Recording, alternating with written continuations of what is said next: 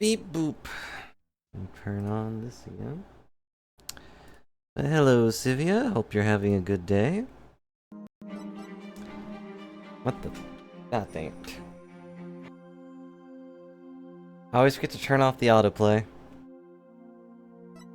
Because, you know, to be transparent on why I always forget to turn that off, I usually launch it in a separate window so that any random songs I look up on YouTube isn't considered in my recommendations, because then that's all YouTube gives me. Just gives me the same 5 things over and over again. But of course their default, for some reason, is to give me the autoplay on.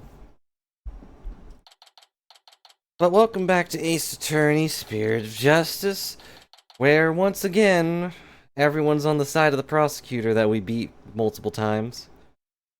Because, you know, I thought about it after the stream on Monday, and I was like, wait. Everything Sadamati said made no sense.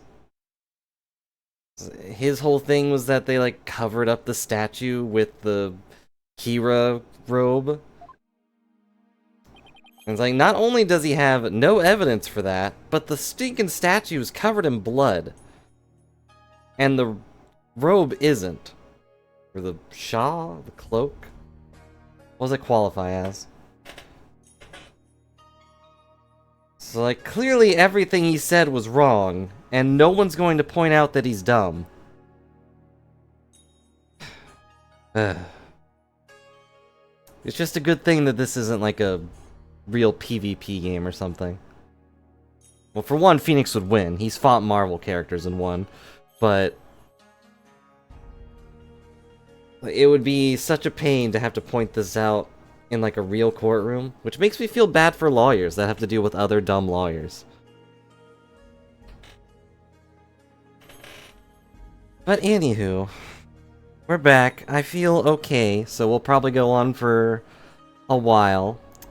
You know, despite having not slept extremely well, I feel okay. So meh. But more importantly, what do I do now? I can't believe Maya and I were actually found guilty. Especially for something as stupid as that. Oh, we're gonna have a flashback to it. Great. In case there was a break. This trial need not be drawn out any longer. Defense has failed to counter the charge filed by the prosecution. In accordance with the law, I invoke the Defense Culpability Act against the defense. Now then. This court finds the accused, Maya Fey, and the defense, Phoenix Wright, guilty. I think Phoenix just lets things get to his head too much. Like, you're smarter than this. You could have easily bluffed this out, but... Mr. White? Albie, I saw the whole trial. Oh, you look. You can see Shadow's tail wagging as hard as it can.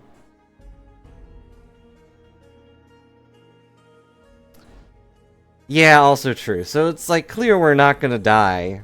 I don't think they'll kill Phoenix. That'd be a weird plot point.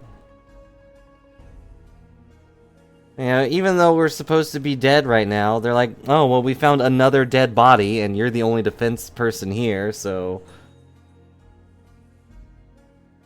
And they pull some weird Batman charge. It's like now Apollo has to take over. Other random question. I thought of, like, right before I started the stream. Has Maya met Apollo? I'm sure she's heard about him, but...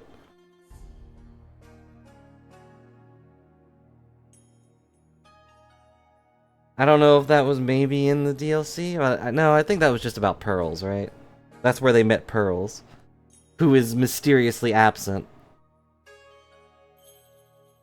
I see. Well, I feel like they'll get along. Like, I'm Maya Fey and I'm fine.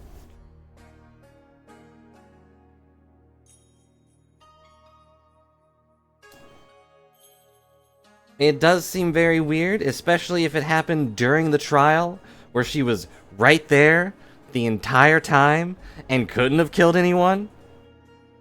Or if it happened while she was in prison and she was right there the entire time.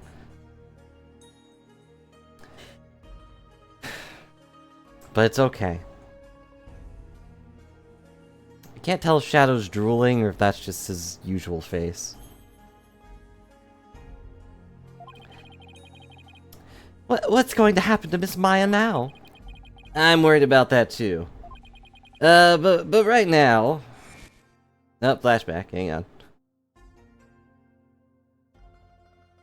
Sir! I have one more thing to report, Prosecutor Satamati. Yes? This dagger! There's the fingerprints of Maya Fey on it! It's like, of course it does. Right now, I need to focus on the next trial.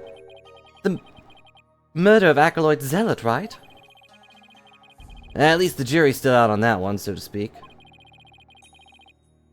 Two murders are most likely connected. If I can get to the bottom of Acolyte Zealot's murder, it might give me an ammunition I need to overturn Maya's guilty verdict. Let me help you investigate. I want to assist you in any way I can. I appreciate it, Albie, but Rafe is going to take over. And we're talking about a murder. Yeah, but it's going to be hard for a foreigner to investigate this on his own. That's rude, but you have a point there. I wish I knew what to do. Hello, Rafa. Huh? Isn't that... your benevolence? Princess Rafa? Oh, it is you again. The dead lawyer walking, guilty of abetting a murderer under the Defense Culpability Act.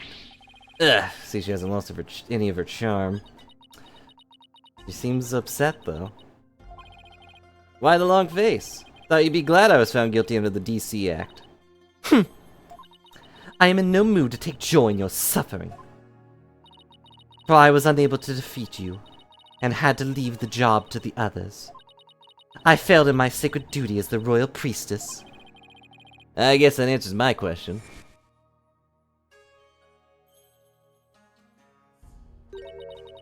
Have I misunderstood the voice of the Midama yet again?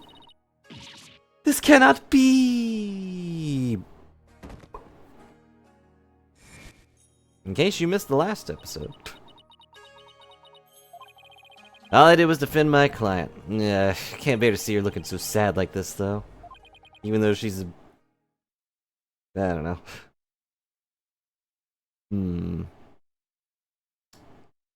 Can't tell where the hair on her shoulders, like, starts. Like, is it going down from the top of that circle or the bottom of that circle? I guess probably where the ribbons are. And yeah, she's just a little kid who's being raised by two questionable adults. Well, one. We haven't really talked to the Holy Mother. Or the Queen. Your benevolence. Your benevolence! Oh, Bobtail, you're still here. I thought you had already begun your journey to the Twilight Realm. I'm not dead yet. Still have an investigation to do for tomorrow's trial. What's this? Do you mean to say you have not given up yet? That's right, why would I? I'm gonna prove my innocence tomorrow. But why? Why do you refuse to give up? I cannot fathom such obstinacy. Investigate all you want, I cannot! Really don't mind? Aren't you worried that a lawyer backed into a corner by the DC Act might do something desperate? Like forge evidence? What's this? If left unsupervised, I'd be free to do whatever I wanted, you know. Okay, I gotta see if she takes the bait. Not only did I play piano, but I also was a professional fisherman. Yes, I see your point. Bobbed head. Yeah? I know what happened yesterday. You perpetrated some sort of fraud or other misdeed while I was not watching. Huh? That explains why I misunderstood the voice of the High Priest soul. Yes, of course, that's the only explanation. Uh-huh. I was just trying to cheer her up, now she thinks even less of me. Well...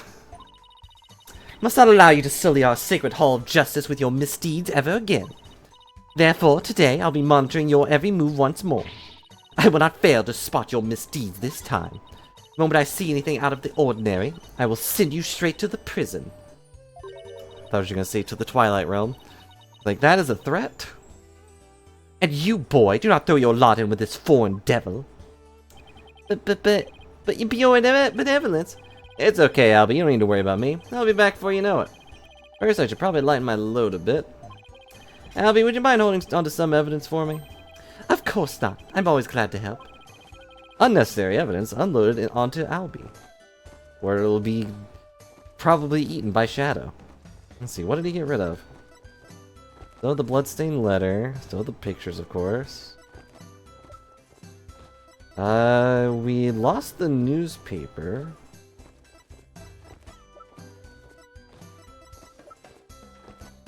No, the newspaper's right here. What did we lose? I'm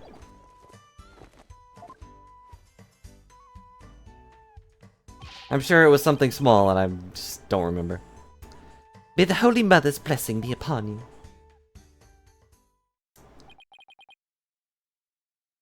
And I'm sure if I saw it side by side, it'd be like, oh yeah, that's gone. But, I don't know. Most of the evidence I don't look at until it's relevant. Now, seeing the crime is a logical place to start. If I recall correctly, the body was found at the Plaza of Devotion.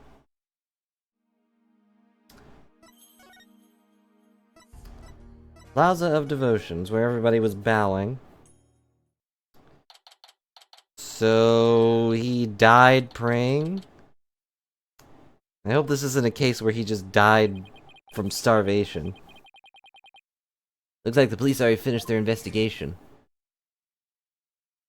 I think someone would be killed here. A place devoted to prayer. So he died while praying? Was he ever alive? A body outline and flowers? Someone leave them here in memory of the deceased? Huh? Something different about the prayer flags today.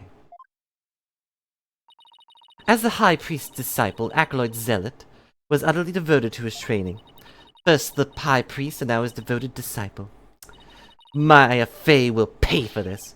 As I keep trying to tell you, Maya has nothing to do with any of this, and literally could not have killed anyone here. And you can prove this how? What do you think I'm doing here? Gathering dirt and dust for the trial? It would do you better to do so. You and your smart mouth. This is precisely why you and your lolly ilk are so reviled.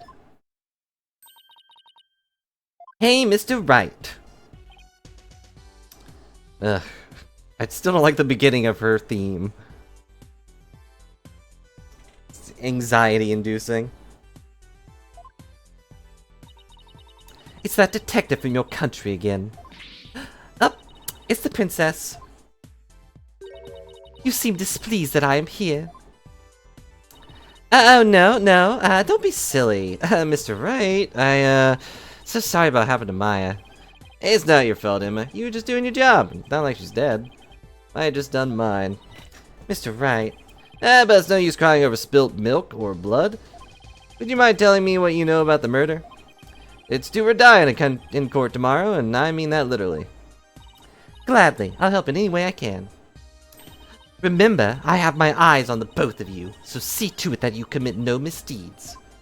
Uh-huh. Of course not. You're talking to a professional here. With a puffed up cheek. It looks more swollen than puffed up in this from this angle. The 3D models didn't help much. Let's see. How about starting with an overview of what happened? Sure. The victim is Perez Zealot. That's the first time you've seen his face, technically. He was the High Priest's disciple. Let's see. His body was discovered around noon today, right after the rite wrapped up. So, during the High Priest murder trial. Which means that Maya literally could not have done it. That's right. Apparently he had been here praying since the day before the rite even started. Talk about serious devotion. Yeah, I barely lasted a few minutes. Phoenix, you lasted barely a few seconds. This is a picture of Mr. Zealot's body. Huh. Is that a peach on the back of his neck? That dagger in the upper back looks like it would have been particularly painful. Huh? That tattoo on the back of his neck? It's...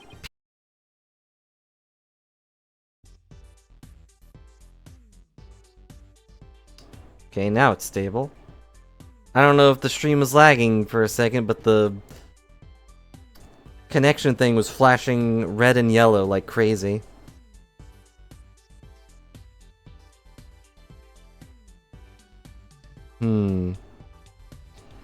Everyone started leaving when the praying was finally done. But the victim remained bent over in prayer, and when they went over to check on him, they discovered he was dead, right? Yep, seen that before.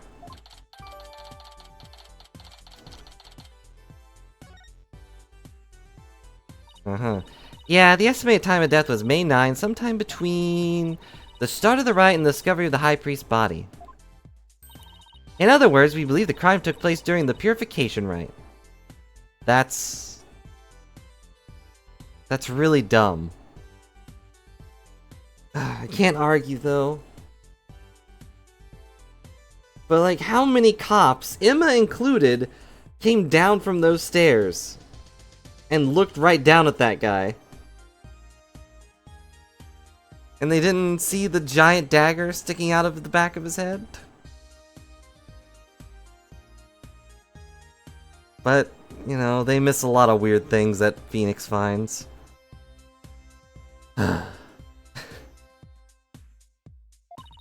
And the murder weapon is the same ceremonial dagger that killed the High Priest. Prosecution believes Maya came down the stairs after killing the High Priest, even though she's the one that reported the body, and then stabbed Mr. Zealot with the same dagger, while telling everybody that there was a dead body up the stairs. Circumstantial evidence does point to Maya, but what about the cause of death? Apparently died instantly from the dagger that was thrust into his upper back. Here's the autopsy report.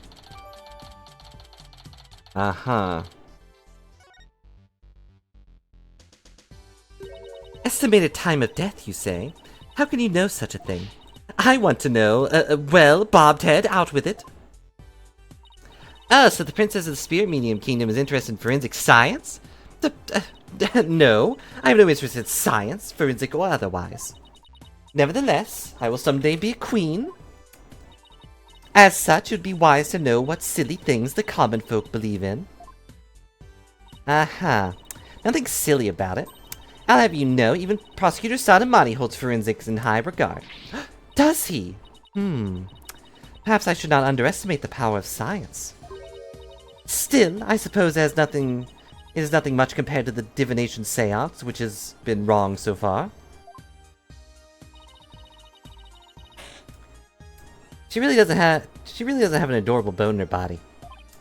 Sivia would disagree. Emma, I think she's actually interested. She's just really awkward about telling you that. Do you mind explaining it to her?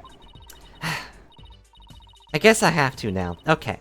There are many ways to estimate the time of death, but the most well-known method uses the change in body temperature.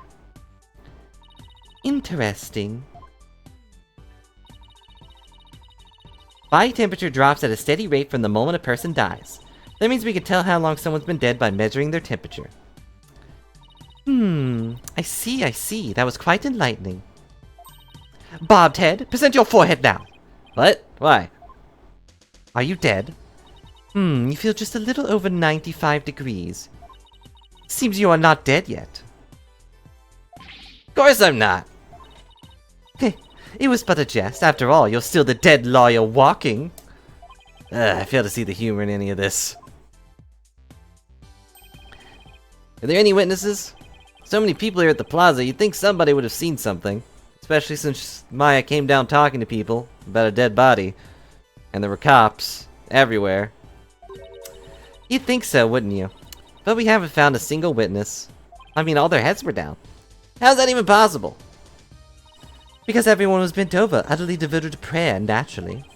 Oh, right, the back-shattering pose that nearly killed me. If only. Still, you'd think someone would have noticed something, like, I don't know, a cry out in pain. I thought so too, but with the monk's scarf he had on, no one could see the dagger in his upper back. What? Plus, everyone was so absorbed in prayer they didn't see or hear anything. I can't believe this. What you choose to believe is your choice, but the fact remains there were no witnesses. However, there was one piece of irrefutable evidence. The dagger. Sadly, yeah. Uh-huh. So they didn't notice he was dead because he had a scarf on. And ignoring that he wasn't breathing. And that Maya somehow came down and stabbed him under the scarf. Could we prove there's fingerprints on the scarf? Can you tell me about the murder weapon? The killer used the Warba dagger, legendary weapon of Lady Kira. It was discovered impaled on the victim's upper back. The accused's fingerprints were found on the dagger, were they not?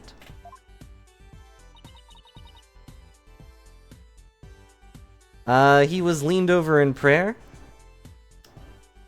And they were supposed to be praying for like 2 days. I feel like it would be reasonable to expect someone to check on them. Make sure they didn't pass out.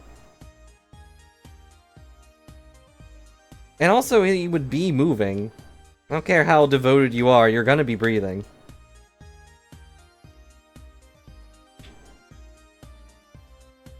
They're also near, well, I guess they're at the base of a mountain. The air's probably not that thin here. Yeah, they were. Warba dagger added to the court record. In its own little section. With such irrefutable evidence, there was no questioning the accused's guilt. Not so fast. What about a motive? Maya had no reason to kill Acolyte Zealot. What do the police think about this matter? Okay. And finally we're getting to motive, but Maya had no reason to kill Acolyte Zealot. So you say, but let us now hear what the police think about the matter, as I already said. The police believe Maya as the Lady Kira figure has been battling the rebels. And since Mr. Zealot was the disciple of the High Priest who turned out to be a rebel, he too was likely a rebel, and therefore met the same untimely demise as his teacher. Yeah, that's how the police currently view the crime. No way Maya's that Lady Kira vigilante.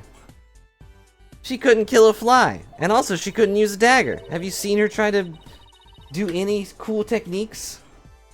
I agree on a personal level, but the police are just going with today's trial concluded. Yeah. Really blew it in court today. Do I look around now? I guess so. And this stuck out to me because I noticed last time this was empty. Prayer flag looks much newer than the rest. Your benevolence? What does it say here? The dearest wishes of our subjects are written upon these prayer flags. Reading the prayers of others is considered rude. But if you must know... It says at the usual spot, bring grub, the key too. That doesn't seem like a prayer. That is one of the more direct and practical prayers I have ever seen. I wonder if it's even a prayer. And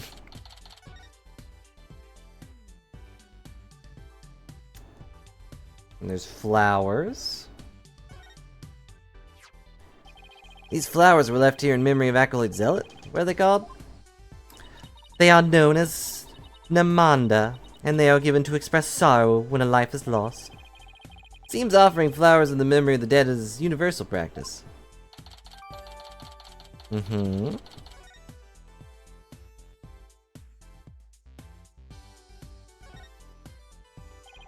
Anyways, I was killed in a prayer pose. With his head bent over like that, the last thing he saw must have been in this rug. It is a prayer rug woven by devout monks. May the Holy Mother's blessing be upon his departed soul. Strange that there are no bloodstains, though. Perhaps it was so cold his blood froze. Perhaps it was absorbed by his vestment. It is pretty cold. Maybe the blood really did just freeze inside his body. I think that would have killed him before. Okay, that message on the prayer flag seems a little weird, but I think I've seen everything there is to see here around here. Oh, really? That was it? You have not found or heard anything of particular worth? Are you ready to give up? Nah, I'm not calling it quits yet. Does it look like you have any hope winning, Mr. Wright? I never really look like I have hope winning. Can't really say at this point. All I know is I have to keep investigating. What are you two sneaks up to? I would advise you to get back to work if you were done here, detective. Otherwise, I will report you to Prosecutor Sadamati for dereliction of duty. I'm going, jeez. Well, see you later, Mr. Wright. And good luck. I should really pay a visit to everyone in every place connected with this case. Okay.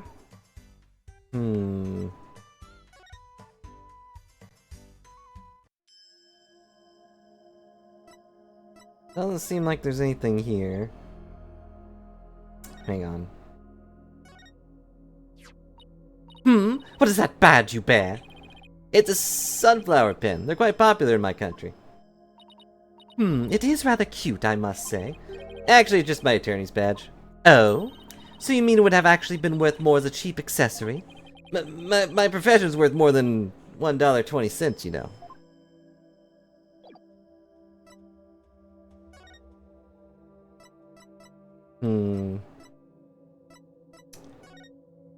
We should get her a sunflower pin.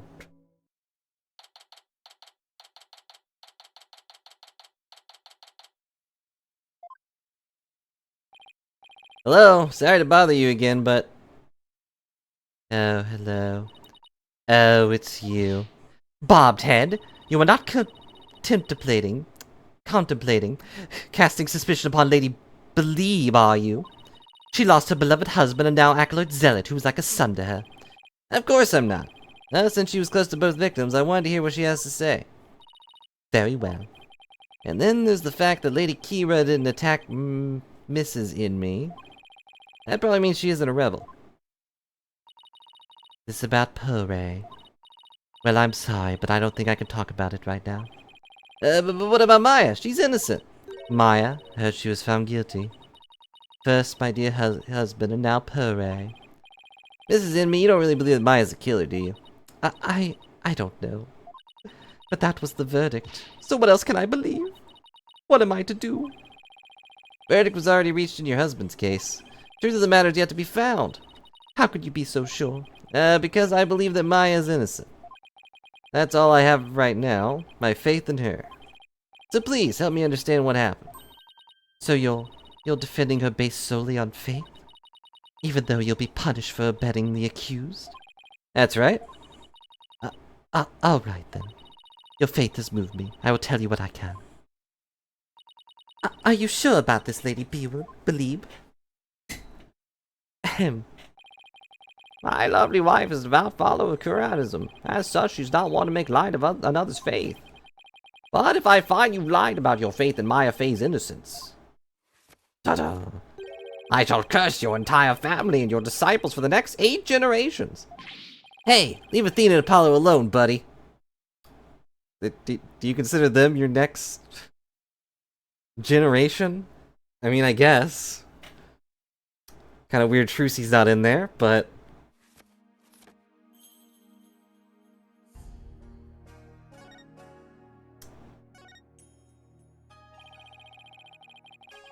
How did Acolyte Zell end up living here as your husband's disciple?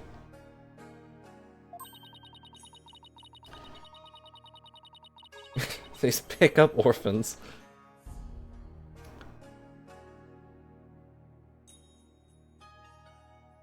I have to compare that to Batman. That's also his key character trait. It's just picking up random orphans or someone else's kid to train them how to fight. We pick up kids to treat them how to fight the law. Or solve puzzles. Although Leighton really does a lot more. About 2 years ago, while my husband was at a spiritual retreat in the mountains, definitely not a rebel retreat, he came across Purray collapsed on the ground. That's when he brought him here. You always wanted to help those in need, weren't you, dear? And he been living here ever since? About 2 years ago. That's around the same time Maya arrived in Kararan. Yes, he was born in a poor village and had nowhere to call home. My husband felt pity for the boy, so he took him in as his disciple. But not only as his disciple, he was like a member of our family too. I see. This is where Acolyte Zealot lived. Might be something I could learn about him lying around here.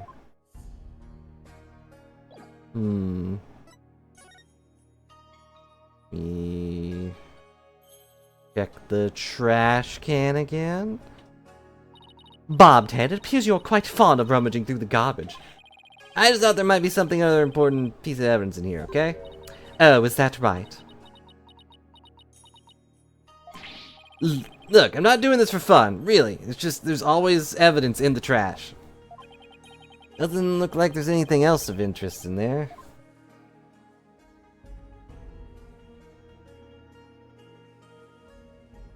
She did not believe me, in the slightest.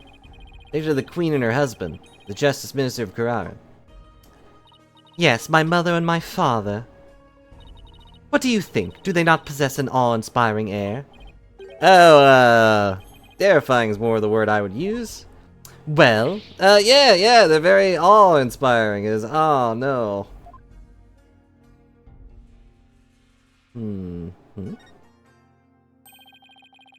Photo of the High Priest, his wife, Acolyte Zealot, and Maya. It's Maya's in it.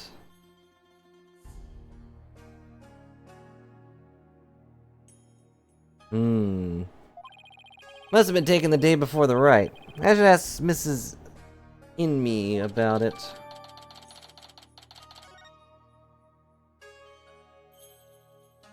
What is that food? To think this would be the final family photo. That no-good Maya Fey has some nerve.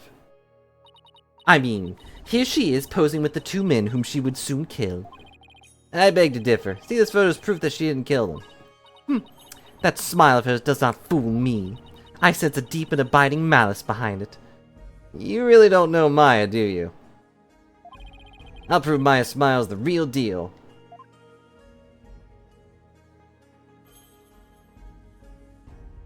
Let's see, anything else?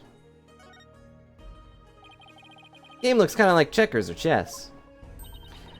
You mean to say you have never heard of Kachu Demal? I have heard people describe it as a Kuranese chess. The 2 players take turns moving their pieces in a bid to capture the other's king? Not quite. In Kachu Demal, the objective is the utter annihilation of your opponent. Same thing. Furthermore, each piece has a special move that can only be used once per game. Special moves? Like a game right up Maya's alley. Yeah, that was also my first thought. I'm gonna use this piece's special move to shoot a laser through your queen.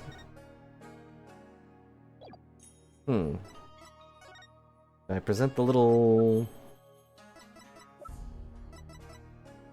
This? That's the strap that Maya received. If you happen to know anything about it, it's in the picture. It's for the Plum Punisher action hero. Of course she knows Bobbed Head. It's only the most popular show in all of Kararan. It would seem that the Royal Priestess is more familiar with the matter than I. What? No, I was, simply advocating on behalf of the show's fans. Also, we can play the thing.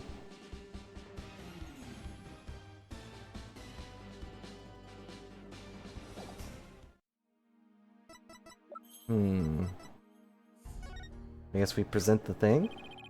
Can I ask you about this photograph? Please try not to laugh. I mean, you're laughing in there. It was taken during the Feast of Blessings, the day before the rite was held, as you already guessed. The Feast of Blessings? Do you mind telling me a little more about it? Day before. This photo was taken during the Feast of Blessings, as I literally already said. But what is that big stack of food?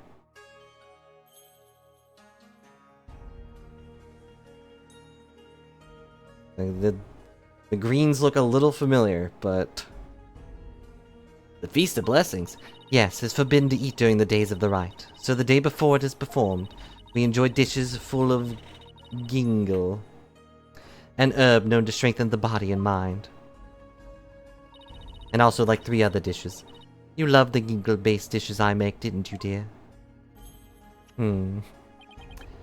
Gingle. Heard you can go 3 days without sleeping after eating some. Yes, but many foreigners don't care for it because of the strong smell. Our customs say that these dishes can only be eaten the day before the purification rite, and only between noon and 3 p.m. Huh. That'll probably be relevant.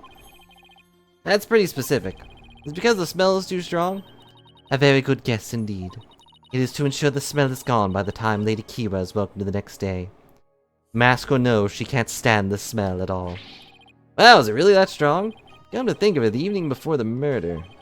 The overwhelming odor was all over town. It's like a cross between garlic and mint.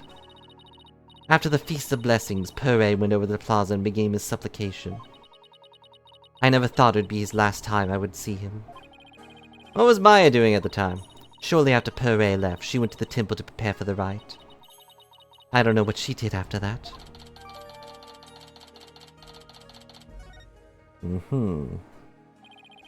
Acolyte Zealot went out to pray the afternoon before the rite. According to the newspaper. On the day before the rite, the plaza was so cold the whole place is iced over.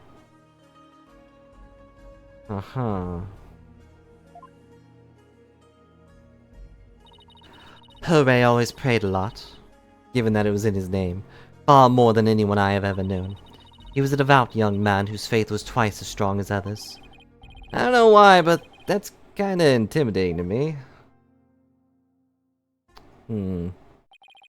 I'd have made some progress by now. But I haven't come across any particularly insightful information, even here. You seem disappointed. Mrs. Enemy, is there anything else you could tell me? Forgive me, but if I keep thinking about those 2 any longer... Bobbed Head? Yeah, I understand, Jesh. Thank you for your help. I'm sorry to have troubled you. We have paid a visit to all of the people and places connected with this case. We've been one place. I think it's about time you prepared yourself for the inevitable, don't you?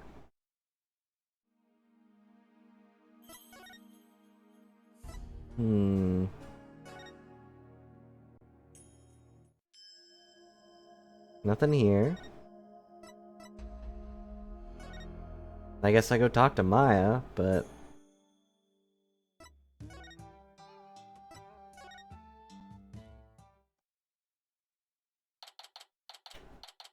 Maya 11, Detention Center. Hi. Maya sure looks tired. I'm so sorry, Maya. I failed to defend you during that trial earlier today. I'm sorry too, Nick. Never meant to get caught up in this whole mess. For the 4th time. Even worse, I got you caught up in it too. And you were convicted under that stupid law. Nick, you should really withdraw from this case. Maybe they'll even commute your sentence if you do. I could never abandon you like that. You might not believe me, but I'm gonna pull off a win somehow. It's not like I don't believe in you. It's just, I mean, you've done it 1,000 times before, but... Don't worry, maybe this extra day in court is a blessing from the Holy Mother. Let's use it to our advantage. We'll turn this trial inside out and upside down. You'll see. Okay. You're awfully quiet, Your Benevolence. It is only a matter of time until your executions are carried out. I simply thought I would allow you to a good talk before you depart from this world. Sorry, but we're not giving up yet. And we won't till the bitter end. No need to put on a brave face. Your fate was sealed with today's verdict. Worry not of Maya Fey. The Twilight Realm will cleanse the taint from that Neophyte practitioner's soul. Neophyte? Then, perhaps, the Holy Mother may finally forgive her. Wait. Is that her attempt at comforting me? Bobbed head, further resistance shall come to naught. Stop your desperate struggle. Accept the judgment that has been passed upon you. She obviously doesn't know me very well, or Maya. Then perhaps your sentence will be commuted, and... Hold it right there, Your Benevolence. Why do you always have to be like that? Maya, what are you... What is the matter? I was simply showing some mercy upon your souls. Nick here is risking his life to defend me. And that is why I told you it will come to not... No, it won't. Nick is just doing what lawyers are supposed to do. He's defending his client no matter what. Enough. There's no place for lawyers in the Hall of Justice. For we have the divination seance. But your insights were wrong. Oh boy, that's gotta hurt. Don't you get it? Errors are bound to happen if your insights are accepted without question. If I ask you, Royal Priestess, what is your true duty? Do the victim's souls or the Holy Mother herself wish you to judge people in error? Oh, you dare bring Her Holiness' name into this? You know nothing, you phony baloney! But please, you two, that's enough already. The bailiff back there is smirking. Sorry, Nick, I got a little carried away. That's not really like me, huh? Nah, I should be thanking you, Maya. It's good to have you in my corner. How dare you mock me so? You will not get away with this.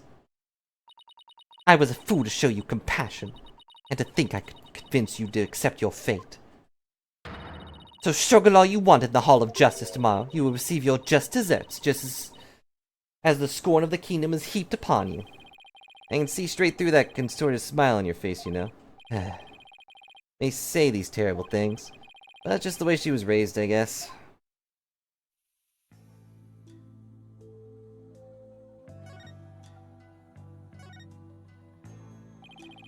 You try to remember what happened one more time? I've been trying as hard as I can, but I can't remember anything from the middle of the rite onward. Alright, you suddenly felt sleepy and everything after that is a blank. Even so, I didn't kill anyone. I'm not the one going around dressed like Lady Kira. Although it's kinda cool to think there's a mysterious female vigilante out there. We have no proof it's female. Like, Lady Kira is female, but, you know, we don't know who's under that mask. Right. Are you close to Acolyte Zealot? We met several times during the meetings about the rite. But I didn't know him very well. He seemed pretty quiet. Hello, Gum. Hope you're having a good day. Didn't you eat together the day before the rite? Yeah, we made this one super sticky dish, but it was actually really good. I wasn't sure I'd like it, but it was love at first bite. Like, you know the salty noodles at Eldon's Noodles? It's like if you added garlic and herbs to that, and then let it simmer for a really long time. Sounds more like a hot pot than ramen to me at that point. If you added bread... Now I miss ramen too. So what was Acolyte Zealot like while you were eating? He seemed to be enjoying the food. As soon as we were done, he left to go pray. And what did you do? Oh, I returned to the temple to prepare for the rite. Mm-hmm. That coincides with Mrs. Emmy's description of events. Any idea who might be pretending to be Lady Kira? When the Wrights started, it was just me and Lobotomy. But the seance vision showed a third figure who looked like Lady Kira. I know. Lady Kira. Wish I could have seen her in the flesh. Yeah. Let's stay focused on the case, shall we? Supposed to be impossible for a third party to enter the inner sanctum. But what if she came from the sky, you know, like that bushy bearded paratrooper? That mountain would have been no match for Lady Kira's wings. That's from the Plum Punisher TV show, right? How did you know? Because the real Lady Kira doesn't have wings. Just has a bird knife. And a bow. Oh, I've got it this time. Must be a secret room with a secret door at the inner sanctum. It's not a terrible thought. Can't prove the mountain doesn't rotate. You know, there are 88 secrets Plum Punisher bases here in Kararan. Can we please stop talking about the Plum Punisher show for a second, Maya? I guess so. Keeping it real is much harder than it looks. Especially when you can't do little finger signs. Well, I should get going now. Sorry I wasn't any help. Don't worry, I've got this. We'll beat the charges tomorrow and be on the first plane back home before you know it. Then we'll go grab dinner at Eldune's. Your favorite burger joint. You pick. What if we picked both? Sounds good. I think I'll get the extra large hamburger steak topping on my salty bowl. Best of both worlds. I knew it. You can have whatever you like, but first I have to beat the charges and also get paid. I almost forgot. What is it? I have a favor to ask. Okay, but why are we whispering? I thought the sound got lower, but... I forgot something I left at the High Priest's house. Super important. Mind getting it and holding on to it for me? Sure, so what is the super important thing? In my bag, you'll find the folding book. It's only given to the priestess who performs the rite. It's called the Tome of Secrets. That does sound important. How could you leave something like that just lying around? That explains all the whispering. Rava found out all heck could break loose. Look, it's got Lady Kira's real name written in it, so... Oops! Don't tell anyone I told you that. In fact, just forget I said anything at all. It's supposed to be a secret. Tome of Secrets contains... secrets? Oh, well, imagine that. What are you two whispering about? Nothing. She forgot something, so I told her I'd go get it. You're up to something. I just know it. Thanks, Nick. I'm counting on you. Was her ear always that pointy? Yeah, how secretive. How could this book of secrets have secrets in it? That's impossible.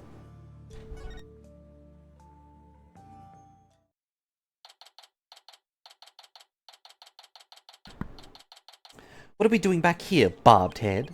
Hello? Anybody home? No answer. Mrs. Emmy's probably out right now. Well, I'll just get what I came for. I am watching you like a warbird, bobbed head. Don't make me stab you like one too.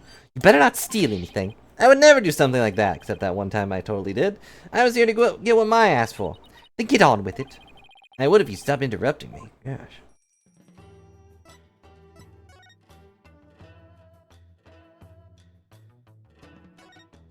You know, just ignore how he steals things from crime scenes all the time. But, you know, they're just pictures, it's fine. Ah, here's Maya's bag. What is that strange patch on her bag? It's the Steel Samurai. He's the hero of an action hero show back in my country. Glad we just showed this every time. It's also the same picture from the first time this showed up, I think. Maybe a little more polished. It's actually Maya's favorite show. She's got all sorts of merchandise related to it. I see. He looks strikingly similar to the Plum Punisher. They are similar, but Steel Samurai definitely came first. I see. How interesting. Rava seems genuinely intrigued. Must be a common thread between Plum Punisher and Steel Samurai fans. Come to think of it, didn't Maya mention something about trading with a Plum Punisher fan? But I digress. Better find what she asked me to look for and get going. Let's see here. Just digging through all of Maya's stuff. This must be the Tome of Secrets that Maya was talking about. Tome of Secrets added to the court record. Jeez, I have so many things. Well, bobbed head, are you finished now? Hold on a second. String on this is coming undone. Whoops! Oh! You fool! Do not lay eyes upon it! Put it away, quickly, before we go blind! Relax, my hand just slipped. Also, I didn't really want Kira to show feet. This is the Tome of Secrets! Are you trying to get us cursed? Lady Kira is liable to swoop down and gouge our eyes out. Oh, right. Book related to Lady Kira, isn't it? You already knew that. Your Benevolence, would you mind if I asked you some questions? You are going to anyways. This is not something I would normally speak about to an outsider such as you. Can you make an exception? If you insist. Nana? Ah, yes, I'm here. How's it going? What of this folding book? Yes, I see. I don't like Nana's hat. I feel like if it started raining, she would be in a lot of trouble. I mean, obviously she could just take it off, but... Very important tome was bestowed upon the priestess in the purification rite. Uh-huh, very important. What's written inside? Yes, yes, I see. Really? Wow, is that alright to reveal that? Yes, I don't care. Your Benevolence? Patience, patience, I'm thinking. The book contains Lady Kira's true name. Your true name? Is that name really that important of a secret? To Kuren's priestess, the person's name is one of the most important things to know. Uh-huh. What's so important about a name? Without a name, a priestess's voice will fail to reach the person's minima. Huh. It is much like trying to send a letter without a receptance addressed. A spirit can only be identified once you know the deceased's face and name.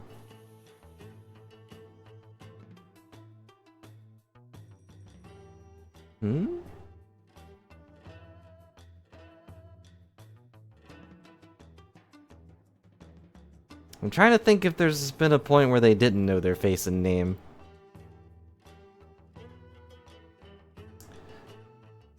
I'm sure it'll be super relevant. I'm just trying to think of the previous times Maya's turned into someone. Like, I guess she did know Dahlia's face and her name. Oh, I get it. Like when you see someone in a crowd you recognize but you don't know their name. Or when Brilly hears someone's voice and doesn't know their face or name, but knows their voice. Makes it impossible to get their attention. Indeed, you must know a spirit's face and true name before you can commune with it. It is the same for Karn as a most secret art, one that my mother alone may use. Queen has a secret art. It is something a foreigner such as you could never hope to guess. I could probably guess. In Kuranism, spirit channeling is a secret art that can only be performed by the Queen. No one else is supposed to be able to do it. I should pretend this is all new to me. Besides, I get the feeling she secretly really wants to tell me all about it.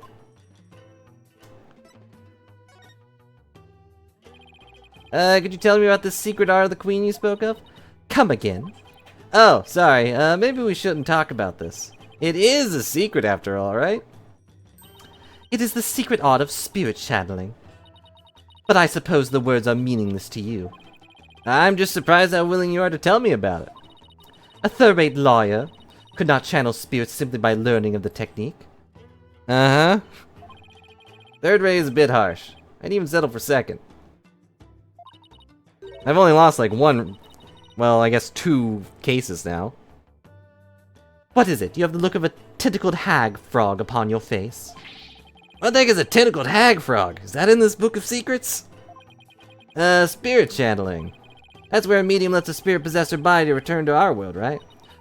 Well now, I see you have done your homework. Oh, I guess I studied a bit.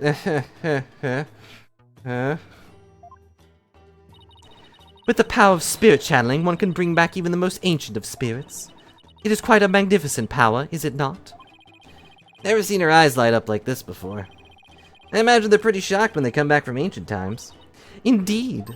A spirit's memory is cut out off at the moment of death. So even a spirit that's brought back after centuries doesn't sense any gap in time. And sometimes think that someone unrelated killed them, like if they're in an elevator. Seen the moment of death and the moment is channeled? Yes, and yet it clearly recalls all of the memories it had in life. Except for the times it doesn't. Thus, even heroes and scholars of Antiquity can be channeled and directly learned from. Our queens had also used this power to help the rulers of neighboring lands seek counsel. That is why we've never been invaded and how we maintained the unique culture. The spirit channeling is a really effective tool for international politics. It is indeed. And that is why only those with the power to channel spirit may rule our kingdom. But of late, there has been an endless influx of illegal immigrants from neighboring lands. The fools come seeking the same great power as my mother. Illegal immigrants? Topical. Yes, it's becoming quite a problem. Some have lost their way in life and look to Kuranism for their salvation. Among them are also those of dubious nature who have been driven from their own lands. Dubious nature, driven from their own land. Gasp and Pain definitely fit that bill. Wow. Not the first time Pain's come up outside of the tutorial case? But they sure weren't treating him like an illegal alien.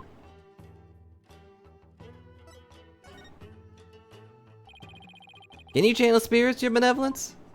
I am but the royal priestess. There is still much that I must learn. As of now, the divination seance takes me to the very limit of my ability. That's why she has to keep reinforcing it. Their spiritual power doesn't measure up to Maya's. You were just mocking me in your mind, weren't you? Oh no. Her spirit powers can detect mental sass. Don't be ridiculous. It's written all over your face, you impudent nincompoop. The divination seance was once one of the important roles fulfilled by the queen. That is what my mother taught me when I was little.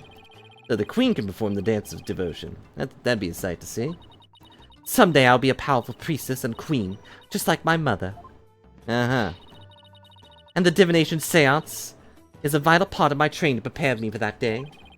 Forgive my ignorance, your benevolence. You shall see. It will not be long before I, too, master the secret art of spirit channeling.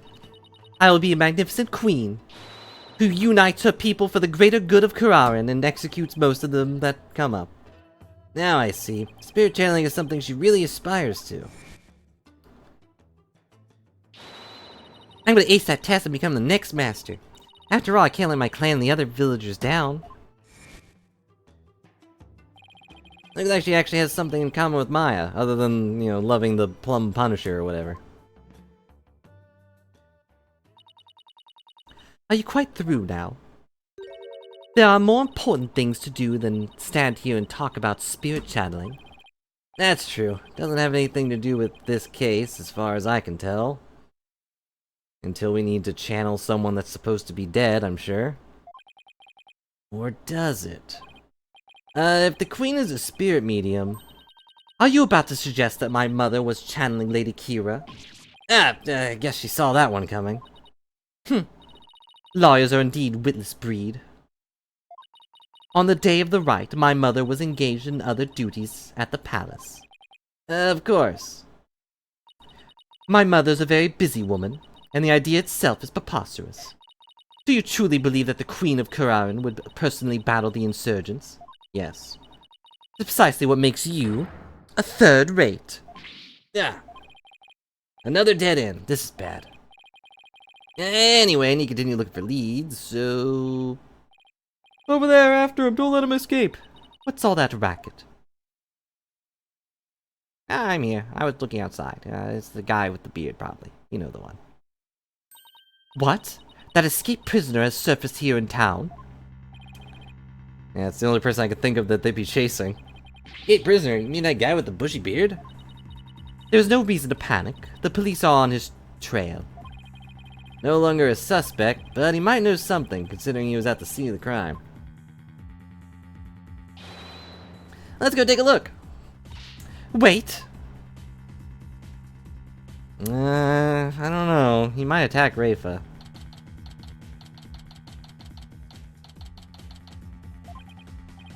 Puff! Puff! Ow, my aching back. I forgot how badly I'd injured it. Ow, ow, ow. I need to do some stretching and exercise more when I get back home. Ah, Mr. Wright. Hey, Albie, how's it going? That's a rebel. Have you seen... Ow, ow.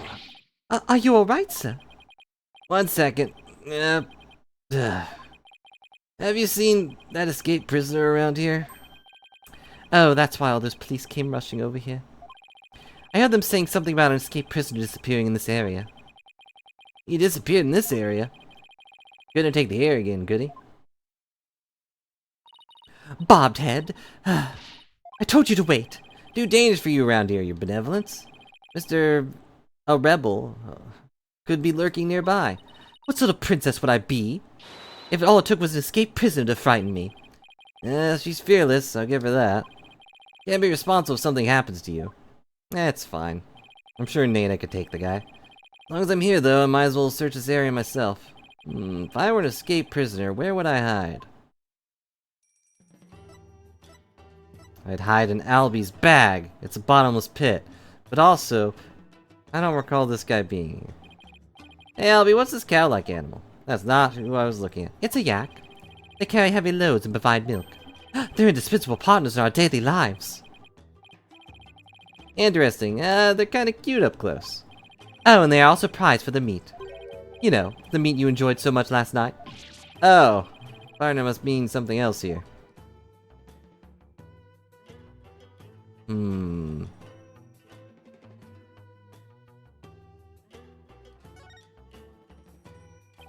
This is a really popular bun shop area here in Corinne. Oh, they even sell Magataman. Let's see, 1 Magataman, 50 damas. Wait a second. Albie, weren't you selling them for 20 damas a piece? The extra 5 damas is service fee. Quite the shrewd businessman. Yeah,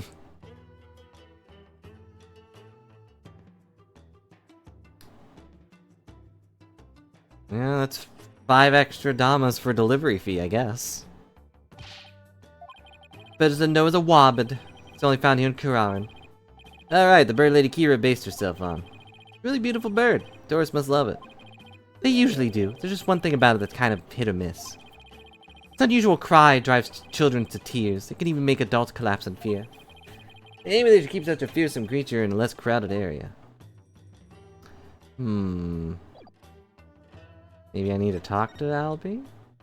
No? Definitely just a thing here I need to examine. Is it you? Look at all these vegetables. Let's see. There's a Gaiapam, Conaro, Zabaz. They're all freshly picked this morning. Never heard of any of them. Maybe I'll buy some to see what they taste like. You want some too, Albie? My treat. Really? Thank you, sir. I'll take some of this, and this too. Albie, that's quite a lot you've got there already, don't you think? There's barely enough for a side dish. Nobody brought enough money. Do you have any damas? I don't remember if he got paid. It's a temple. The top of those stairs in my home away from home. Looking at them is making my back ache. Yeah, they're making Phoenix seem very fragile.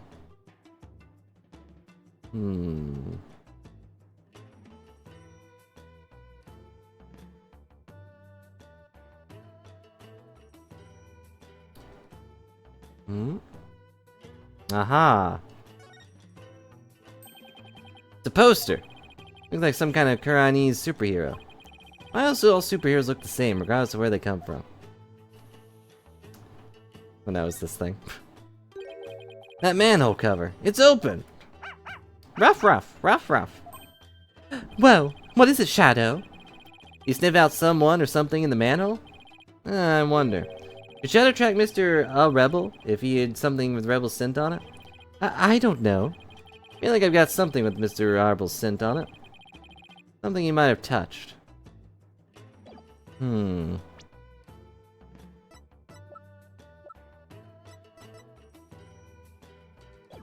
Oh, whoops. I pressed court record.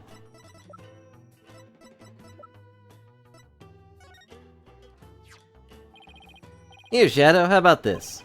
I hope it works. Rap, rap. I think he picked up on a scent. Mind if I borrow Shadow for a bit? By all means. I had no idea you could do this. Yeah, go get him, boy. Your benevolence, I'm heading down the manhole now. Could be dangerous, so please wait here. Wait? Don't worry, I won't commit any of those misdeeds you're so worried about. That's not what I fear. Maybe vicious insurgent lurking down there. Oh, you worried about me? No. I was simply wondering why you would go to such lengths in your investigation. After all, if you would simply withdraw from this case, they might commute your sentence. I'm doing this to prove Maya innocent. But how can you be so sure of the accused's innocence? She had already been found guilty. Don't worry, maybe this extra day in court is a blessing from the Holy Mother. Let's use it to our advantage. We'll turn this trial inside out and upside down, you'll see. I believe in her. She says she's innocent, that means she's innocent. Lawyers must trust in their clients to the bitter end. That's just what we do. You lame brain, do what you will. Nope, I'm going in. Let's go, Shadow. Be careful. Need a shadow point. Rough, rough. Well, wait, come back here. It's pitch black down here. Can't see a thing. Ow! Ow! Why?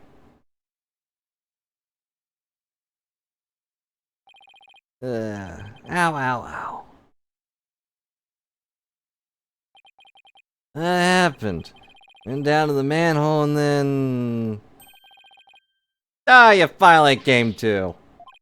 I don't remember that face anywhere. Now that's clean shaven.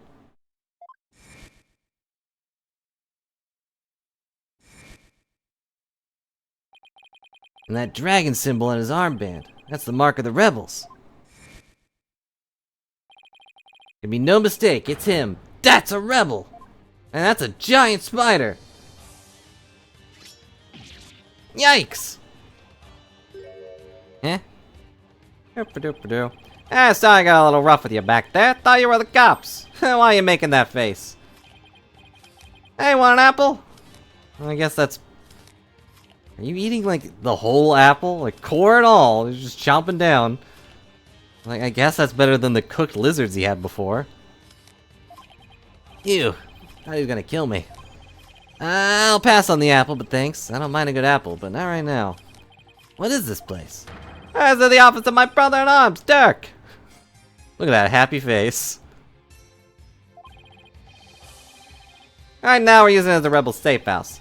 Hey, back up a sec. What kind of office is this exactly? The law office! What else? Really? Dirk used to be a lawyer? Yep, just like you. Journalism public enemy number one is an ex-lawyer? Didn't see that coming. I don't think I'll be coming around here anymore. You won't? You planning to flee or something? It's just, I want to get out of here, out of the rebel business. Tired of being counted by the cops and all that. I hate to tell you this, but that's kinda in your name. So I came by today to pick up the last of my stuff. Really? Now I'm gonna sell Dirk's info to the Minister of Justice, then slip out of Quran. Well, wait a second. Oh, jeez. His face is worse now than I can see his eyes. You're a key person of interest in this case. You can't go running off like that. Ah, relax, will ya? I'll tell you whatever you need to know. Oh, I'm sorry about punching your lights out back there. My bad. So, Mr. Lawyer Man, what do you want to know? Tell me about the murders of the High Priest and trust in me and his acolyte Perez Zila. Sure, I'll tell you whatever I can. Don't know if it'll be much help, though.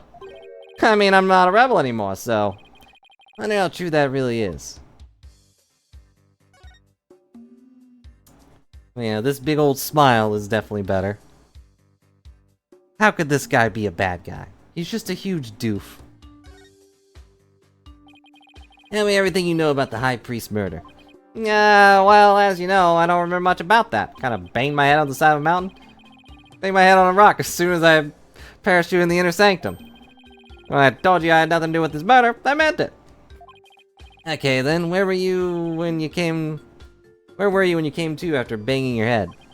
By the time I came to, it was already done. Must've been out cold the whole time. You didn't see the crime happen at all? You got that right. Then why'd you say you did when you testified?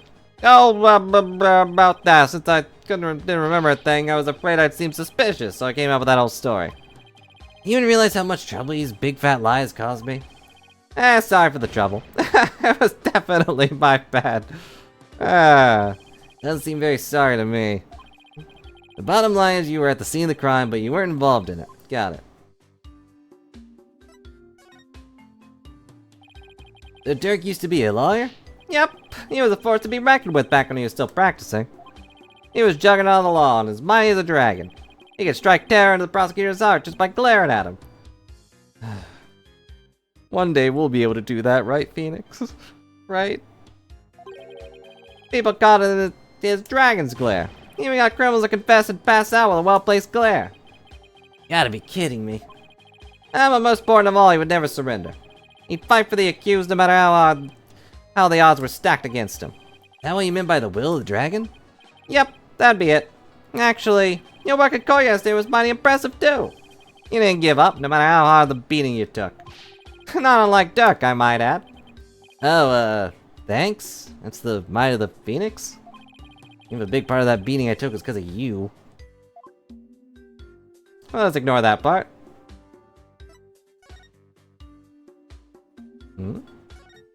He's got a book of secrets.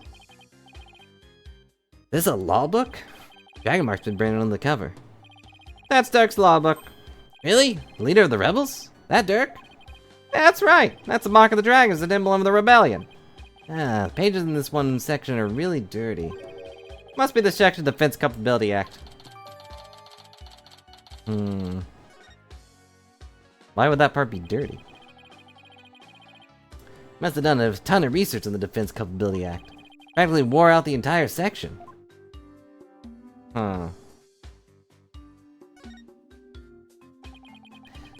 Incense and white flowers. Flowers are still fresh. Must have been put here maybe today or yesterday.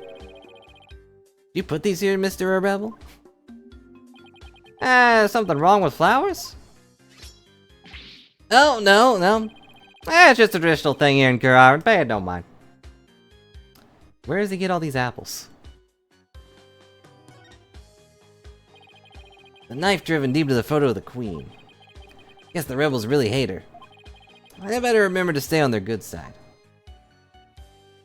I didn't notice these lizards hanging from the ceiling.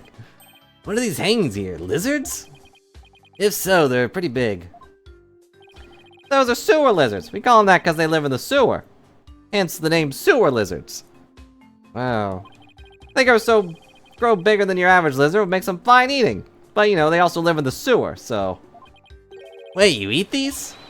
What else would you do with them? Here, try one. Pass. I'll definitely pass. You're missing out on a fine treat, my man. Somehow I think I'll live without it. I guess I should really look at this spider. What's this thing with the dragon on it? No, never mind. Apparently I'm looking at the sign, not the spider. Yep, it was his business sign back when he was Dirk's office. Used to be a lawyer, right? Not he was, but it was a really long time ago. You know how it is. I've seen better days, that's for sure. Yeah, I hope he can put on the sign back up someday. Huh. I wouldn't hold my breath. Cause I'd pass out. You guys get electricity? Yeah, but the power goes out occasionally. That's pretty inconvenient. You're telling me. Sometimes it go out for an entire day. What about the stuff in the refrigerator? Well, why don't you see for yourself? Forget I asked. I'm afraid what I might find. What about this food here? There are bowls and platters of food here. They're still warm, as if this was all recently prepared. Must have a pretty big appetite, Mr. Rebel. Go Guys as big and strong as me got even bigger appetites, you know? But you just fled from the police. I don't know how you could eat this much after all that excitement. What? That's the best time to eat. Sorry if I offended you? But first let's start with an appetizer. Where's he getting all those apples from? Want to join me, Mr. Lawyer Man? Got plenty of sewer lizards, too. Thanks, but I already ate. Did you?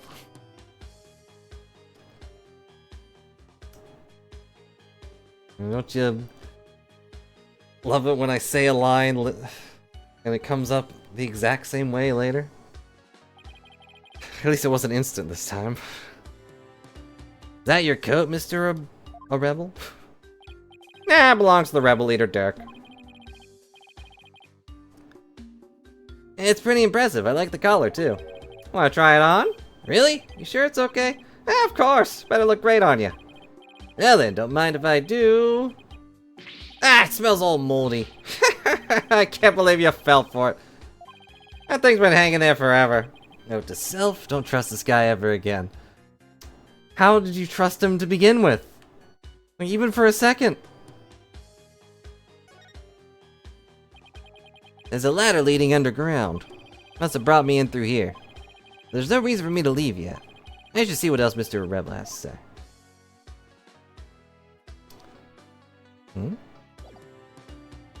I guess I have to present something to him.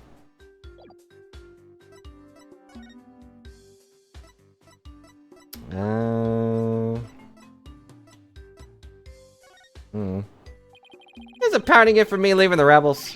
No, you can't keep it. I was asking what I can for now. You want the flower? I guess this? Nope. What do you mean you can't keep it?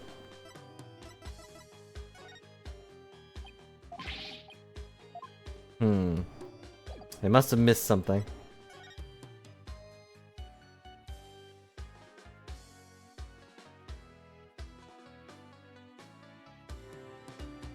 Ah. They were behind the lizards. Looks like a photo of Dirk and his compatriots. And here's one that looks really old.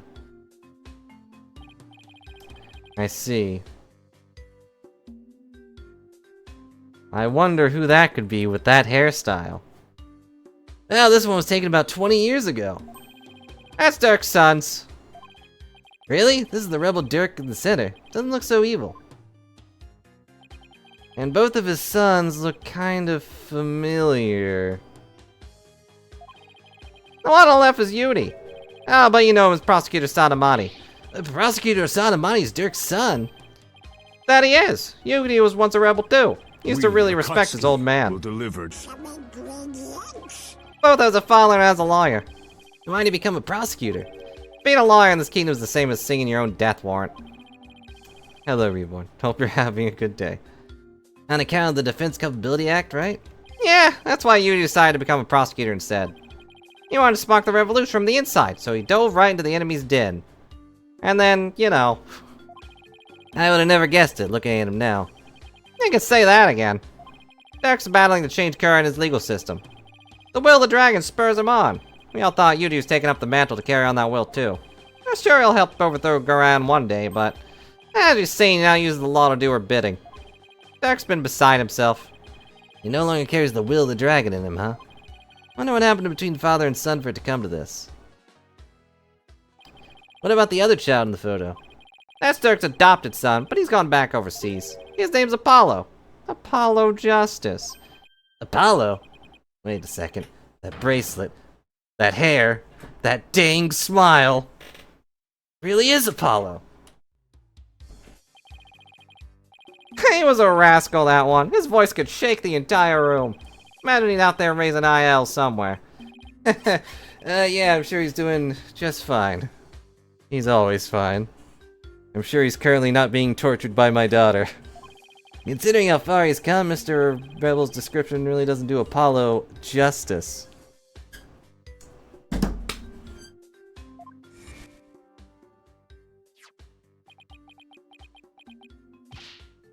Apollo! Been watching you grow over these past 2 years. That's why I know you're ready. Why I know I can leave Trucy in the office to you. I believe in you, Apollo. Thank you. I'll be fine. Everything will be fine. And then it was fine. He's a responsible young man now. He never lost that loud voice, though. Well, I gotta start packing. Who knows when they might catch up with me if I don't scram soon. Please wait. I need to ask you something. Go ahead, shoot. What are you rebels trying to do? And Why were you at the Inner Sanctum in the first place?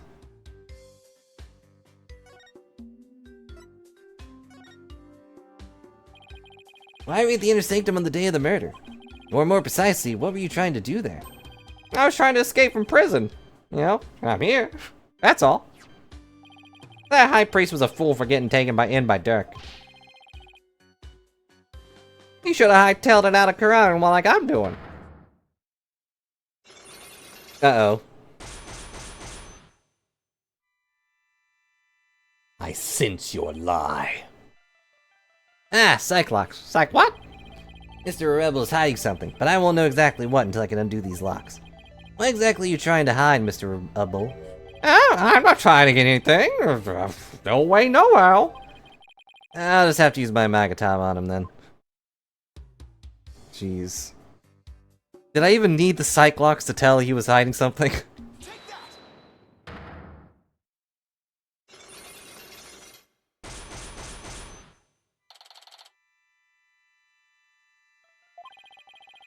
I'm gonna ask you again. Why were you at the Inner Sanctum on the day of the murder?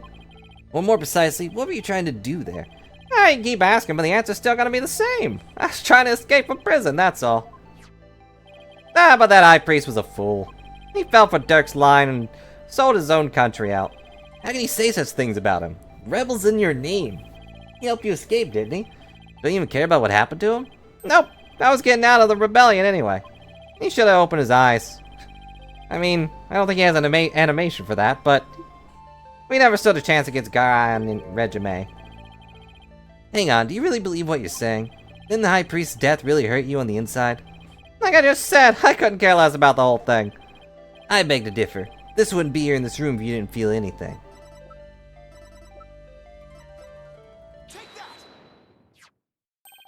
I heard these flowers were offered in memory of the dead here in Kurarin. High Priest's death hit you hard, so you've been grieving here alone, haven't you? Well? Yee-ho! And those flowers don't mean anything, just Kurani's way of saying goodbye. I hide the fact that you're mourning his death. You're reading into this too much. I told you, I'm done with this rebellion.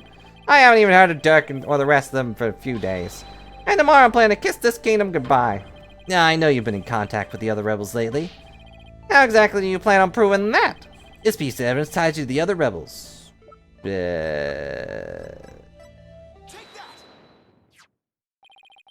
found this prayer flag at the Plaza of Devotion. You wrote a message on it and left it behind for your fellow rebels, didn't you? I hope Shadow's okay. A random thought. Ah.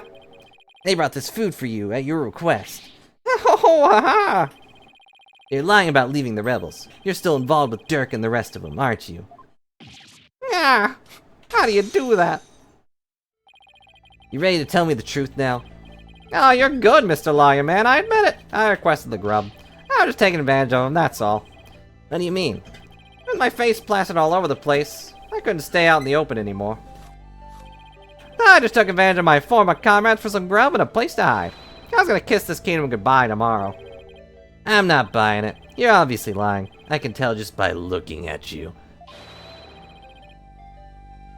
The white-hot flames of revolution definitely still burn inside of you. What? That's ridiculous. Those flames burned out a long time ago. This proves the flames of revolution still burn on inside of you. The book? Dirk's law book? I'm no liar, so what's that got to do with me? Look at the mark branded into the cover. Mark that stands for unwavering commitment to the revolution. It's Dirk's way of representing the will of the dragon. Yeah, so what of it? Yeah, the same mark on the scarf tied around your left arm. But you wouldn't be wearing that if you were no longer a rebel.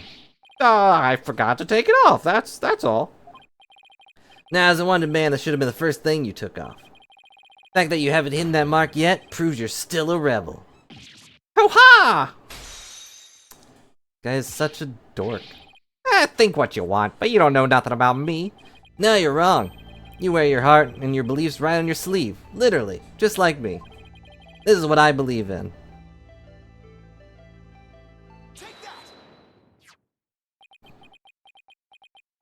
It's the only thing I could think of that he actually believes in. When a person's back against the wall, they always fall back on what they believe in. Just as I always have my badge, you always have the will of the dragon with you. And would you risk your life for your beliefs? No, I wouldn't. No? No, because I wouldn't be much use to my clients dead. Now admit it! You've never once thought about leaving the Defiant Dragons, have you? That look in your eyes, just like Dirk's. That looks like you got the will of the dragon inside of you too. Unlock successful. Also, why was it like glowing green? There was like a reflection of chains in there. I had planned to take you out if you turned out to be on the side of the Royals.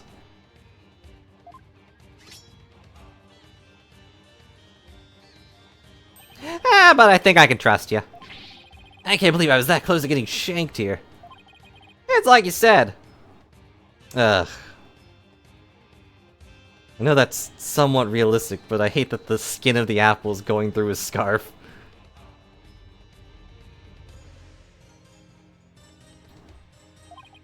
I have no intention of leaving Dirk's group. In other words, you were testing me. You're a foreigner and a liar who's been charged with abetting a criminal to boot. And I've seen fair share of lawyers get pardoned after weeping on the feet of the Queen. Well, I'm gonna keep fighting till the end. Yeah, I can see that now. Sorry I ever doubted you. What are you doing here anyways? I came to get the secret hideout key from my helper. A secret hideout? Yep, I was supposed to get the next order from Dirk here. But the town's swarming with cops thanks to that murder. Nothing I can do about it. What about the order Dirk was supposed to give you? Gonna have to abort that mission. Now I'm just lying low, waiting for a chance to make contact with Dirk again. Hey, why the long face? I thought you'd be able to tell me something about the High Priestess murder. Sorry to disappoint you. Oh, I know. Let me make it up to you with this. What is it? This orb's actually a key. Opens the door to one of our secret hideouts.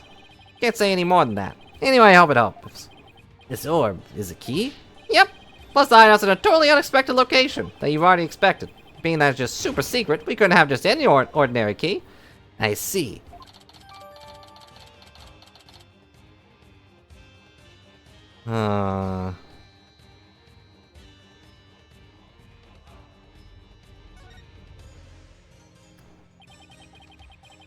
Maybe this will help me unravel the truth behind this case. Thanks!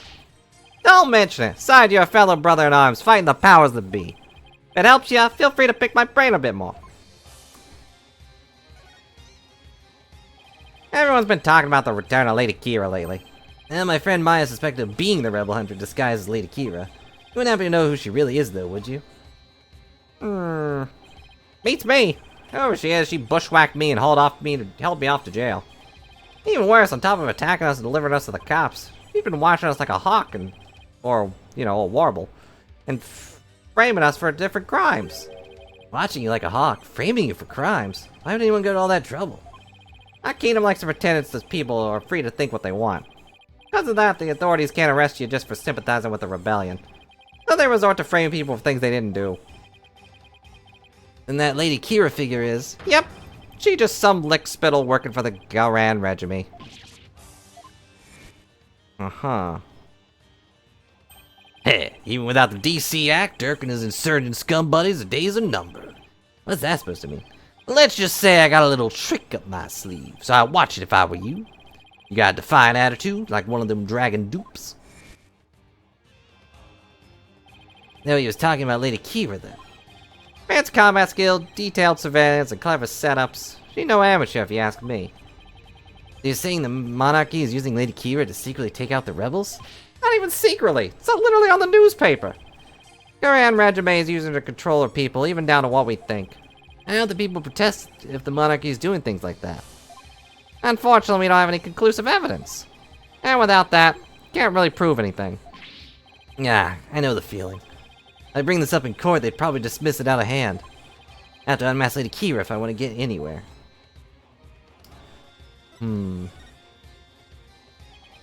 Our goal? To get rid of that evil no-good Defense Culpability Act. I can tell just by looking at Dirk's law book. DC Acts turn this kingdom into a corrupt cesspool, where the false charges are overlooked and the prosecutor's the only ones heard in court. Yeah, well, it's not really any better in America. It's been 23 years since it was first enacted. What happened 23 years ago to make them pass such a terrible law? The assassination of Queen Amara. That's where it all began. Happened before I was even born, but Queen Amara, the previous queen, was assassinated. And it was the rebel leader Dirk who did it. Dirk assassinated the former queen, didn't he? That's the official line, but The official line. those charges were completely trumped up. Dirk was framed, I'm telling you. He was? Plus, Dirk was a liar. Once the people thought a liar had killed the queen, they turned against all lawyers. That's how the DC Act was first passed. That's why there aren't any lawyers left in Quran. Even worse, it changed the significance of divination seance. The significance of the divination seance? They were holding seances in court even before the DC Act? You bet they were. Lawyers and prosecutors used to hotly contest the insights that came out of seances. Now the prosecutors just kind of stand there and let you do your thing.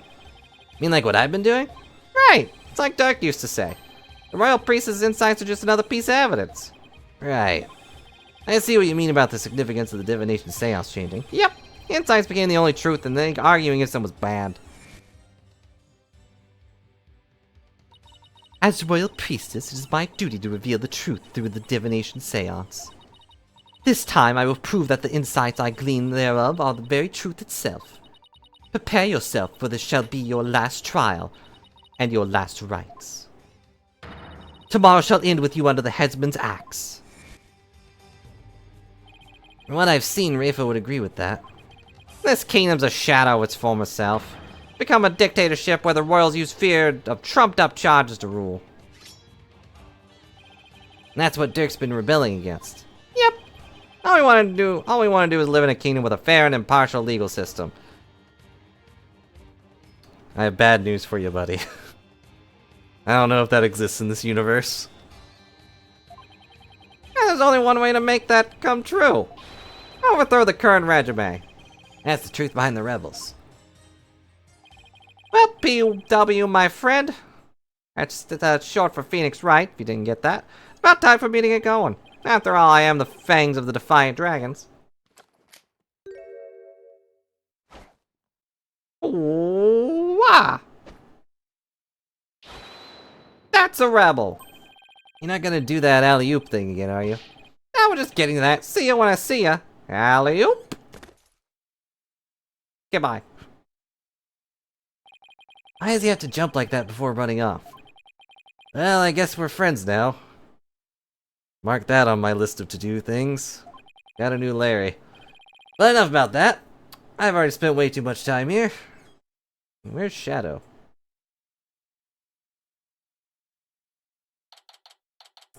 I hope Shadow didn't get fat eating a bunch of sewer lizards.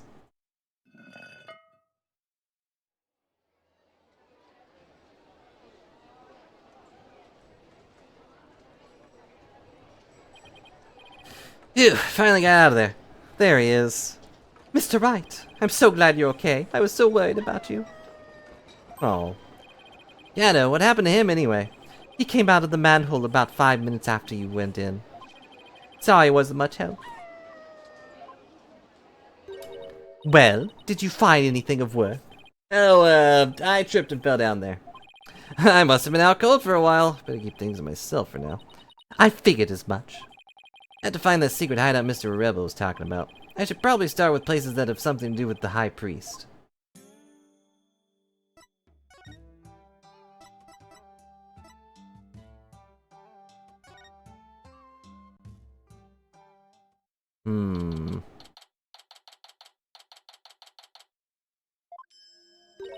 Bobbed head, you already searched here, did you not?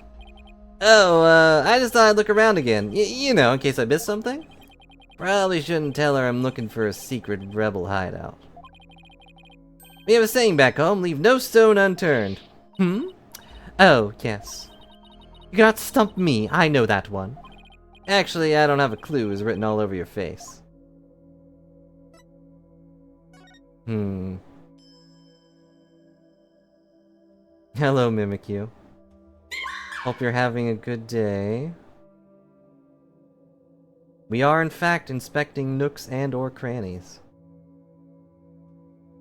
But... for one, it's hilarious that Maya was probably correct. But also... I have the distinct feeling that something really, really dumb is about to happen. Wait, can I move? Wait, do I have to... There we go.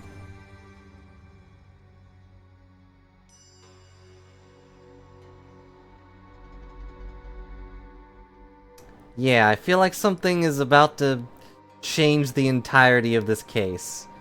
And shiny Gimmighoul raids were bugged for Scarlet players. What did they do? I haven't actually touched I haven't touched Violet for a while now.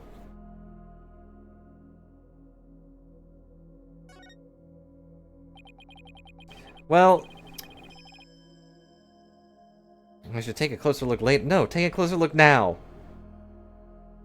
My thought is that if the thing was correct and he did move closer, and this was the thing that opened the door, like, is he actually dead?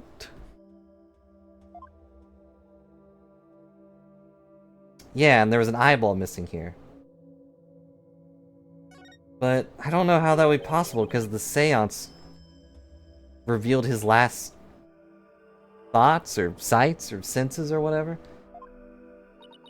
What are you doing? You must not touch that for no reason. Sorry. But that shape. I wonder. Take that, bird. I knew it. It clicked.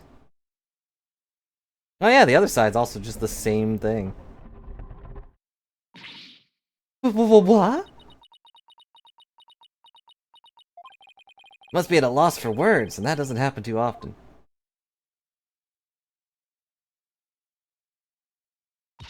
What is this place? Explain yourself at once, bobbed head.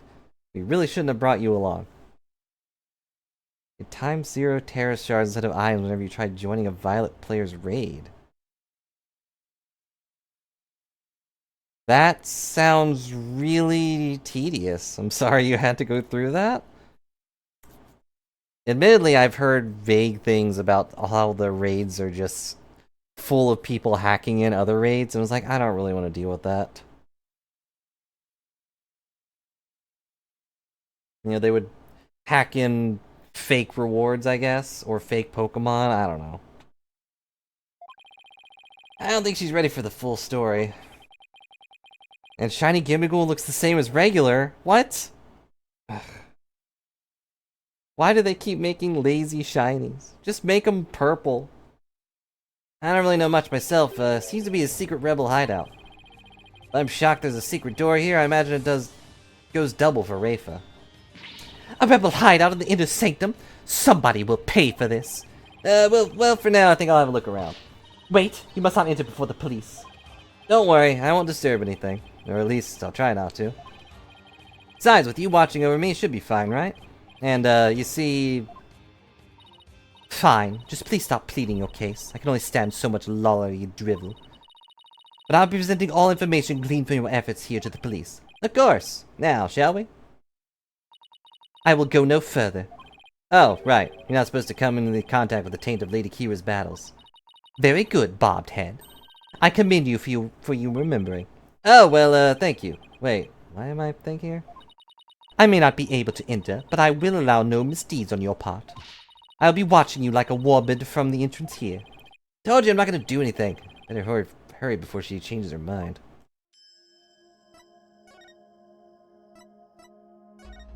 Will there be lizards here? Hmm? A lot of Kira stuff.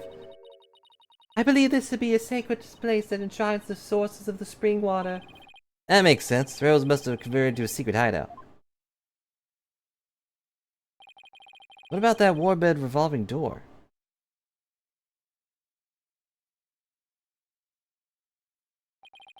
Wonder if that too was originally intended to hide and protect this sacred place. To think those filthy rebels were scheming their schemes in the most sacred place. In a desecration upon Kuranism itself, the defiant dragon shall pay for this. I suppose it's only natural that she'd be upset. But the investigation must go on. I think I'll start by taking a picture of this place. Good thing I brought a camera to snap some souvenir shots. I've only used it in murder cases. That's weird. Stop that! You must not take photos here without permission. Ava's really fired up. She's taking her head in as far as it'll go. Guess she won't be tainted as long as she doesn't touch anything. Well, I don't really want her to touch that bloody water either. Now to search every nook and cranny. You called it, Mimikyu.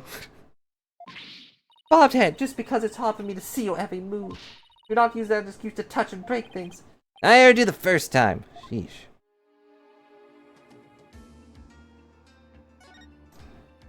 These nooks and crannies aren't suspicious. Oh, those are just full-on guns.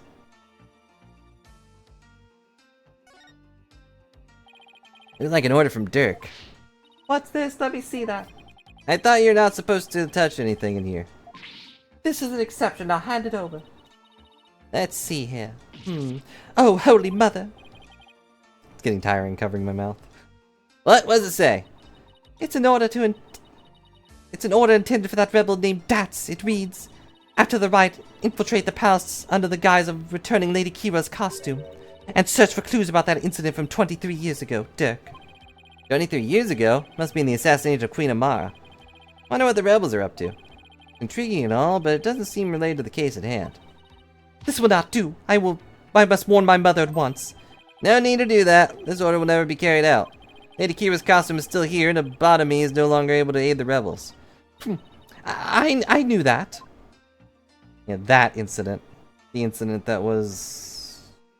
a handprint? Large stone slab. I better return it before someone yells at me. Shaped like a Magatama. Looks rather unstable. Better tip over like in an earthquake. Huh? What's that earthly grass-like smell? It is the smell of the moss that covers the stone. Oh, so the shaggy green stuff is moss. Huh? Looks like some of the moss about halfway up has been disturbed. Wonder why that is. One quick touch can't hurt, right? Whoa! The slab's starting to wobble. What is happening? What have you done to the sacred space? Nothing, nothing. All I did was nudge it a little. I knew it looked unstable. Probably best not to touch it again.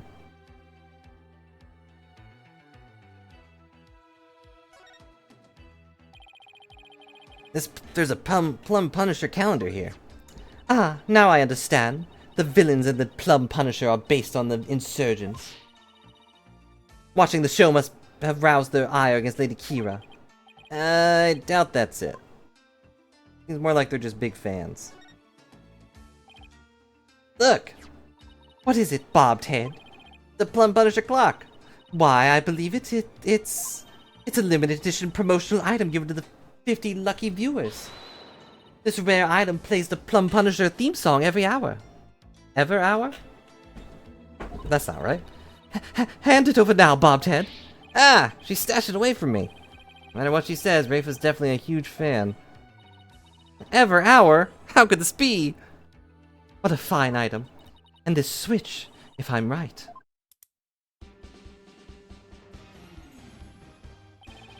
It's the Plum Punisher's theme song. Yes, now I see. The insurgents who use this room must be Plum Punisher fans. Maybe so, but I don't see how it's relevant to this case. Is that gonna be gone? No. I kind of figured she'd keep it. No, it's not the Steel Samurai, it's the Plum Punisher. No relation. This is the water source that supplies the Inner Sanctum Spring. Flows through the channel built into the floor before heading outside. Lady Kira used the sacred water to wash the tainted battle from her body. It's also not red like the water in the spring. But it's red here. What's this? A bloodstain? I should probably try to figure out what happened in here. Huh. Do not tamper with any evidence before the police arrive. The police? Hey, that reminds me. Emma gave me something just for times like these. A legally distinct Punisher. I thought it might help in your investigation. Here, it's all yours. I kinda did forget she gave us this. I wanted to bring you a bunch of other forensic tools, but they were confiscated at the airport. Yeah. Luminal testing fluid. Actually might come in handy. Luminal testing fluid glows in reaction to even the tiniest traces of blood. You can even detect areas where blood has been wiped up. Might help us figure out what happened in here. Okay, time for science to do its thing. First, let me put these red tinted glasses on to see the luminals glow. Then I just touch wherever I want to spray some luminal. Areas where there was blood will react by turning blue.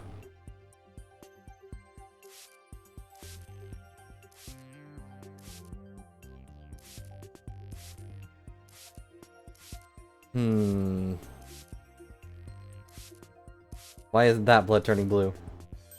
Oh, there we go. This is a huge blood stain. Something big must have happened here. Perhaps the High Priest's blood flowed in there from under the Warbid statue. There was definitely a lot of blood here. But it's impossible to say much else at this point. I'll take a picture of it for now.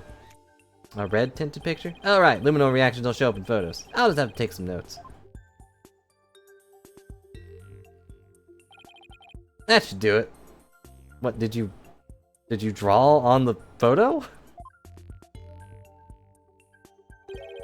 I didn't notice before, but the bloodstain looks like it was smeared away in one place. Is it because the Warbid revolving door passed over it?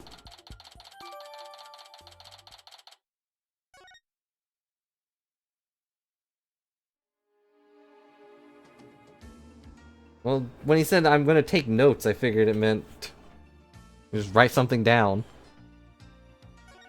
Guns. Weapons! And lots of them, too. We are lucky we found them before they could be used. Excellent work, Bobhead. Oh, thanks. If the rebellion ever happens, I hope it's bloodless. I'm such a good guy. How dare those filthy insurgents raise their banner amid a sacred place? Bobhead, you must burn it at once. Didn't you tell me not to touch or damage anything? This is an exception. Very well, if you will not do it, then I will. But your benevolence, I thought you're not supposed to come in here. For once, the strange customs of this kingdom are working in my favor. Something under the banner. A microphone? What's this doing here? Was someone trying to record something with it? Well, I think that covers about everything here. Hey, I'm here. Mr. Wright, you shouldn't have come in here before the police. Sorry, but I was in a hurry, and, you know, you usually tell me to go away. I didn't do anything I wasn't supposed to. Their benevolence can attest to that. It is your fault for being so slow. I expect the police to work faster and more efficiently. Sorry. Gosh. Well, Bobhead, have you not already seen enough? I guess about time I got back to the temple and go over everything I learned. Maybe tell Emma about the bloodstain?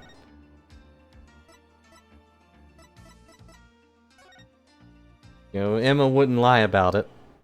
Sadamati might. Welcome back, Mr. Wright. How'd it go? Unfortunately, I didn't find anything conclusive. I never do. No way. I do not understand, Bobhead. What don't you understand? Why did you not commit any misdeeds during your investigation? After all, lawyers ply their trade primarily through illicit means and methods. What? Who told you that? My mother. Are you saying she was wrong? No, that cannot be. You must have committed some sort of misdeed right under my nose. If that were so, she wasted her whole day following me around. I was here too, by the way. What is it?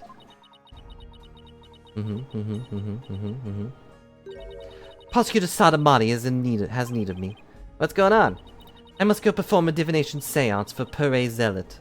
That makes sense. Although, I guess it would be really dark. He would have heard something.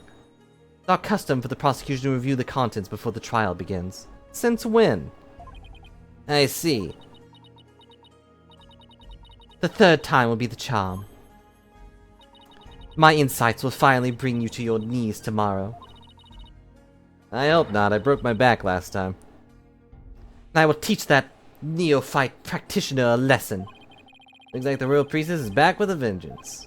Made a full recovery from when we started the investigation earlier today.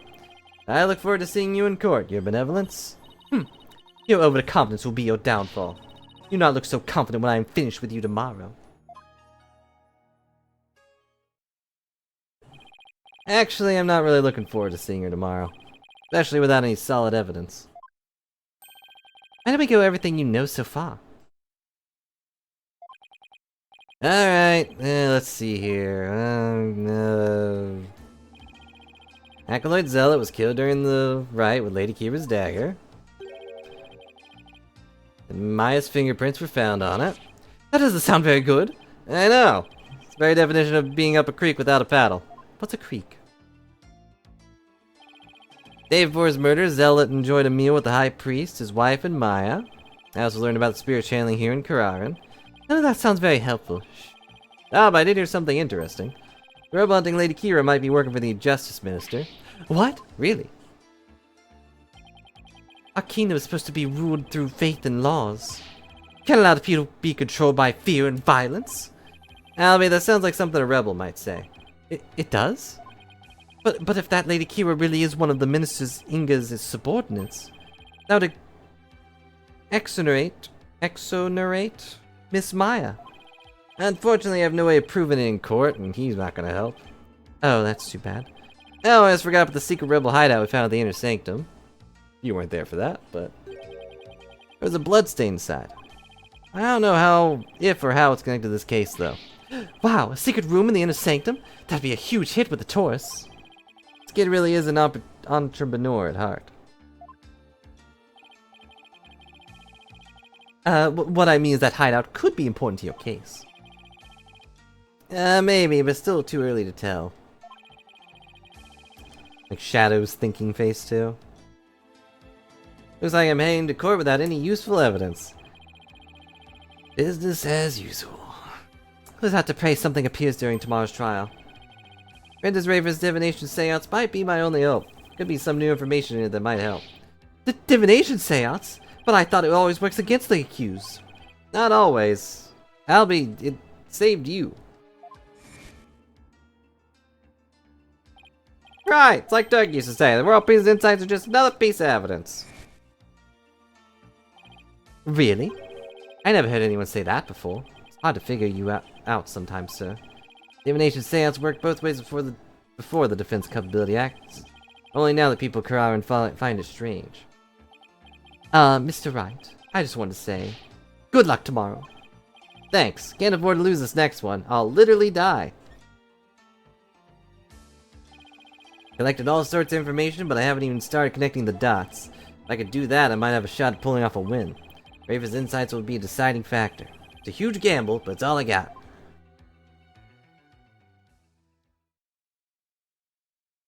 Well, here we go. I doubt there'll be a third day to this one.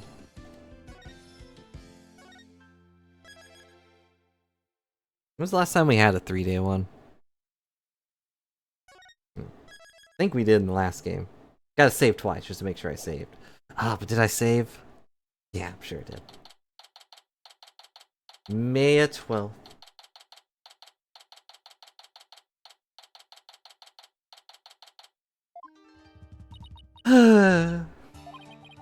Maya looks exhausted, but I can't blame her.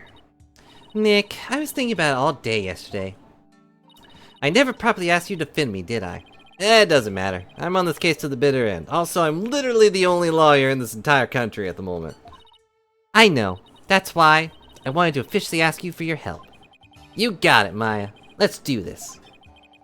Gotta wrap this up and get back home so you can make your dream show come true. Dream show? Oh yeah, right, that. The Steel Samurai versus the Plum Punisher, right? Uh-huh. You bet. You look as if you did not sleep last night, bobbed head. It is written all over your face. How can you expect to put up a respectable defense like that? I'm all fired up. I'm ready to go. I'm Phoenix Wright and I'm fine. Guess Maya's not the only one looking exhausted.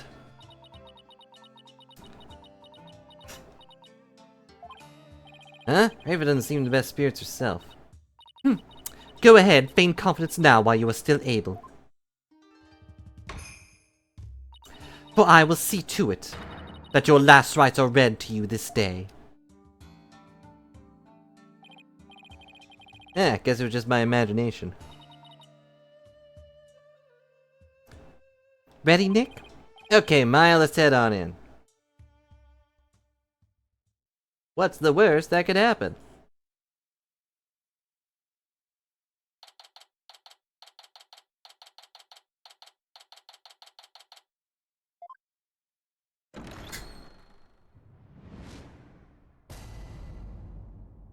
And we still have Maya with us, that's nice. Now then, if everyone is ready. Defense is ready, your majesty. The prosecution is ready. Let us begin without further delay. No, he didn't have a moment of prayer this time. Oh, no prayers this time, Prosecutor Sadamati? I already offered my prayers to the latest victim during my visit to the crime scene. Being that the accused has already been found guilty of the first murder. Let us hasten this trial so we may put a dead lawyer walking out of his misery. Yeah, I know, I should stop saying things before they happen. I could not agree more. In yesterday's trial, the accused was already found guilty of murdering the High Priest. Although, honestly, thinking about it, kind of ridiculous.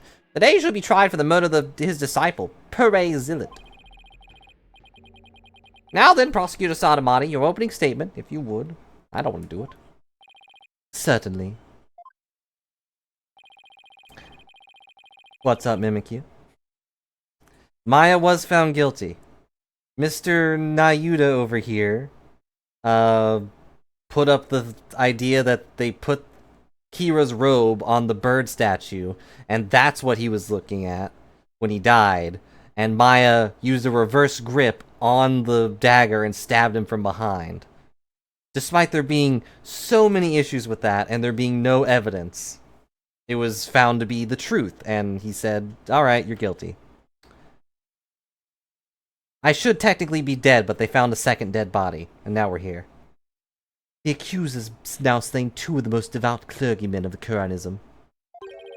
Even the lowest level of hell, the hell of tickling, would not be punishment enough. Also, the lowest level of hell is apparently tickling. You get tickled for 200 million years. Or was it 500 million years? It was something. It is when you're in Kararan. Nope. And then, what terrible fates await her?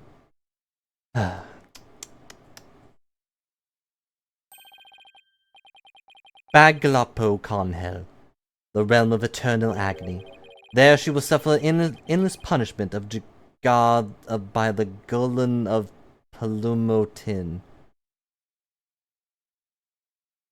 Can we get that in English? Furthermore, Enough! I don't care. My blood runs cold at the mere thought of such a terrible place exists. I was gonna ask for a translation, but on second thought, ignorance is bliss. Now then, please continue minus that part about the terrible hell awaiting the accused. as you wish. Ahem. The victim of this heinous crime was the High Priest's disciple, Pere Zealot. He had been training under the High Priest while living at the priest's home. I met him a number of times. He seemed like an earnest young man. How tragic that he met such a terrible end. A terrible fate. The murder occurred at the Plaza of Devotion during the Purification Rite. It was a bold crime carried out while the plaza was full of the faithful deep in prayer. You really think at least one of them would have found or seen something, you know?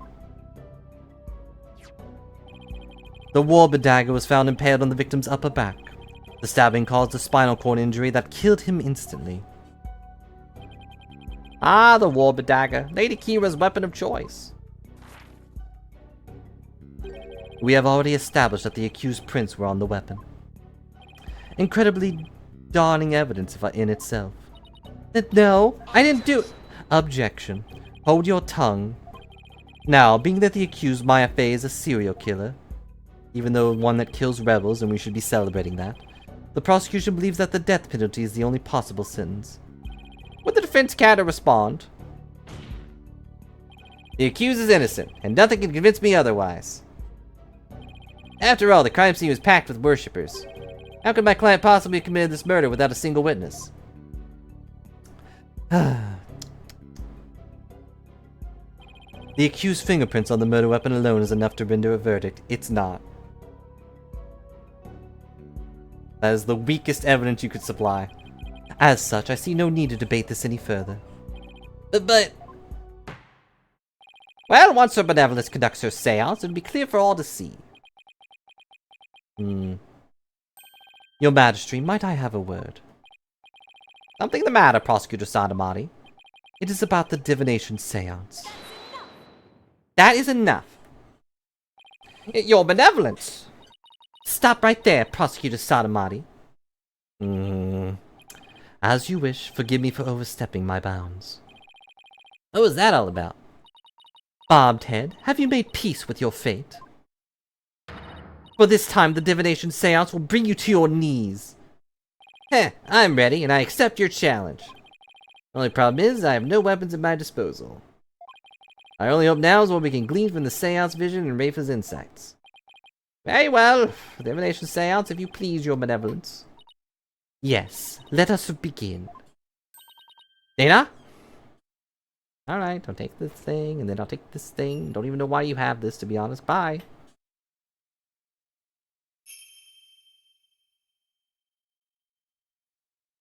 O Holy Mother, we hold this divination seance in your name.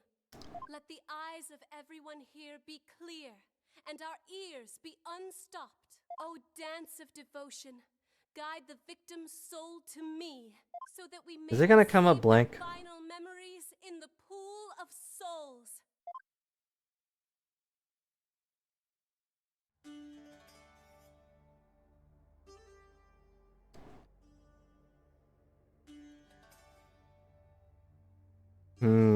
I don't like these ominous smiles.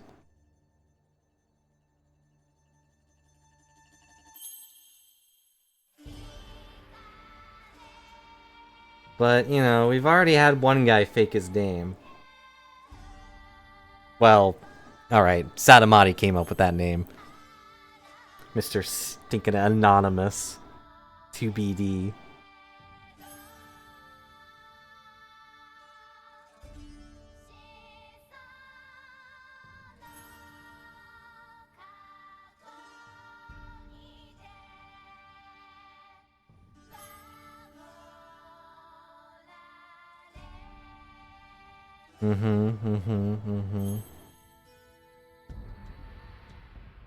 Another thought I had. I know Maya's hiding it, but couldn't she have turned into the High Priest for a second?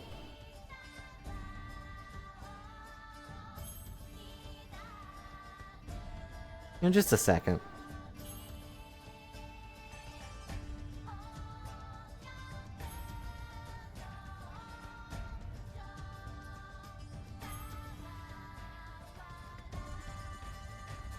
I guess she still can't control when she can turn back to normal, though. Because Maya doesn't want them to know that she can channel spirits, because only the queen is supposed to be able to do that. And if they found out she could channel spirits, they'd be really upset. Or they'd try to make her queen, one of the two.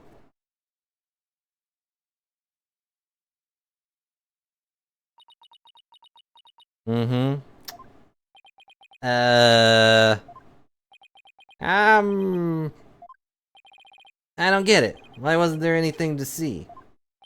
Your benevolence! What in the world? I was unable to invoke any sort of response. I called out to the spirit's name many times, but to no avail. Just as I thought. Wait, what does he know that we don't? A lot of things, actually. I had sought to confirm the contents of today's divination seance. After all, it's customary for the prosecutor to verify it beforehand. Why do we not have any rights to literally anything? Come to think of it... Yeah, this literally just happened. I must go perform the divination seance for Pere Zillet. Although, I bet Payne didn't bother reviewing it. And that is why I sought to stop her benevolence from performing it here. Hello. Yeah, it is completely on par, and hello, Tronup. We were commenting on that earlier, how Dat's a Rebel was hoping for a better life in this area, but, you know, it's not really any better anywhere else. However, she insisted that it be done. She was to try one more time here in the Hall of Justice. It appears that her benevolence is tired from her manifold duties. I am not anything of the sort! The victim's spirit will not answer my call, but I know not why. It is my sacred duty to convey the truth through the divination seance. Rafa. What are we to do without the divination seance? I suppose I shall have to deliver the last rites without them. The prosecution has already taken that into account when preparing for today. I am fully capable of proving the accused's guilt with or without the divination seance. Yeah, that's a good one. Get him out of here. Never fail to impress, Prosecutor Sodomati. This is bad. Divination seance is my one and only hope. Your Majesty, your benevolence said she isn't tired. So shouldn't we try to find out why the divination seance failed? How curious, Mr. Wright. Why have you suddenly taken such a keen interest in the divination seance? Yes, explain yourself. Divination seance is for shedding light on the accused's crimes. This is the Holy Mother's hammer of wrath. That is ever poised to pound you into your grave. You should fear it, not plead for it. I believe in my client.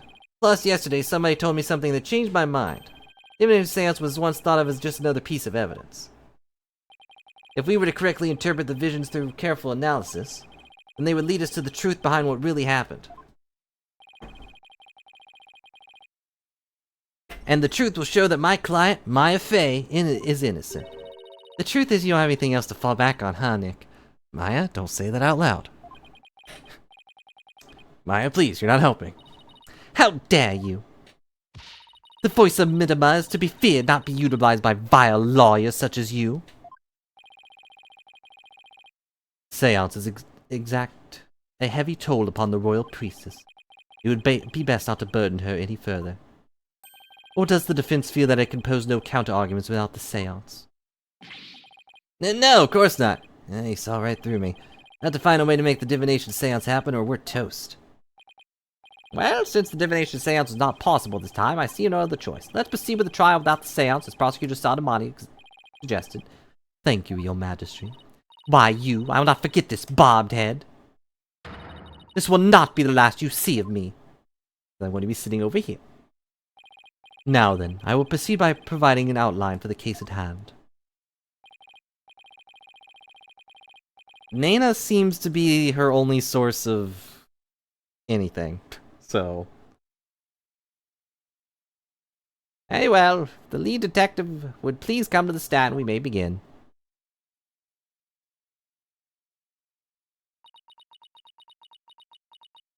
Hi, I'm here. Sorry, Mr. Wright. Detective Sky, I understand how you would wish to save the accused in the defense. They are your friends, after all. But you must let them go, and move on.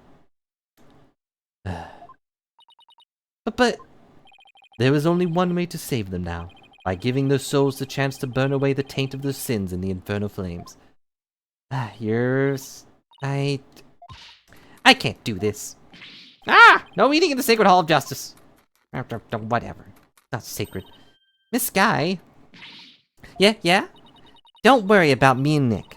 You just do your job. I'm sure Nick will figure something out. Yeah, eventually. Probably. Maybe when the axe is coming down. No. Right. Thanks, Miss Fey. How very brave for a criminal with a tainted soul. Would you shush? Very well, Detective Sky. Please proceed. Okay, I can do this. Let me start with an overview of this case.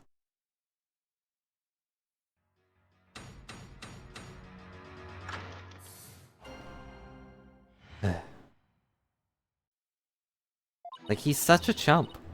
In, like, every way. The latest victim was Perez Zealot. He had been training under the High Priest and living in his house for the past 2 years. The High Priest's widow, Believe in Me, has identified the victim's body. He may have been mistaken for a rebel and killed due to his connection to the High Priest. May have been. I see. Well, that certainly makes sense.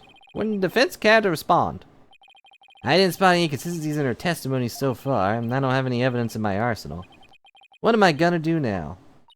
What is it, Maya? I was just wondering about how much the police actually looked into Acolyte Zealot. Because that just might prove to be the key as to why a divination seance failed.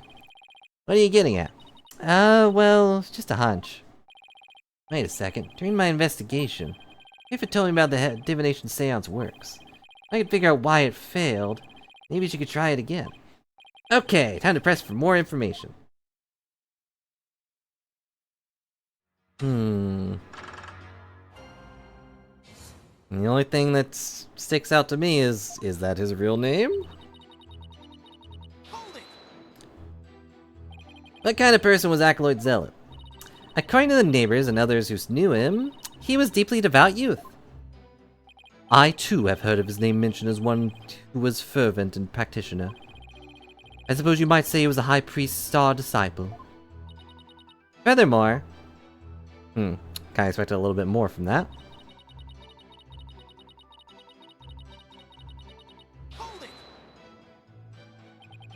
2 years, are you sure about that? He took statements from his neighbors and his fellow monks. They all corroborate our initial findings. What about you, Maya? Well, when I first came here, I saw Zealot praying under the High Priest's instruction. I see. So the results of the police investigations you need to check out. Uh-huh.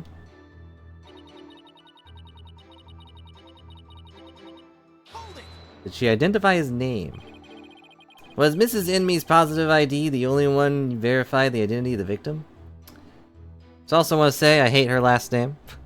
I get that it's a pun, but it makes me pause every time they want me to say it. Huh? Well, no. He also checked the ID card he carried and the data in his family registry.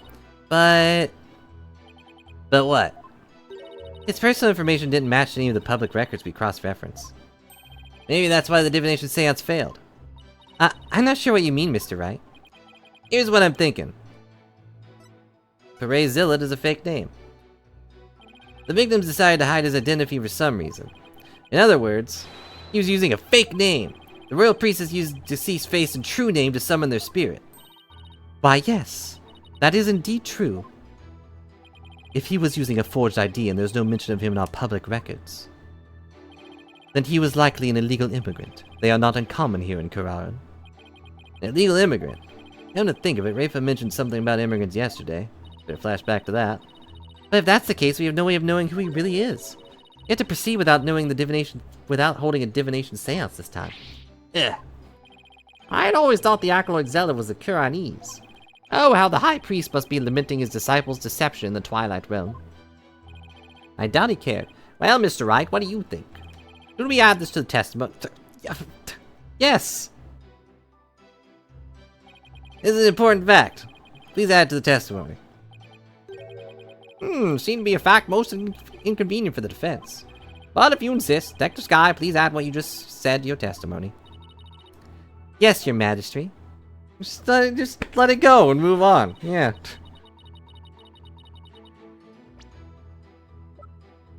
Do I have anything that says his real name?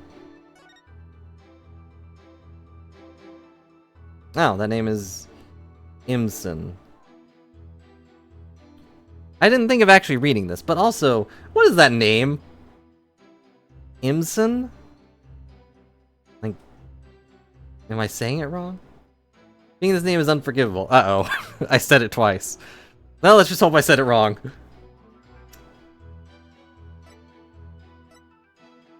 I don't like that picture either. Uh-huh.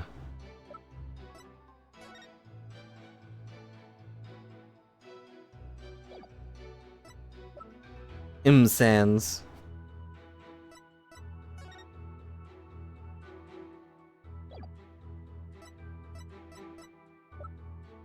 Uh...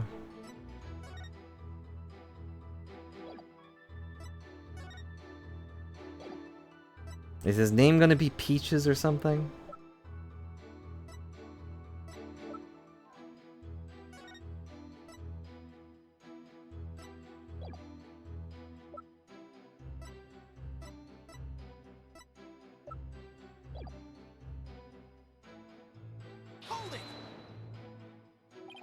Isn't there some way to track down his real name? No, not if he was an illegal immigrant. Have you actually confirmed that he was in Kuranin illegally? Well, we don't have any conclusive evidence. But there's also no evidence of being a citizen of Kuranin either. Oh boy, now what do we do?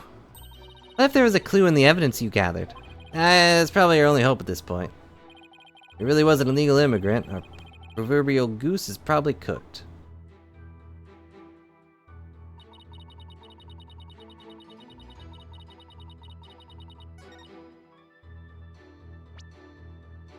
Okay, what do I have that points to him at all?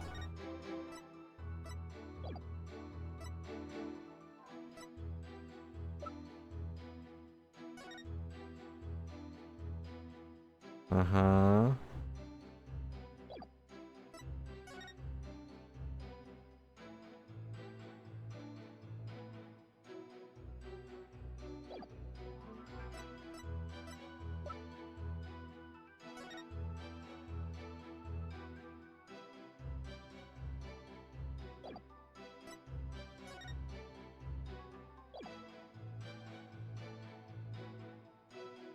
I mean, there's the peach on his back, but is that relevant? Apparently that's still relevant. That's interesting.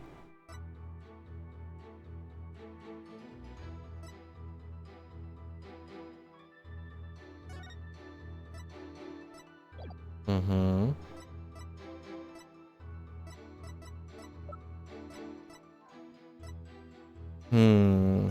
It's the only one that really...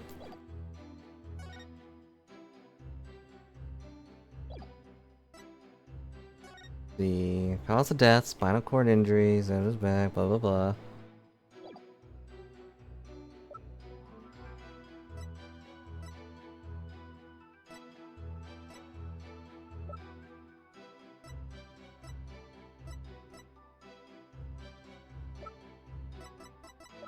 The picture's the only one I can see that's even like really related to him.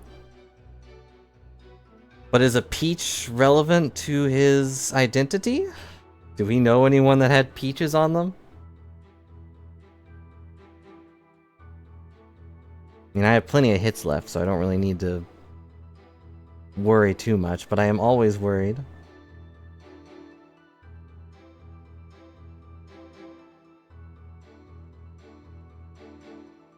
Peaches, Peaches, Peaches.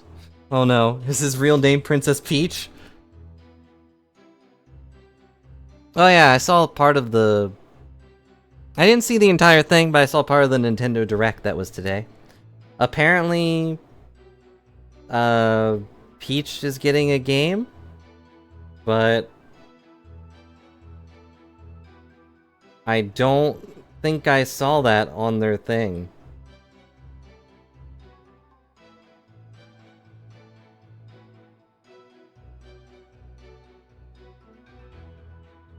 Like, it wasn't in their thing, and for some reason the Direct is just... like... completely blank for me. He does play piano, true. Alright, I guess I'm gonna go with this. Hopefully it's not wrong. Okay. They didn't reveal much on the game? Well, that's good, I guess. That means I didn't miss anything either. Sorry, Detective Sky. But the police missed something important in their investigation, as usual. Huh? What are you talking about? The victim was undeniably Kuranese native. And this crime scene photo proves it. It does? It's a little hard to see, but look closely. You'll see a clear proof that the victim was Kuranese. But where? I don't see anything that would prove that. This proves the victim is Kuranese. I assume the peach? Right? Did they say anything about their feet? Because, like, the... What do you call them? No, I don't think they've said anything about the feet, so it's gotta be the peach. Look at this tattoo right here. Why, that's a tattoo of a peach. Right. I'd like you all to think back to the meaning of this tattoo. Oh, the victim really liked peaches? Well, peach is our favorite delicacy here in Kararan. They happen to be a personal favorite of mine. Thanks, Sanamati. The sweetness of their abundant nectars and the softness of their perfectly ripe flesh. They are a blessing from the Holy Mother herself. Nick, I've suddenly got a craving for peaches. After the trial, Maya. Right now we have a bigger fish to fry. Peaches aren't fish. Unfortunately, that is not a tattoo of a peach. It is not a peach, you say? Then what is it? Take a closer look. Haven't you seen something like that before? Oh, yeah, that's... Didn't even think about that. I forgot about his face tattoo. Haven't you seen something like that before? Namely the tattoo on the High Priest's brow? Oh my! What? This mark is only borne by members of the Kuranist clergy. Objection. So that is what you believe it to be. But are they not utterly different shapes? Sure, they're shaped differently, but there's a reason for that. The victim had the peach-shaped tattoo inked over an existing tattoo for some reason. However, the dark red portion is exactly the same as the mark on the Kuranist clergy bear. Hey, you're right. About 20 some odd years ago, everyone did get one, didn't they? I myself bear one on my right butt. That is entirely too much information, Your Honor. Your Majesty. Information on everyone who enters the clergy is maintained at the temple. All we have to do is look up a monk with a mark in the same spot. Can Maya get peaches in jail? Probably, but if we lose this, she's getting executed. I'm on it. I'll let you know if I get any hits.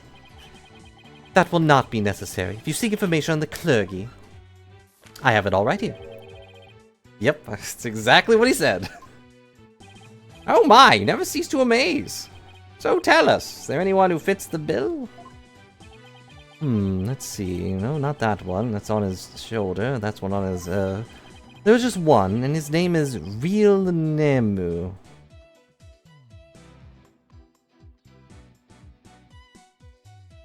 Alright, well, that's the end of the stream. Hope you all enjoyed. I'm done with this game.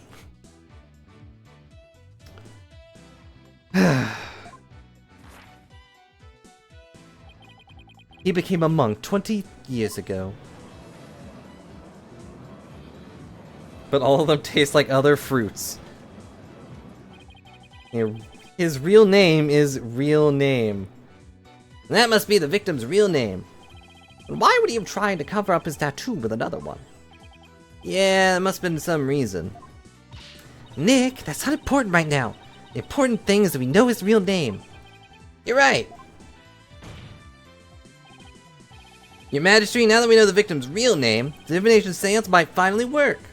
A lawyer who willingly seeks a seance is entirely unprecedented. Heh, you are but digging your own grave, Defense. We won't know that until we try. Sure, it's risky, but it's our only hope. Very well. A divination seance be held once more. That's right, you're gonna watch the whole dang cutscene again.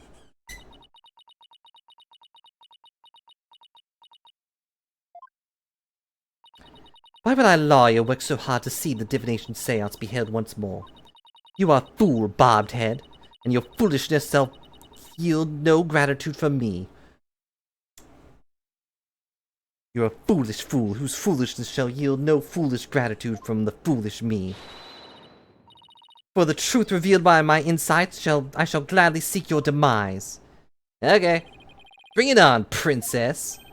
Because I will correctly interpret each and every one of your insights. You will regret ever thinking you could use my sacred insights as evidence. I haven't regretted the last few times. Oh, Holy Mother. O Holy Mother, we hold this divination seance in your name. I accidentally pressed the button and she stopped opening her mouth to speak, and that's weird. Let the eyes of everyone here be clear, and our ears be unstopped.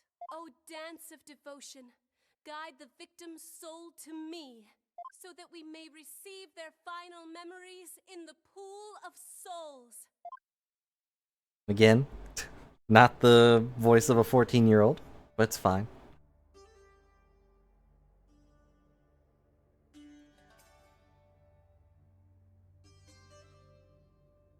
And you can't fast forward real life unless you take a lot of naps.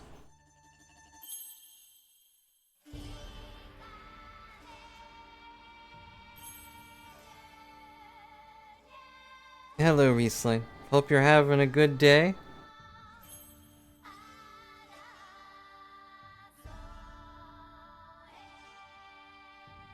That's called a power nap.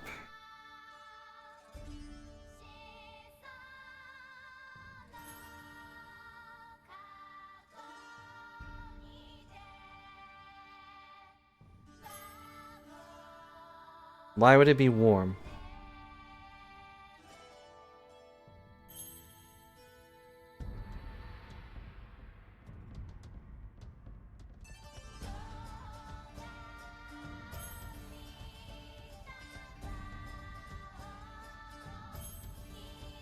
I mean, I guess?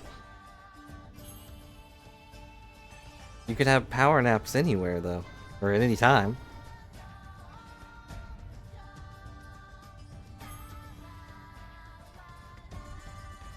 The courtroom is that big, yes. It got extended so they could put this pool of water here. And yet they still won't give us extra chairs. Or any chairs.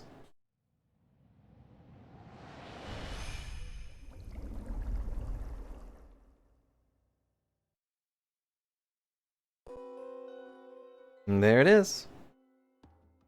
Single. Plum Punisher theme. Heavy. Pain.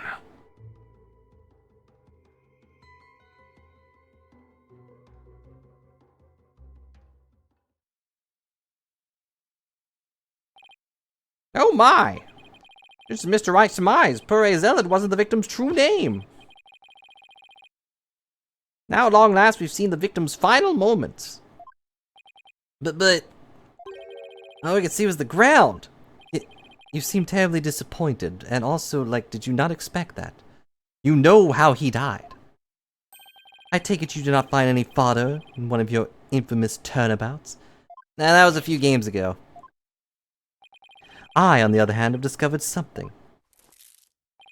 Conclusive evidence that establishes the accused's guilt. You did? A most surprising surprise attack. So tell us, Prosecutor Sadamani, what is this conclusive evidence you've found?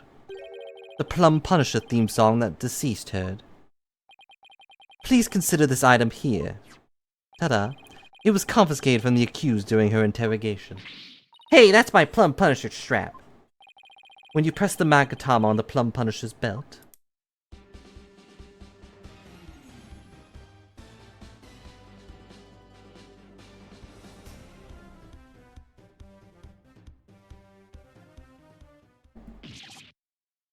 That's not really conclusive evidence. A lot of things play that. Yeah, of course. We meet her again after what, 2 years? And suddenly she's in court. Yeah, 2 murders this time, not just 1.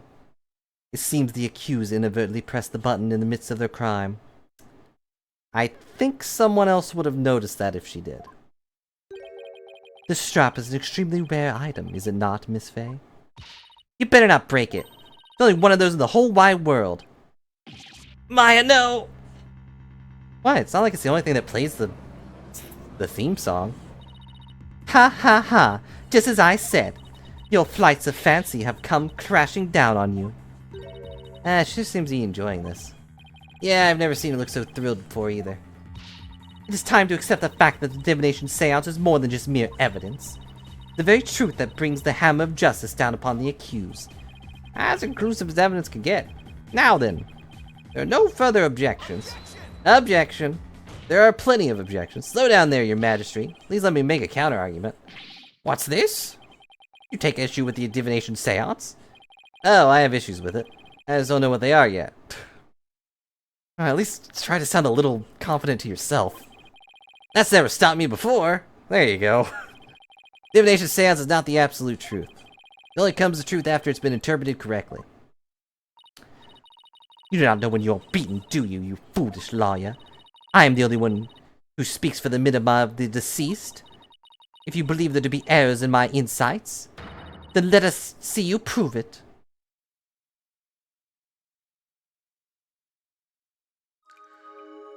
Insight. The victim was offering up his prayers. It was at the night of the rite. The pattern on the plaza's ground was visible in the darkness. Then someone was there, and the theme to the Plum Punisher filled the air. The accused held the victim down and plunged her dagger into his upper back. The blade struck true, and in that instant he departed from this world. That is everything the deceased experienced in his final moments. Her benevolent insights have painted a detailed picture, both vivid and true. I didn't notice any holes there. Why not? As they stand now, those insights are really stacked against us. I'll have to go over each and every one of the deceased sensations very carefully.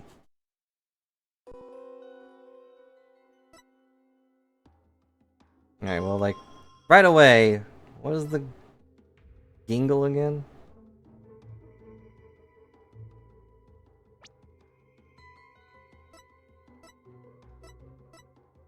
He said something about that, but I don't remember exactly what it was.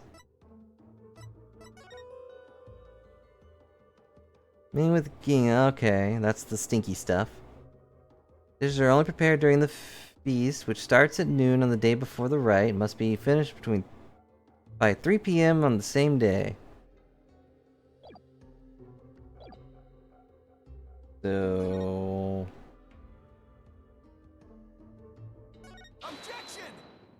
that's weird. Was it really the night of the rite? What do you mean? It could not be otherwise. The accused slew Acolyte Zealot after killing the High Priest during the purification rite. The only problem is the deceased spirit does not corroborate that. What's this? Take a good look at what the victim smelled. Do you see how it says gingle? Acolyte Zealot shouldn't have smelled any gingle from the night of the rite. What do you mean? Let me back up my statement with some evidence for you. This should explain how the victim couldn't have smelled gingle on the night of the rite.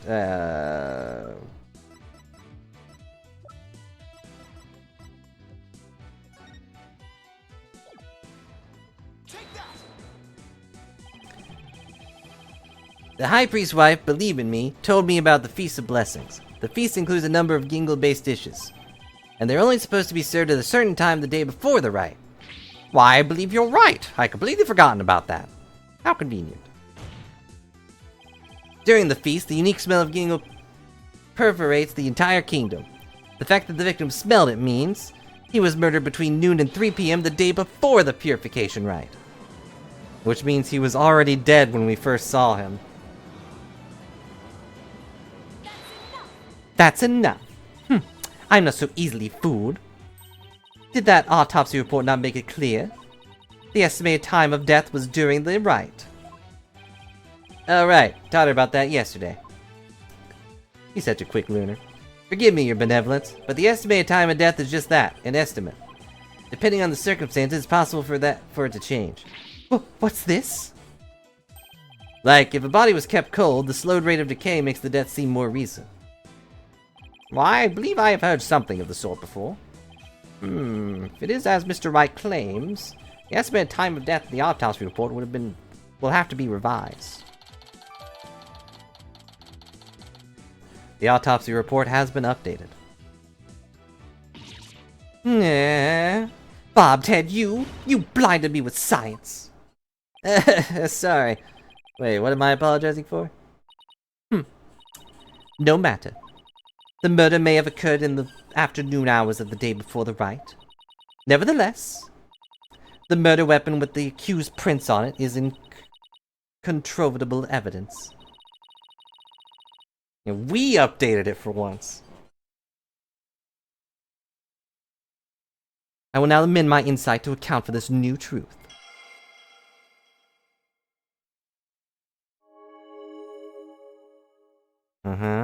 Though a bit dark, the pattern of the plaza ground was visible. Time of death has been corrected, leaving my insight infallible. Nick! Change of the time of death is bound to cause some sort of inconsistency. If I had something that showed what it was like on that day, it could really help. What do you mean?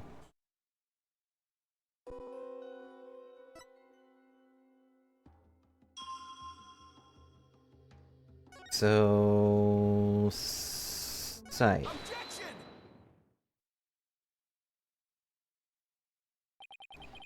Change of the date and the time of this crime has caused a new inconsistency to surface. What's this? Ah, you are making that irritating face again. Cease that at once. Sorry, but this is the face I was born with. He's got a point. Now, let's focus on what's important. What the victim saw in his final moments.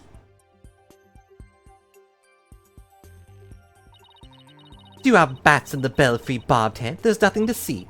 The ground of the plaza was all that entered the victim's eyes.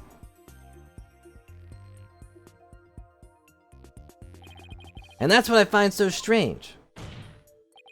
On the day before the riot, it should have been impossible to see that pattern on the ground.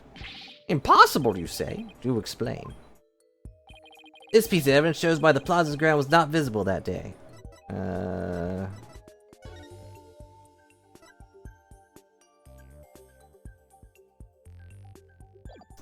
Leave it as this. Newspaper has an article that is a teeny in size, but a huge importance. That the ground was covered with a thick white ice the day before the riot. What? But... The victim did not see so much of an ice cube on the ground. Exactly.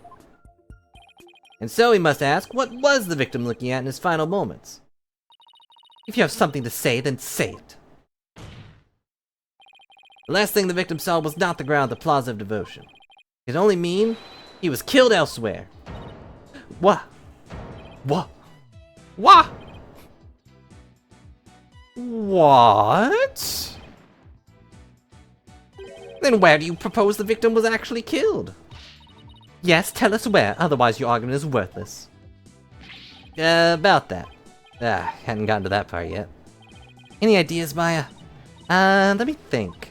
Well, it's somewhere green and shaggy, right? Right, but where could that be? What is it, Bobhead? Giving up already? Not at all! Now where have I seen something that's green and shaggy? This shows where the victim was killed.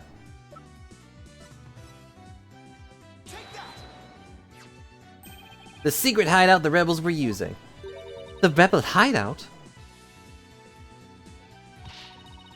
There was no such place anywhere on the floor of that chamber. You're absolutely right. There's no place, on the floor anyway. And what did the victim see in his final moments if not the floor of the rebel hideout? This is what the victim saw in his final moments. You know, the place with the giant handprints.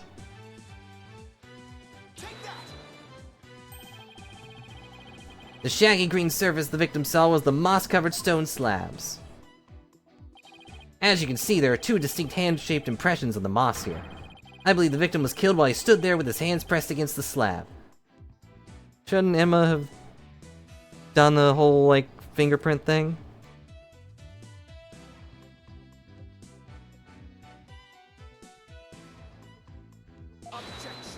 Objection? That does agree with the seance vision. However, one cannot definitely declare they are one and the same. I concur. There are no proof that a murder occurred in the rebel hideout. Indeed. What evidence do you have of this? That'd be the second picture. I already shown you the evidence. Well, what do you mean? Please take a look at this second version of the photo I just showed you. As you can see, the results of the luminal test I performed in the rebel hideout. This is proof positive that someone had been bleeding in front of that stone slab. Is this true? Yep. The information has already been provided to the police. Detective Sky, to whom does this blood belong? Well, we thought it was the High Priest blood that flowed in from the outside. So we haven't tested it yet. Come on, guys. Emma, I trusted you. Then you must do so at once. Yes, your majesty. Like, even if you thought that was true, you still have to test it. Here's the police have finished testing the blood. Detective Sky, your report, please. The blood found in the rebel hideout belongs to Purre Zealot, just like the defense claims. Detective Sky, do you realize what your blunder has done to me? I don't really care. When this trial concludes, I want to see you in my prayer chamber. You have a prayer chamber? There, I will deliver a joyous sermon onto you for 8 hours straight. I'm really sorry, but please anything but that. Nick, maybe, just maybe, this is the chance we've been waiting for? Yep, it would seem so. I hate to do this to Emma, but, I mean, she could have tested that before. Go for it, full speed ahead. We'll give her snack ooze later. The victim was killed at the rebel hideout the day before the purification rite. Yeah, and when did you ask for it to be tested? I mean, really, they should have tested the fingerprints as soon as they saw them in the moss. Especially since the rebel base. That could have led them to something. Then his body was moved to the Plaza of Devotion by someone we've yet to identify. So when we thought we saw Acolyte Zealot praying during the rite, he was already dead.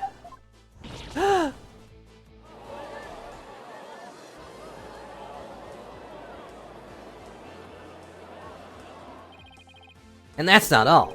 If he was killed at the Inner Sanctum, that would explain one more thing. And that would be how the time of death was made to look later than it actually was. The proof of which was left behind in the Sanctum. This points to how the time of death was made to appear later than it actually was.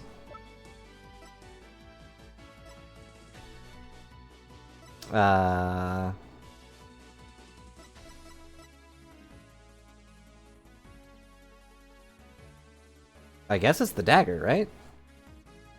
Like, I want to point to the clock, but...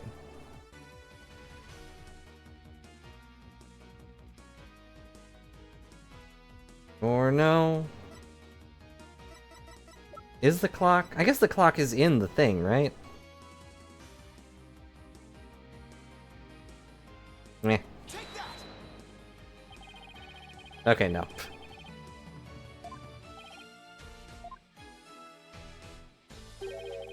Let's test the idea on your body. Ow. Pass? Mr. Wright's body may still be alive, but he appears to be very much brain dead. Ow. Okay, guys. Rude?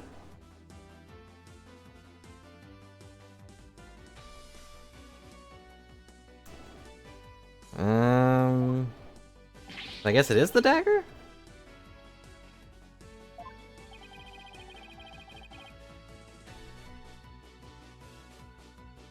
No one attempted to cover up the true time of death. No, I believe someone did. This points to how the time of death was made of... Hang on, I actually didn't click the thing. There we go.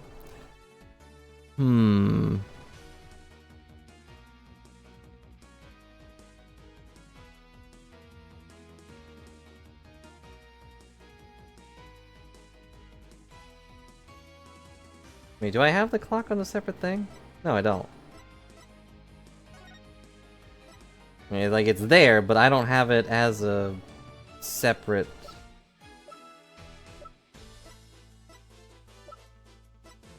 So, I guess it is the dagger?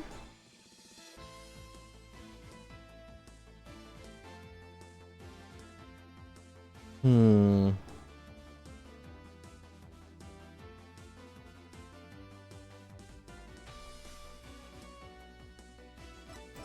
trying to think. Is there anything else that points to that, or should I trust my first thing?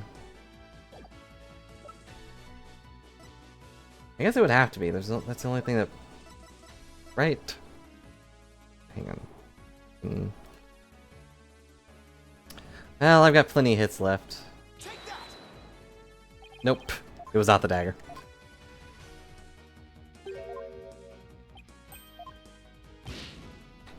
Then what made it...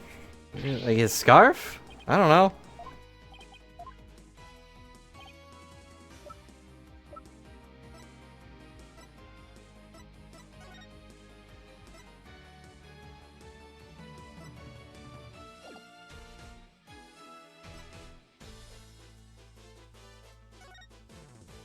Hmm.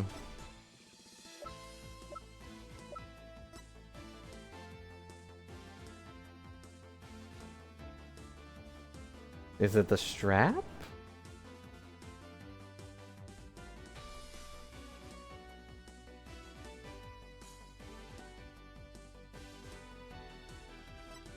That was the other thing they wanted to... Hmm.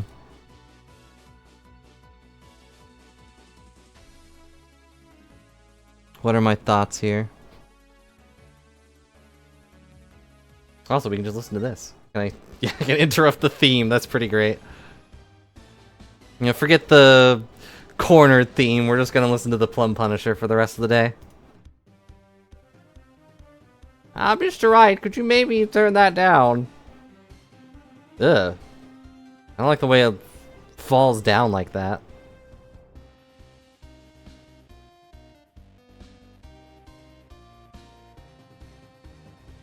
Okay. I guess it has to be this. I'm tired of getting hit, though. I'm gonna do this. Ugh. I did a safety save, because I don't want to get back down to 1 and have to keep reloading. Hmm? Nope. Alright, I have no idea what they're going for here, clearly. I mean, I guess here, just the picture. The cold, but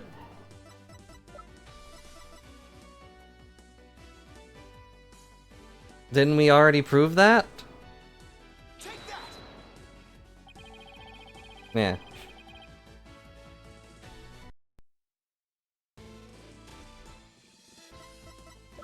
We already proved it was cold. I don't know which thing also points to that. I'm sorry, I'm dumb. Oh wait, that's the priest's autopsy.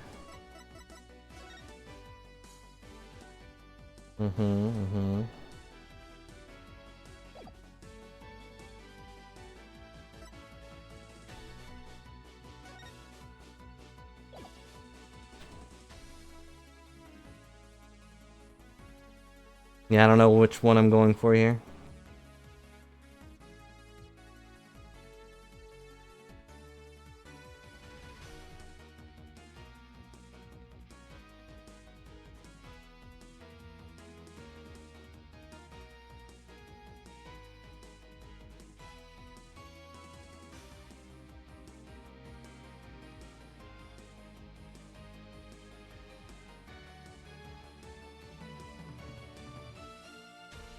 I mean, I presented...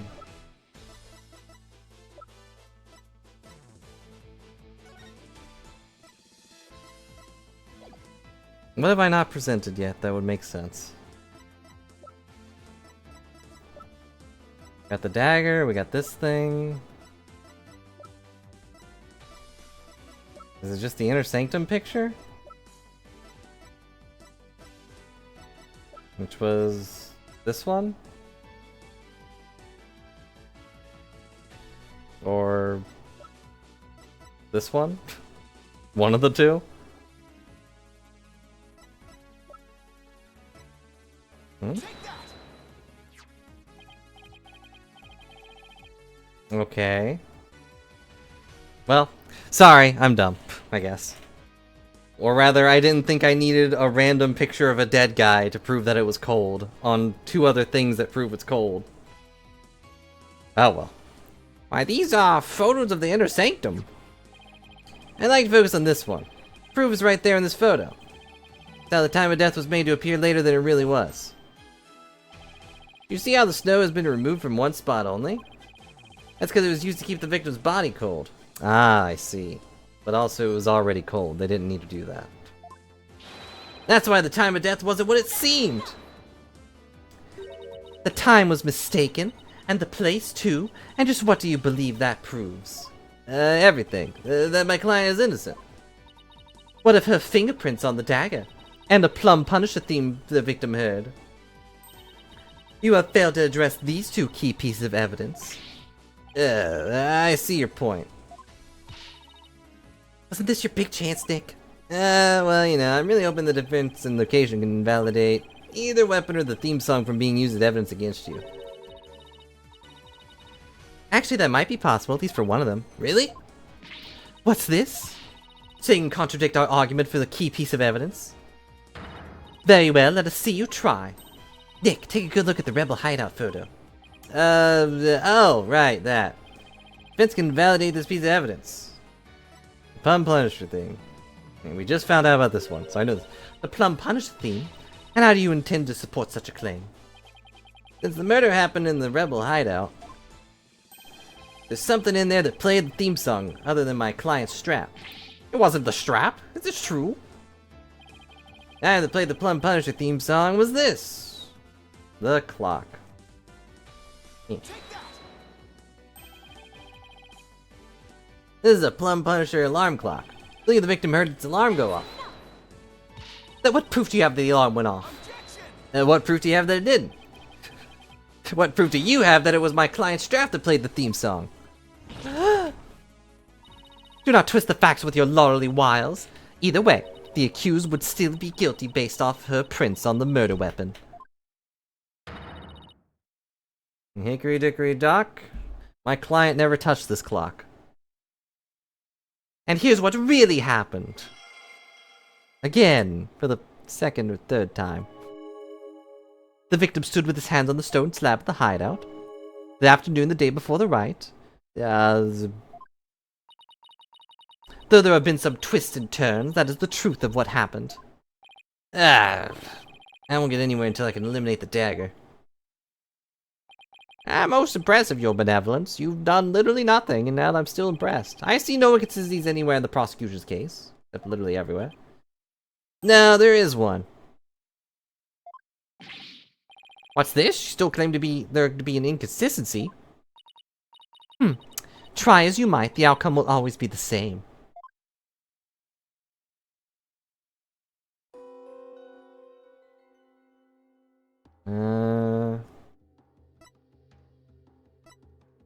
Heavy. Pain. Wait, I don't know what's heavy, except maybe he's getting... Yeah, something's pushing on him from behind, but what?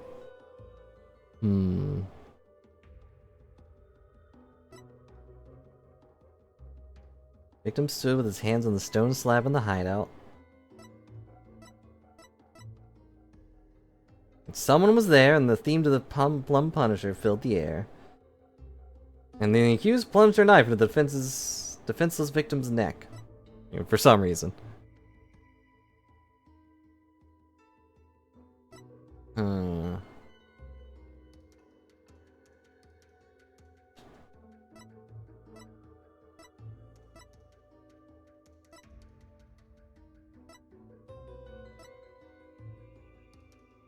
Can we look at heavy without... Objection!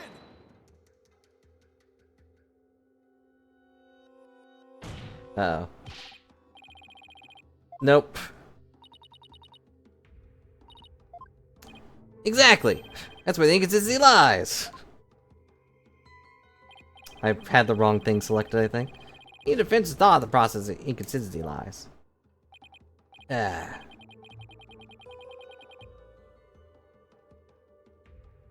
Because there was an inconsistency after all. I was hoping to just get insight on it, but... Okay, heavy, heavy, heavy, heavy... Dead.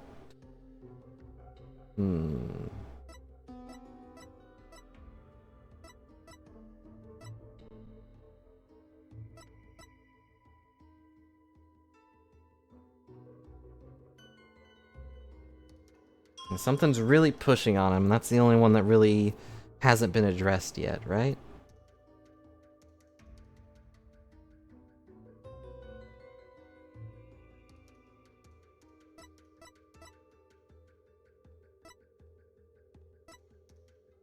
But what do I...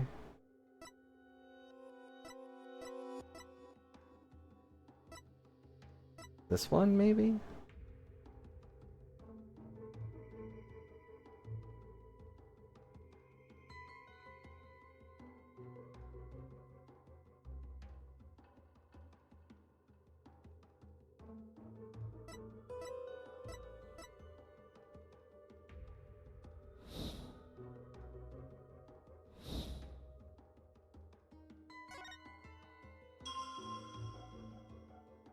Hmm.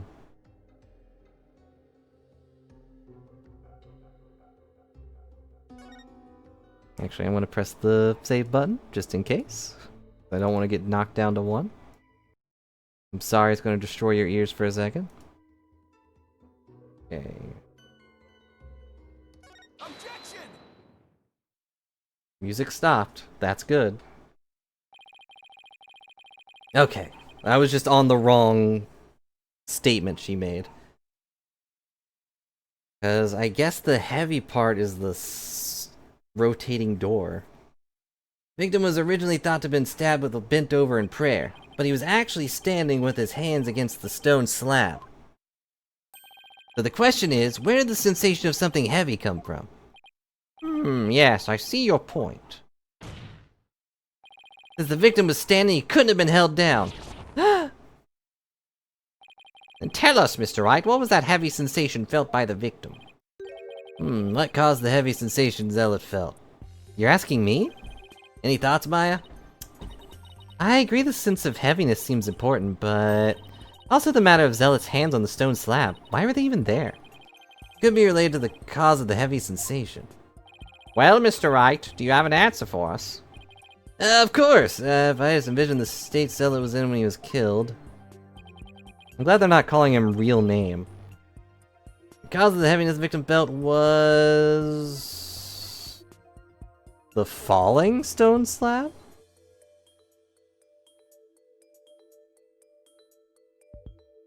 I mean, it's definitely not the culprit jumping on him, but... the only conceivable cause is... the stone slab falling over, trapping the victim underneath. What? Oh, the stone slab came falling down on him, crushing him underneath. Right. That was the cause of the heavy sensation the victim felt. Objection. While your theory is impressive, you have overlooked the key fact. The victim was not crushed to death, rather he was stabbed. Oh, yeah. Would you claim that the dagger was plunged into him after the stone slab had fallen on him? Plus, had the killer been behind the victim, they would have both been crushed together. Well, would you care to explain? Sure, I'd love to. That doesn't mean I can.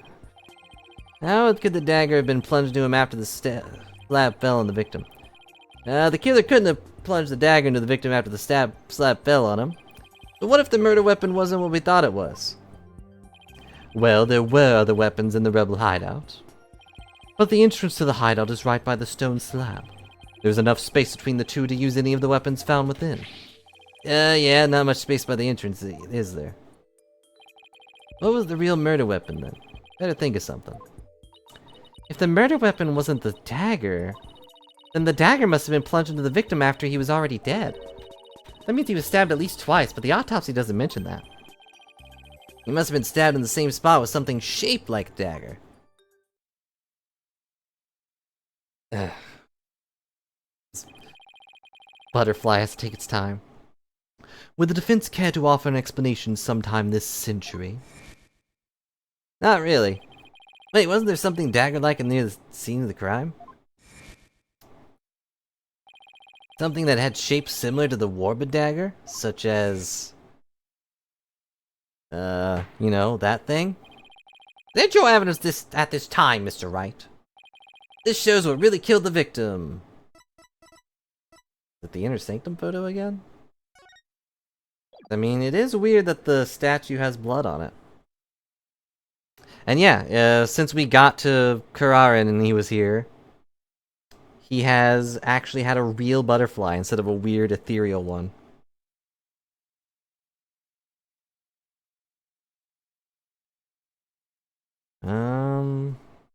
Yeah, I guess it has to be this one. It's the only thing that shows the statue.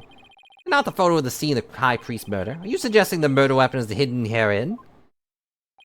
This is what really took Pere Zealot's life. It'd be the thing that's shaped like the dagger, because the dagger's shaped like the bird. But that is the Warbit statue. Exactly. The Warbit statue has dagger-like feathers protruding from it. That is what really took the victim's life. Objection? Always with the gyms.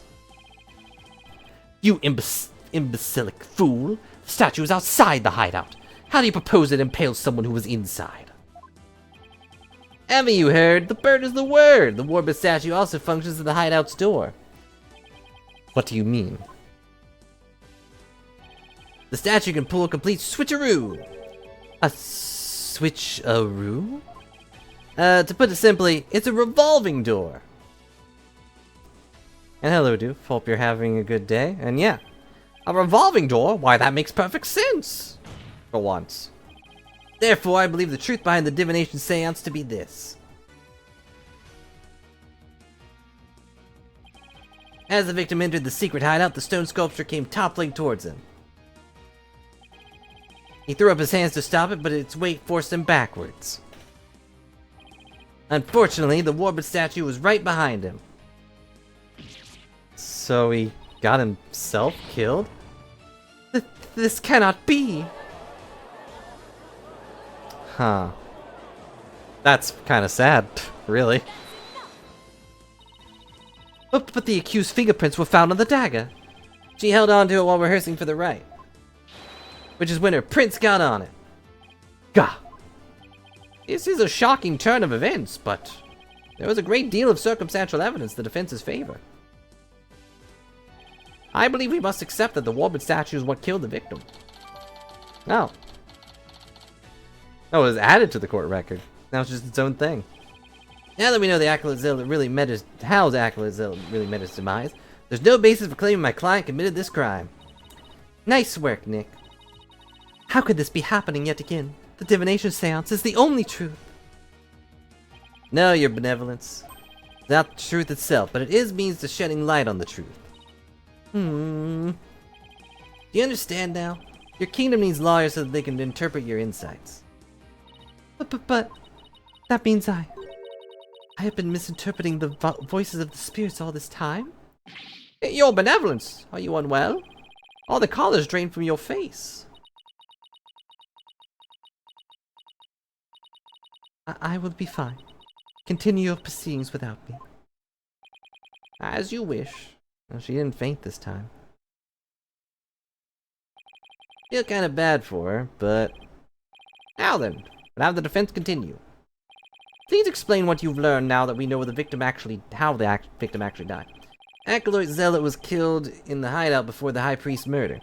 That means the body found at the Plaza Devotion was moved there by the real killer. But only after the Warbit dagger was thrust into him, to make it look like the murder weapon. That does seem to agree with what we now know. Why would the real killer go to such lengths? I believe stabbing Acolyte Zealot's body with a dagger and moving it to the plaza was... a crime committed for fun. Yeah. It was an attempt to make my client look like a serial killer. That's right, the real killer planned all of this. This forged serial murder case. They did? That's it, Nick. Keep hammering away.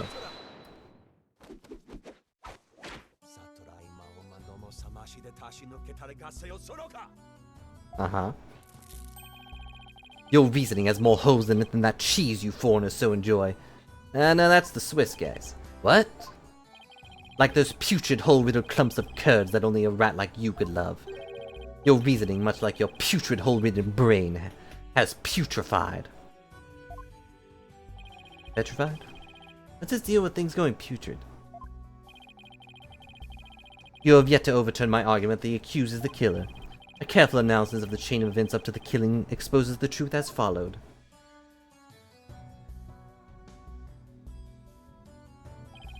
Disguised as Lady Kira, the accused found the rebel hideout the day before the riot. That's conjecture, you don't know that. But Acolyte Zealot had followed her there after noticing her suspicious behavior. Caught by surprise, she pushed the stone slab towards him, and we know the rest. So he closed the door behind him. And she just stumbled across it with this orb that is a secret to everybody. And somehow closed the door behind him with the statue that stabbed him in the spine and killed him instantly. I've never been to the rebel hideout in my life. When the high priest arrived at the sanctum the next day, he realized what she had done, somehow. Even though he was a rebel. That is when the accused murdered him in order to silence him. We're just gonna ignore that he was also a rebel and would have known about it. I believe Prosecutor Sadamani has posed a compelling scenario. The defense, on the other hand, has yet to disprove the accused's guilt. Objection! Why would my client move Acolyte Zealot's body to where everyone could see it? And why would she stab the dagger with her fingerprints into his dead body? She had no reason to do any of those things. The dagger in his corpse was likely a warning for the rebels. Something along the lines of, Lady Kira will slay the defiant dragons. So that's why she moved the body to the plaza for all to see. Now he has the judge convinced too. Thought I'd finally made some headway. Well, Mr. Wright, about time for one of your groans of distress, is it not? A groan of distress? Is that what I sound like? Kills me to admit this, but I've got nothing to counter his argument with. Except, you know, the fact that it's complete garbage. I still haven't disproven the allegations against Maya. Not time to end your futile struggle. You were already judged guilty yesterday. That makes you a dead lawyer walking. Accept the death now that awaits you, and in doing so, finally know peace. A dead lawyer walking, indeed. Then again, not all lawyers who practice in Quran. But I must admit I misspoke earlier. Allow me to amend my statement. I said the defense's reasoning had a putrid cheese-like smell. But I now realize the stench was from his own putrid body on the verge of death. And now I'm a rotting zombie. Great. Think, who could have killed Zealot the day before the riot? Who knew about the rebel hideout and could gain access to the inner sanctum? I think those involved with the riot get into the sanctum, so... Wait a second. Only a rebel would know about the secret hideout. And the only person who was involved with the riot, had access to the sanctum, and was suspected of being a rebel is... Did somebody come to mind? Yeah, except there's one huge problem. A huge problem? What are you two going on about? Plotting your escape from this sacred hall? I would not put it past you, considering you have no means to raise further objection. If I don't do something, Prosecutor Sadamani will have this one in the bag. Putrid bag. I'll just have to bluff my way out of this regardless of that huge problem. You know, as usual. Your Majesty, I believe there is another suspect in Pure Zealot's murder.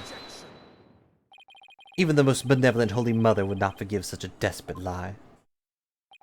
After all, you know very well that such a person does not exist. Not anymore. No, there is one person who knew everything. Does such a figure truly exist? Tell us who that might be. I believe the prime suspect in Acolyte Zealot's murder is... you! No. He's 42? He looks a little bit older than 42.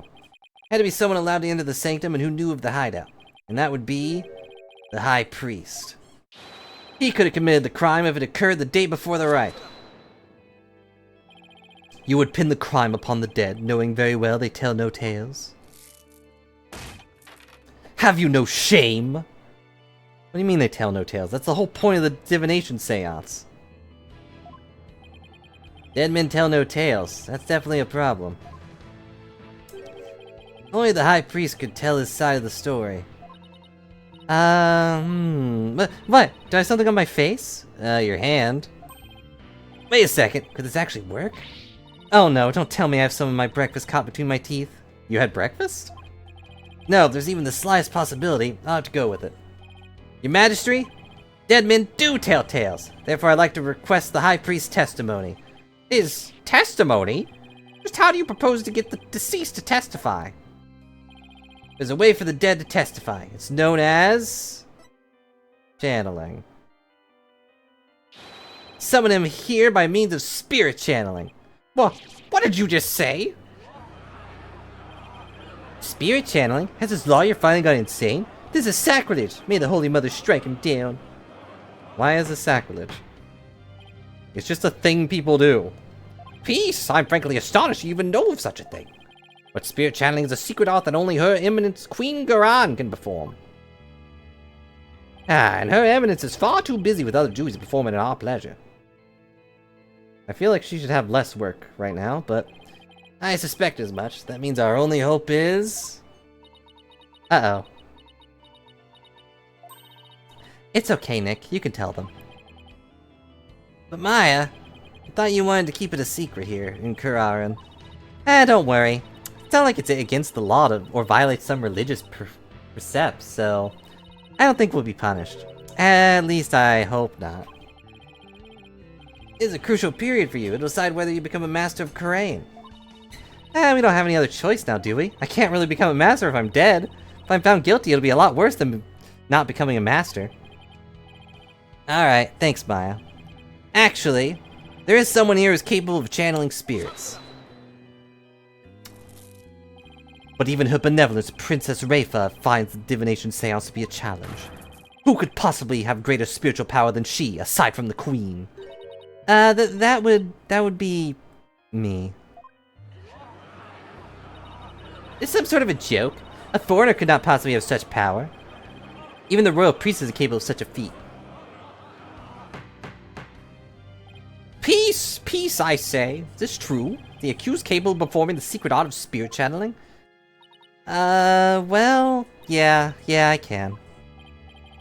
Now, Your Majesty, we'd like to have your permission to begin. Oh, you're back. And your staff's back, too. Your Benevolence. This is an outrage, I say. First you make a mockery of the divination seance, and now spirit channeling? Your Benevolence speaks the truth. Spirit channeling is a sacred right. Foreign devils say they be put to death immediately. Still your voices. Bobbed head, spirit channeling is the most sacred and secret of arts. Are you prepared to face the consequences of what you propose? Yep. Yes, I am. Your Benevolence, are you saying you approve of the use of spirit channeling? I will judge whether their claim is true. If this is but another of their lies, they shall be executed on the spot. Very well, then. Your Benevolence. What if the accused accidentally calls forth an evil spirit? Do you truly believe this foreigner is capable of channeling spirits? We'll just ignore that she has channeled an evil spirit before, but hopefully never again. Oh, no, but I wanted to be sure, as I am responsible for the safety of all present.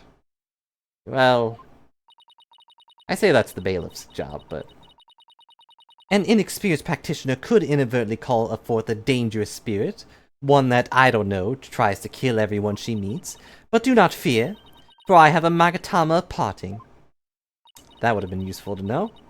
With it, I can send spirits back to the Twilight Realm by halting the flow of spiritual power. That's a relief indeed. These foreigners have thrown down the gauntlet. Let us not shirk at their challenge. We must prove them guilty and deliver their last rites. Do I make myself clear, Prosecutor Sadamari? Perfectly, Your Benevolence.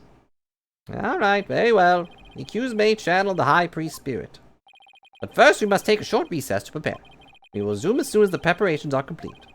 Until then, this court is adjourned. Okay. What's the preparation here? Be continued.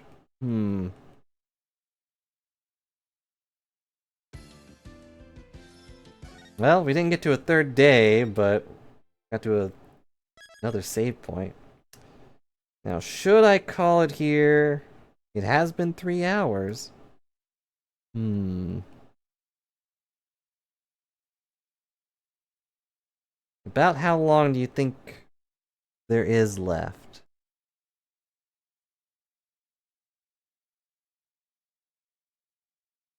Mm-hmm. Yeah, the preparations are lunch.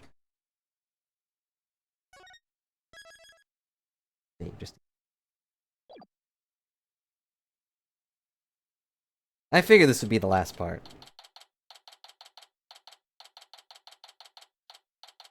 Might as well go extra long just to make up for lost time.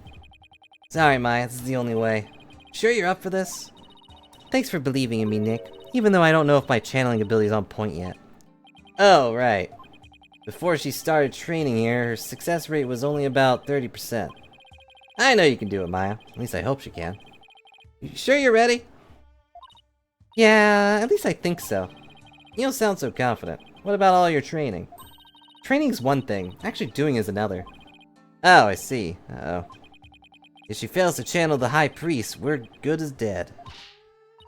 Yeah, let's fly in, Pearls. We know she can do it 100%. Relax, Nick. You can count on me. I'll show you my training's done for me. This will be the moment you never forget. Well, I guess that actually might be the reason Pearls didn't come along. So she's not a plot device. Okay, I just hope it's unforgettable in a good way. Once we hear about Abotomy's story, I'm sure the truth will come to light. I hope so, but he was hiding the fact that he was a rebel, so... I doubt it'll be as cut and dried as all that. They're ready for you. Please return to the Hall of Justice at once, or whatever.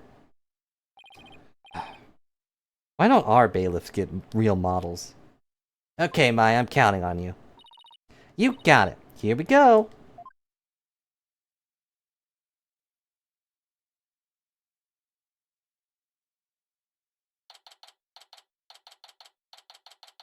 Maya 12th, High Court of Kararan.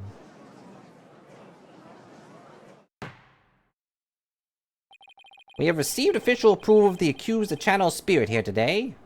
Now, if you will, Miss Faye, please proceed. Yes, your majesty. I can't believe this. Only the queen should channel spirits. Execute them. Put them to death right now. Death, death, death, death, death, death, death. Like, jeez. Come on, Maya. I'm counting on you. You thought America was bloodthirsty. I have been studying here in Kararan for 2 years now. That one day I'll be the master of Karain, the village of spirit mediums back home. But first I shall show you the fruits of my training in your kingdom. Wow, she seems really confident. See? Now I'm Rafa. A neophyte practitioner such as you could not possibly channel a spirit. Yeah, but there was not really that much blood involved in blowing up the court. And it was still only one time. Okay, your benevolence, how about this? If I succeed, will you stop calling me a neophyte? Very well. If you succeed. Oh, I will. Just you watch. Ahem. You gonna do a little dance? Put your hands together if you want to channel. Oh, Spiro, trust in me. Return now to the world of the living.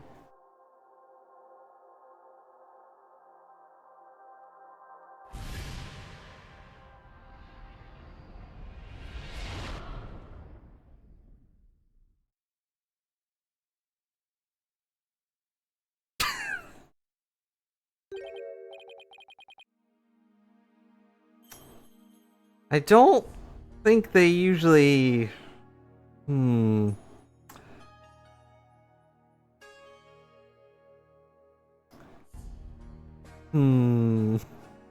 mean, I guess it's the first male spirit she channeled, but...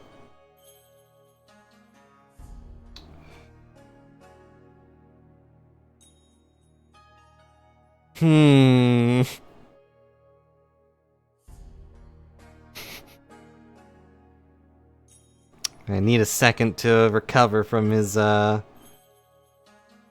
broad shoulders. Although his arms seem thinner than Maya's. I guess he did get drained of all his blood. What is this place? Oh my! No! This cannot be! Palukaka. It's the High Priest! The accused really can channel spirits! I don't believe it. The accused spiritual power is the real deal? Go, Maya! I do not understand. This cannot be. This simply cannot be. I must step out now before I forget myself. No, you could just stand over here. Pardon me! Ah, this be the Twilight Realm. What's this? Ah, I got hair! What's of this luxurious mane of hair? Is it perhaps a gift from the Holy Mother for decades of faithful service? Oh no, he actually can open his eye. I hadn't expected that either. Bother me? Ah, my, if it isn't his majesty. Have you too shuffled that off the mortal coil? No, no. Please do not count on me among the dead. Only you who is passed on. But the spirit medium Maya Fey has brought you back among us today. Why, Acolyte Fey has mastered the secret art of spirit channeling? I suppose that explains these gorgeous locks. When I pass from this world, I too hope to be channeled with a full head of hair. I thought it'd be for the briefest of moments. It's gonna do that every time. I give thanks to this splendid coifer. Praise be to the Holy Mother. However, this kimono is a bit too snug for my taste. You would excuse me. What?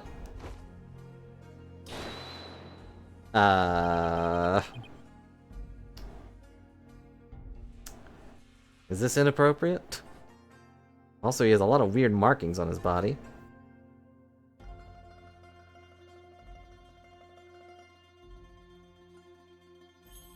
Ah, that is better. Can we get to the testimony now? And I wish he kept his top on. Huh? Why, you're that foreign liar the people speak of as late. Not the Hall of Justice. Why have I been summoned here? Forgive us for calling you back from your eternal rest. But, you're dead. You've been accused of murder. Might we ask you testify on your own behalf? Is this gonna make Maya really sore? I mean, I don't think she's that flexible. I've been accused of murder? That's troubling indeed. Ah! What's with that crazy pose? Ah, is it really a cause for such astonishment? Even the lowest of monks can achieve such a body control with the proper training. Oh, I wonder if Albie would be able to do that someday. I think the only thing he twists are his prices. Would the defense please explain the situation of the High Priest? Alright, I'd be happy to. Your disciple, Pere Zillid, has been murdered. Happened on the day before the purification rite. Also, you've been murdered. Who murdered you? And the crime occurred in the rebel hideout hidden within the inner sanctum. Acolyte Zealot? He's been killed? Who would do such a thing? Someone who knew of the hideout and had access to his inner sanctum. In other words, you, Abotomy. After all, weren't you secretly a rebel? Oh dear. That's still Maya's body. Hope he doesn't break anything.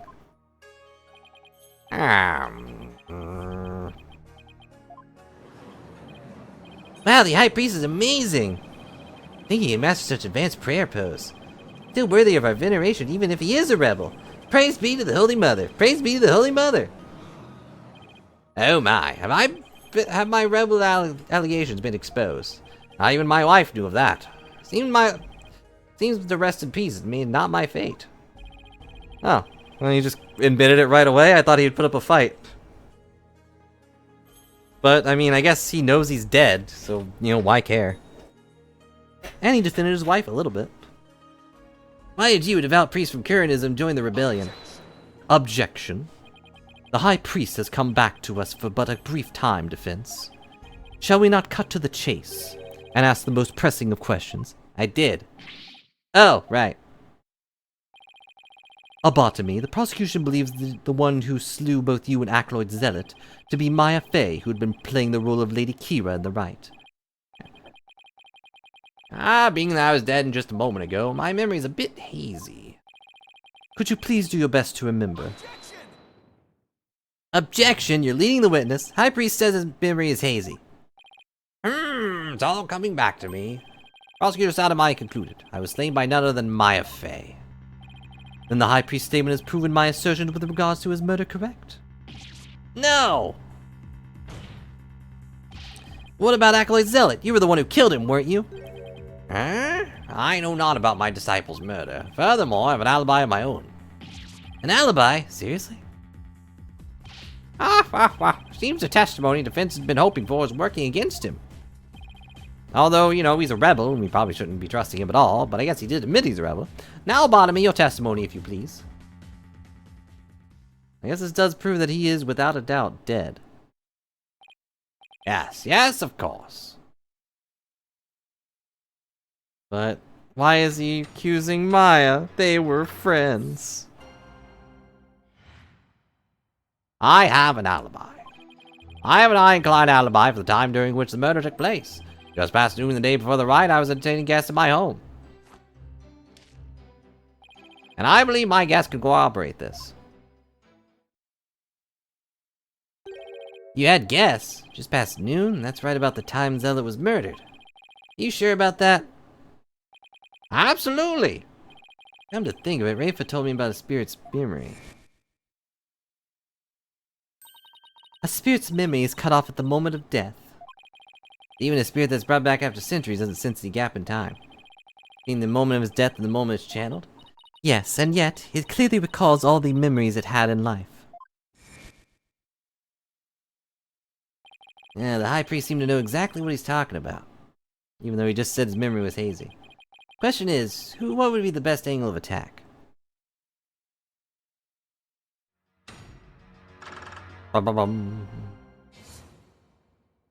I have an alibi. Does it bother you that Anne isn't capitalized?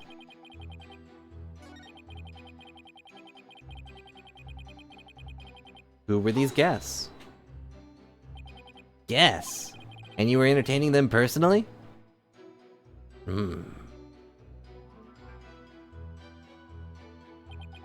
That I was. We gathered around the table for a most enjoyable conversation. Said his guests could corroborate this alibi. That can't be good for our case. Are you sure it was the same day as the murder? Maybe you've misremembered? I mean, we didn't even tell him when the murder took place. Ah! Do not doubt my mnemonic faculties. Why is that glowing? I may have died, but my memories up to that point are crystal clear. Sorry. It's pretty thin skin for a priest. So I guess I should have known better than to doubt his memory. What do you mean he's thin-skinned for a priest? Look at him! He's basically all bones, not skin and bones. His memory is cut off at the moment of death. Even a spirit that— why are we flashing back to this again? It's just happened. Ow. Yes, and yet it clearly recalls all of the memories it had in life. There's nothing better than enjoying tingly cuisine with dear friends. That way everyone's breath becomes equally malodorous. Right. I believe my guests can corroborate this. Who were the guests? And who exactly were your guests that day? Don't tell me they were rebels, so they can't be called here to testify. They were none other than his majesty along with his family. He couldn't attend the rite due to work, so he stopped by ahead of time. Isn't that right? Aye, how his daughter has grown. Wait a second. Let me set the record straight now. I am not a rebel. Thank you for that wonderful meal, Abotomy. Lady Enemy's cooking simply cannot be beat. But can you corroborate his alibi? Oh, there you have it. When exactly was his majesty at your home? I was there from 2 p.m. to 3 p.m. Indeed, precisely the time period within Acolyte Zealots was slain. How do you know that? Yes, and we had rousing chat concerning a game of Kachu Demal. But... I'll just have that added to the testimony. After all, it was I who visited the High Priest's home. Well, at least they didn't ask.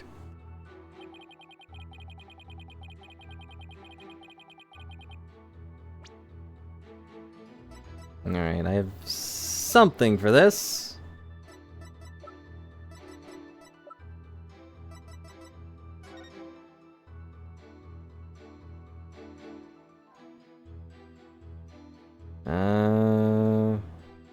Also, I'm still wounded. Ugh.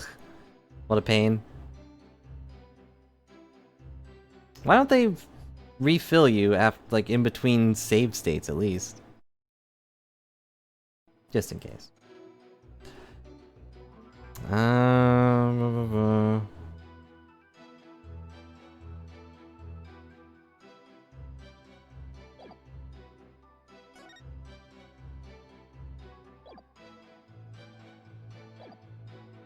I'll press it because I'm not entirely sure. Your Majesty, are you sure this testimony is completely accurate? As sure as sure can be. Oh, how wonderful it is to finally have my actions be admissible as evidence in court. And Majesty is at my home during the exact period of the murder. Come, let us put this behind us. I could not have possibly committed this crime. How can you be so sure? What if the clock or watch you were using was off, or you misread the time? There was a clock right near the table, and the exact time was on my watch. Uh-huh. Now you understand, lawyer. How am I gonna attack his alibi? Maya, what do you... Oh, right. She's kinda busy right now. She's kinda over there. Stop flipping her hair. What? Is there something on my face? Did I leave my breakfast on my face? No, not at all. I'd have to start chipping away at that statement about his alibi. Do I have some of Maya's breakfast on my face?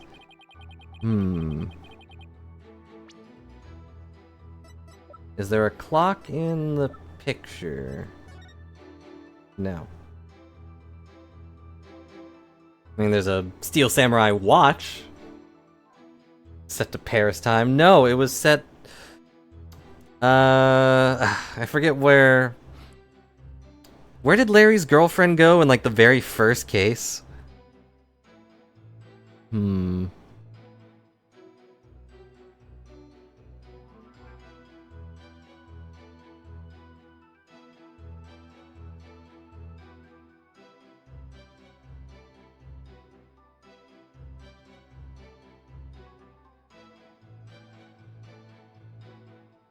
Actually, I didn't press that first one.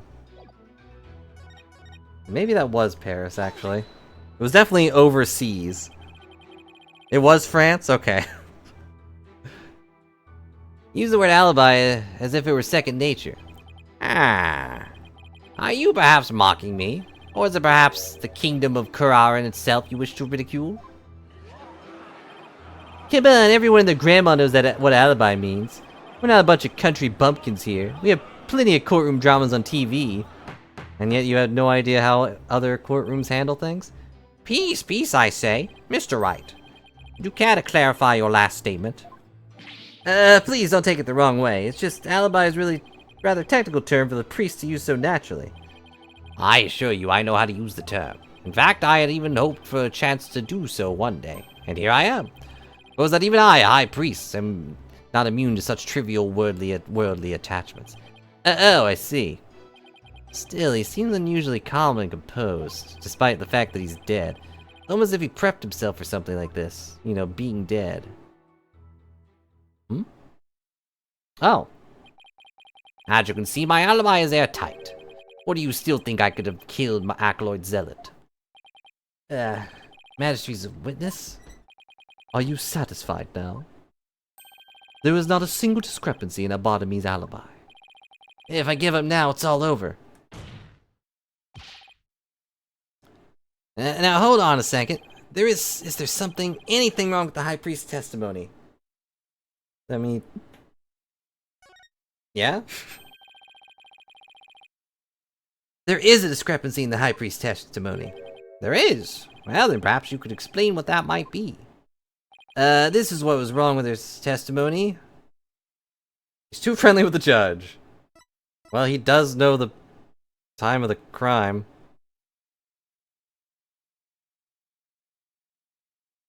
Yeah, I mean, I have been pointing that out. I hate that it's... Okay, it went away. Good. After Abotomy was channeled, no one ever stated with time the Acolyte Zealot was murdered. Now that you mention it... Despite that, you claim to have an alibi from 2 p.m. to 3 p.m. That means you knew that Acolyte Zealot was dead when you were still alive. Ah! Oh. Duh. That's not supposed to happen. Wait. I think I saw something just now. Nope. I must be imagining things. If the ghost can leave the body... This raises a lot of concerns. But we're just gonna ignore that. So tell me, how did you know what time the crime had been committed? About that. Open your heart. Let the Holy Mother in. Why, we've been blessed with the High Priest's sacred words of prayer. All who serve her holiness must strive to banish the worldly desires from their soul. Open your heart. Let the Holy Mother in. Purge your mind of greed and something. I feel as if my very soul's been cleansed. You can't fool me. Prayer may banish worldly desire, but it can't make a contradiction disappear.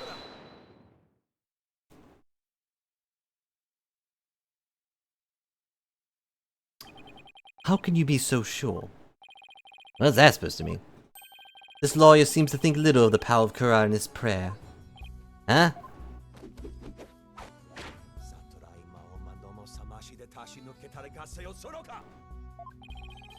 Abotomy was at home during the crime, but knew of what happened in the hideout. I believe this can be explained thusly. He must have had a way to monitor the hideout from his home. What? You never cease to amaze me, Prosecutor. As he has surmised, there was a little listening device installed at the hideout. Enabled me to instantly learn of anything unusual even when I was not there. Remember, the rebels had been using this as a top-secret hideout. It would be perfectly natural for them to install such an apparatus. This is, again, conjecture. But we do know of that. Come to think of it, when I was searching the rebel hideout... Huh? Something under the banner. A microphone? What's this doing here? Someone trying to record something with it? That was a listening device. Not recording whenever it detects movement. Little advanced for this country. I heard just a recording after His Majesty and his family left. You look into the desk in my study, you'll find the tape in question. Alright then. Bailiff? Oh, yes, yes, your majesty, I wasn't sleeping. Go retrieve the tape in question from the High Priest's home. At once, your majesty, and... Yeah, take my gun. The power of Quran's prayer. Even a putrid brain such as yours should understand it now. I don't think your prayer summoned a microphone. It's like the contradiction really did vanish. I'll ascertain the content of the recording once we have the tape. In the meantime, I'll ask Abotomy to continue with his testimony. Alright. Very well. Whatever. Not like I'm...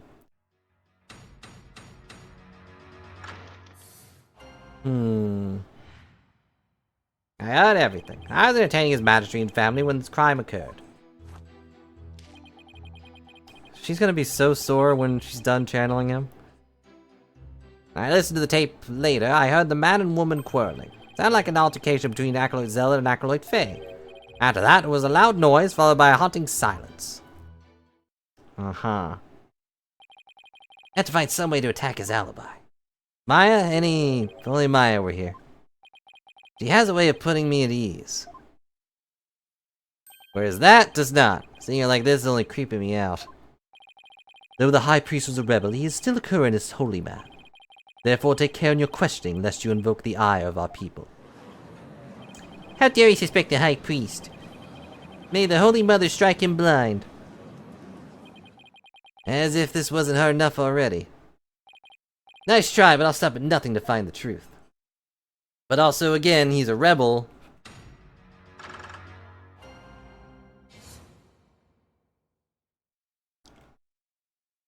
Okay. Which one sticks out? Uh-huh. Hold it! I guess I'll just press all of them again. You're entertaining His Majesty and his family during the crime? Indeed. My wife, Believe, was treating them to her wonderful home cooking. Your wife was there that day? Why, yes. She was in the kitchen cooking up a storm the entire time. Come to think of it, I don't think I saw her at all that day. I takes her culinary duties most seriously, you see. Why, she was in the kitchen cooking it without pause the entire day. The judge never saw Mrs. Inmate. Did I have a bottomy add that statement to his testimony? Sure. Please add that statement to your testimony. As you wish. I'm sure it won't be important.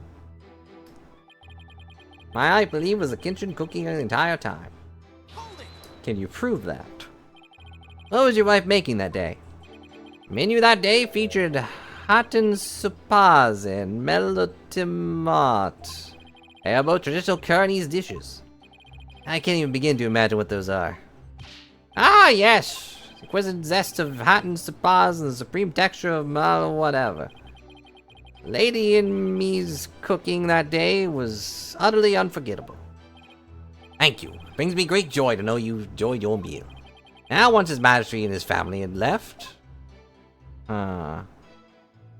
Is that important? Hold it!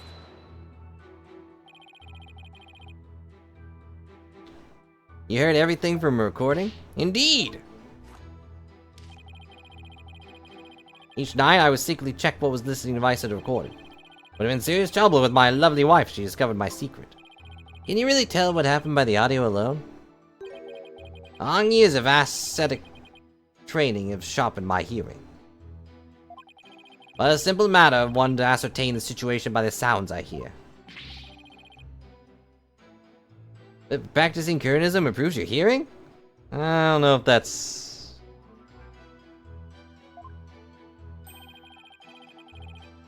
Hearing is what one of the senses one can improve. If one can focus and attain inner peace, all 5 senses can be sharpened. The warbird over the bazaar just cried. Did you not hear it? Give me a break. How do you know it's that one? Hold it! Hold on. Are you sure about those voices? Was it really Acolyte Zealot and Miss Faye? I'd say that was the most reasonable conclusion under the circumstances. Or perhaps Acolyte Faye has an alibi that you can prove. I'm afraid not. I suggest you make it like a mollusk. Clam up. Now then, I continue my testimony if I may. After that, there was a loud noise followed by a haunting silence. Hold it! A loud noise? I'd say that's worth looking into. There was a terrible crashing sound. Poor Acolyte Zealot. It must have felt so heavy. Must have been the sound of that stone slab falling over. Should I have him add that statement to his testimony? Oh, now there's 2 things he can add to his testimony. Please add that statement to your testimony. As you wish. Terrible crash. Poor Zealot. Must have felt so heavy. Hold it! Believe the terrible crash is connected to the Acolyte Zealot's death? Yes, sound no doubt. Poor Zealot's death knell. Such a tragedy. He was a fine disciple.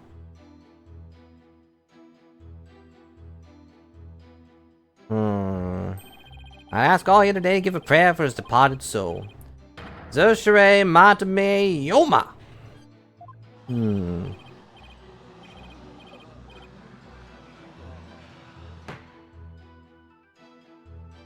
I had high hopes for that young man's future. Zershire Matame Yoma. Why do I feel like such a jerk for just trying to do my job right now? Yeah, well. Well, Mr. Wright, you still feel the need to question the High Priest. Alibi is as tight as tight can be. No.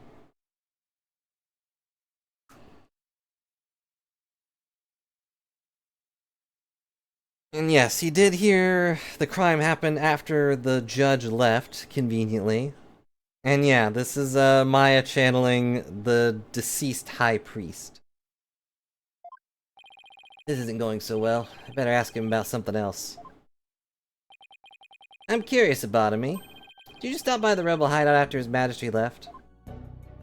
Yes, I thought it'd be wise to assess the situation. As I said before, there was nothing to see. The hideout appeared as it always had. And the victim's body? It was nowhere to be found. Acolyte Faye must have already disposed of it or anything else incriminating. So when you saw the rebel hideout, it looked like it does in this photograph? Try not to laugh. It was literally the only choice we had left. We accused this guy of killing the Acolyte Zealot, which he probably did. Possibly. And they were like, dead men tell no tales. I was like, well, yeah, they do, when they can talk. I would say that's how it appeared that day. The stone slab had been put back in place. Okay. Mr. Wright. Not time to concede defeat. No. No, wait. Just need a little more time. You insist. Can you prove your alibi, Mimikyu?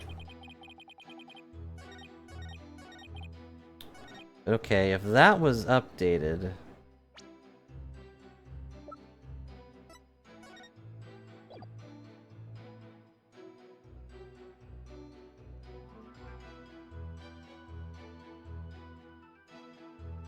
Objection! Yeah, okay.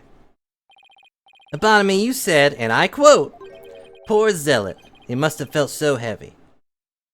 Uh-huh. Why do you think he felt something heavy? You said the hideout looked like it did in this photo. If so, there's nothing that would lead you to believe he'd experienced a heavy feeling. Fact is, of course, the stone slab did fall over onto Acolyte Zealot, impaling him on the Warbit statue from behind him. That was only revealed through her benevolence divination seance earlier. Would the defense please get to the point? Seriously. My point is, simply hearing a crashing sound shouldn't have automatically led him to conclude the victim was crushed to death. I still don't see your point. I'm saying the High Priest knew. He knew how the victim was really killed. Why? And that is, information only the real killer could have known. Hang on. I'm back. I definitely saw it that time. I got the High Priest's spirit shaking in his boots. Or should I say sandals. Objection. Need I remind you, Abotomy was with His Majesty at the time of the crime. Such an alibi precludes him from being the killer. That's true, so he can't be the killer. However, he knew how Zealot was killed. Something that only the killer could know. Can this discrepancy be resolved somehow? Well, Mr. Wright, we're waiting for an explanation. I was just getting to that. Time to think of something quick. The High Priest knew something only the killer could have known because...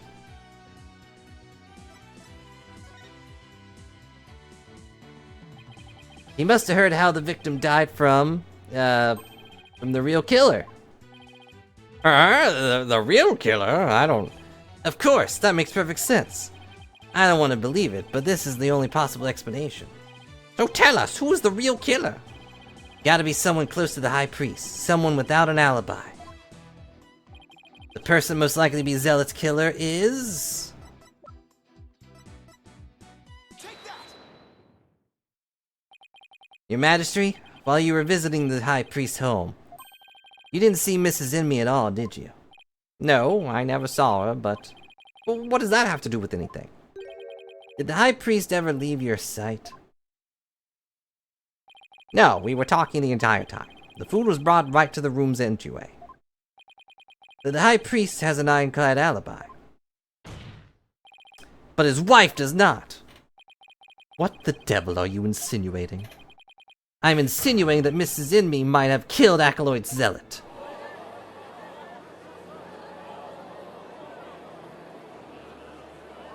Objection! Objection? You have a lot of nerve making such a baseless allegation. She had no motive to kill Acolyte Zealot. He was like family to her. No. We can't entirely discount the idea. Especially if you consider that Mrs. Emmy could have been the one posing as Lady Kira.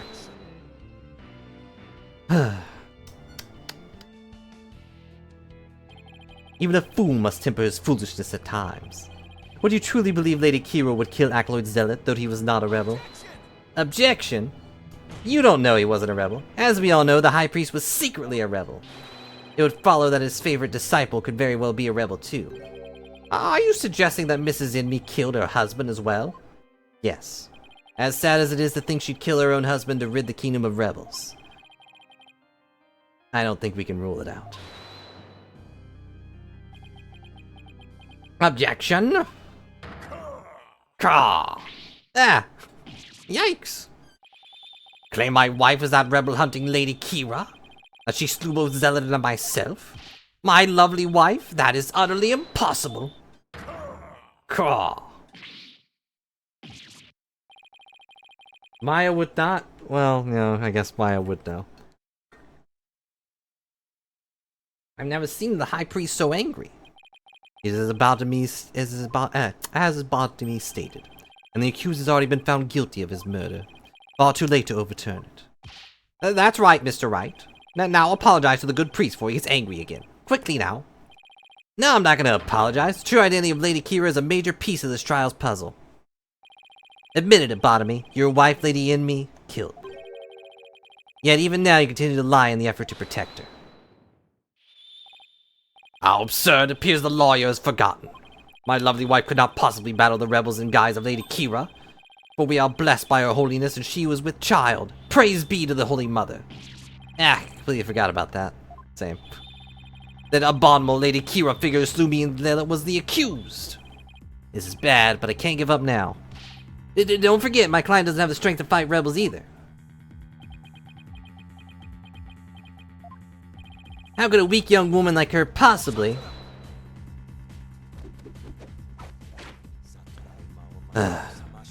This again. You foolish oaf of a lawyer. If only you were as blessed as Lady Inmee. What? Surely the accused possesses the strength, or should I say, the power. The power to battle those black-hearted rebels. What are you talking about? My good prosecutor, see you've come to the same conclusion as I. Such keen insight! Then you have figured it out as well, Abotomy. May I ask you to explain to this putrid-brained lawyer? Certainly. Can I allow to frame my lovely wife for murder? Foreign devil! Your Majesty, allow me to testify as how my affair is that murderous Lady Kira. Well, if it has assuaged your anger, I don't care. But by all means, please testify. It's some weird prayer thing. I don't know.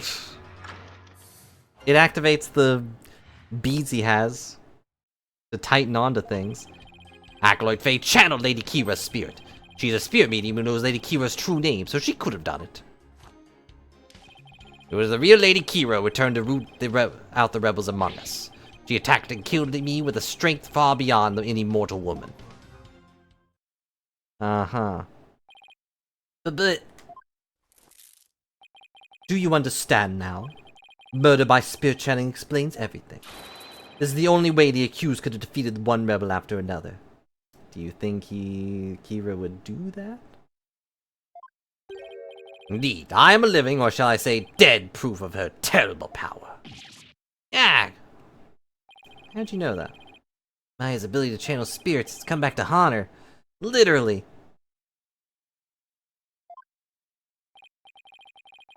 Now is it not the time to let it go and move on, Defense? No, never. I'll never give up. Now what? Think. How can I prove Maya couldn't have channeled Lady Kira? Very carefully. I mean, she didn't have her tome with her, but is that enough?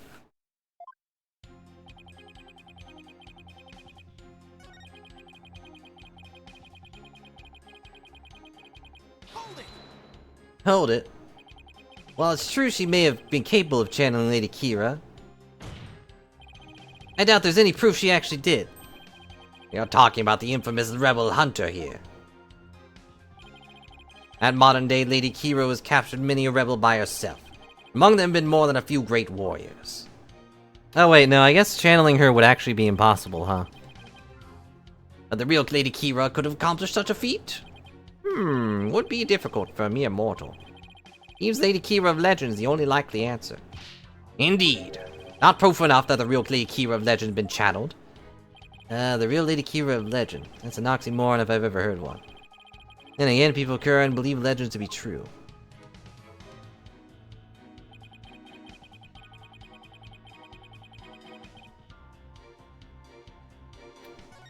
So, yeah. Objection! Tome of Secrets is only given to the priestess who performs the purification rite. This your proof that my client could have channeled Lady Kira? It is indeed. The chain contains the true name of Lady Kira, a secret only revealed within. Abotomy. I'm afraid you're mistaken. This could have been used to channel Lady Kira. What nonsense! Mr. Wright, would you care to explain? This is why my client couldn't have channeled Lady Kira. She's showing feet, but she's not showing face. Lady Kira's face is hidden behind a mask in the Tome of Secrets. You need both a name and a face to channel a spirit. I can't be. Hang on. I can't be. Without a face, it would have been impossible for my client to channel Lady Kira. Oh my. Therefore, the claim that she became Lady Kira by means of spirit channeling is patently false. Gah. And with Lady Kira out of the equation, my client had no motive to commit murder. But then, who was the rebel hunting Lady Kira we've been reading about in the paper? Yes, who is this other suspect, if indeed there is one at all? His wife, right? Let us hear the defense's brilliant deduction.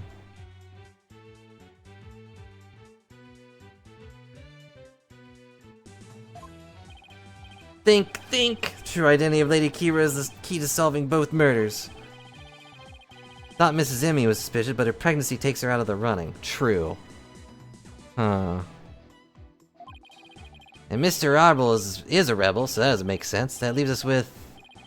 Mr. Wright, you have that look again. The one where you know you have to say something, but you can't figure out what it is. Why does every judge know how to read me? Give me my chance to really turn up the heat. I'll have to stir the pot until something floats to the top. Your Majesty, I know who's been posing as the rebel-hunting Lady Kira. You do? Are you sure about that? Yeah, completely. Totally. Obviously. Brilly hasn't figured it out yet, but... Since I may regret this, but please go on and explain. Thank you, Your Majesty. This is who's been posing as the rebel-hunting Lady Kira. It would be funny if it was Emma, but... if it's not her, and it's not him, and it's definitely not Rafa... then...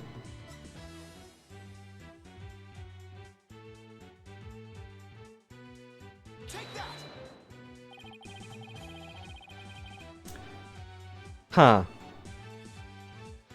It is definitely not Rafa, and I did make the comment that we didn't know it was actually a woman. Ugh. But he was the only one left, really.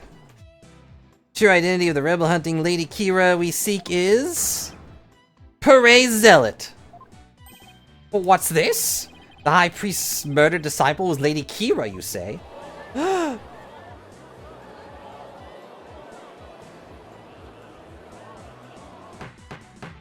Peace!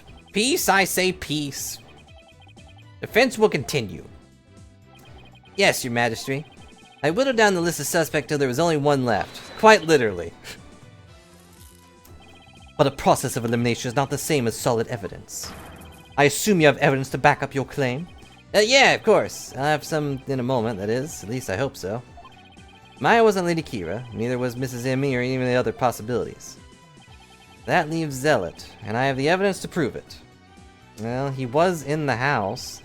Evidence that proves Acolyte Zealot was posing as Lady Kira is this. Is it the letter?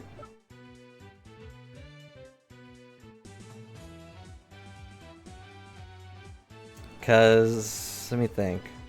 I have to think back to when we last played. Like, one of the things that was there was that Maya had to deliver it because she was in the house, but Zealot was there a lot, right? Aha. This is what proves that Acolyte Zealot was Lady Kira. Lady Kira's warning letter. How absurd. What could that possibly prove? Yeah, for once we turned something around. Prosecutor Sadamati. You stated in this warning letter proved that my client was Lady Kira. And the reason you gave was the High Priest's house was locked tight. But there was another member of the family who lived there. Therefore, Acolyte Zealot could have delivered the warning letter anytime he wanted. Also, he knows how to speak Kuranism or whatever, and I'm sure Maya probably can, but... you might be right. Are you saying Lady Kira was not the culprit, but rather the victim? That's exactly what I'm saying. But that would overturn the entire premise of this case. This trial's proceed on the assumption Lady Kira was behind the serial killings. But if Lady Kira is one of the victims, who was the killer and what was their motive? The only suspect left is Mrs. Enemy. There's only one possible motive. What if Mrs. Enemy is a rebel? What? Fiend, you're still bent on casting suspicion upon my lovely wife? Blasphemer, you have no evidence of this. Repent for mistrusting your soul. Objection, shut up. Well, you have no evidence either. After all, the dagger with my client's prints on it wasn't what killed Acolyte Zealot. And the Plum Punisher theme that he heard could have been an alarm clock. That means all the evidence linking her to the crime have been called into question. Was Lady Enemy a rebel, and did she pose as Lady Kira to kill Acolyte Zealot? Wait, what? Was Acolyte Zealot a rebel, and was the accused the Lady Kira who killed him? I would say either scenario is just as likely. What are we to do now? Hold it! The alarm clock, you say? Do you mean the one in the rebel hideout? Yeah, but what of it? Heh heh heh heh heh. That's it. Heh heh heh heh heh heh heh heh. What's got into him?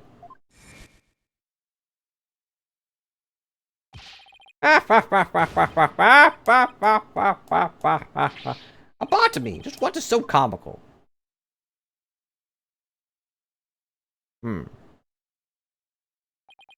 Forgive my outburst. I was simply tickled my funny bone. What did? Also, it's technically not your funny bone, it's Maya's funny bone, but... Theme song came with a Plum Punisher clock, you say? Heh. Heh. That alarm could not possibly have gone off. What makes you say that? The clock was working just fine last time I checked. Try using your head for a change. Would not the existence of a secret hideout be given away if an alarm kept glowing off? Wait, you don't mean... What? No, it wouldn't. We leave the alarm switched off at all times. No, what? One, you have no proof of that, and two, no one's allowed up there except you. You know? In that case, bad to say the defense's claim does not hold water. You care to respond, Mr. Wright? Can't be happening. He's done that hair flip like 20 times. Not now.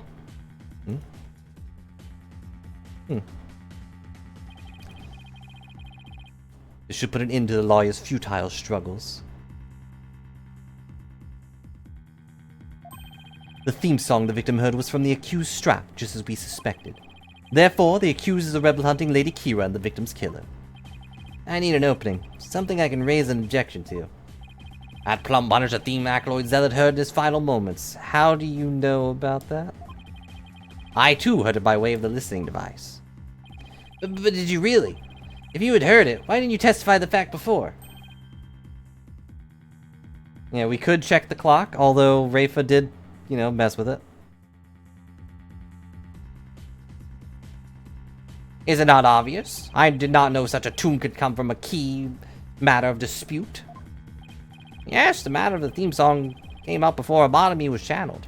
That is true, but he also did just know about it.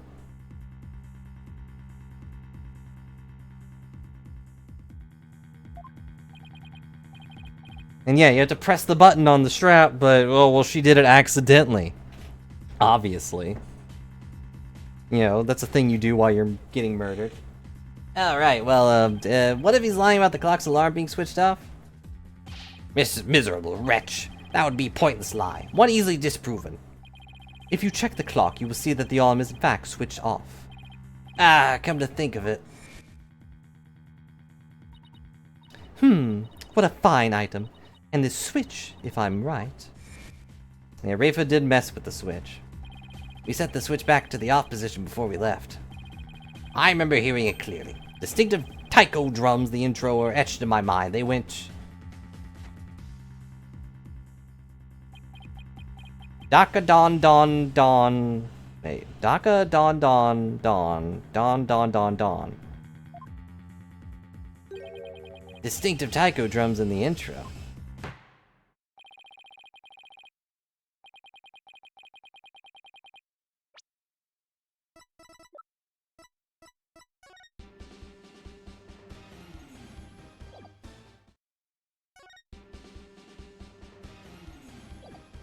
I can't tell.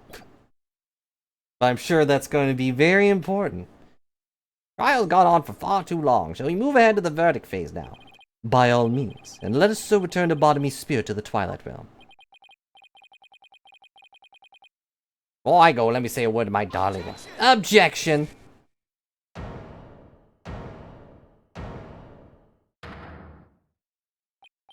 Now, hold on just 1 minute. Your Majesty, Yes? the High Priest's statement is inconsistent with a certain piece of evidence. It is? Still you writhe in defiance of your fate. Very sight reminds me of a tortured soul writhing in flames. You will be saying that once I show you the evidence. Now all I have to do is pick the right one. This piece of evidence is inconsistent with that statement about the taiko drum intro. The Punisher strap. Take that!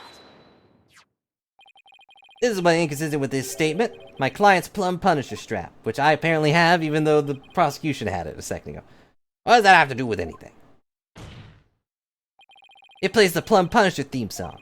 And here it is. The theme to the Plum Punisher Warrior of Neo Twilight Realm.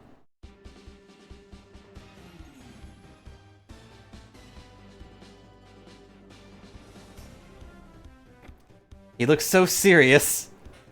What is that to prove? Do you see what I mean? No.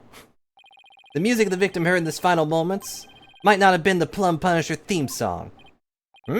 I'm afraid I'm not following you. What was it if not the Plum Punisher theme? In his final moments, Acolyte Zealot heard... The Prayers of the People, the Song of the Dance of Devotion. There's no taiko drums in the intro of the Plum Punisher themes. So what Acolyte Zealot actually heard in his final moments was... the theme of the Steel Samurai, Warrior of Neo Old Tokyo.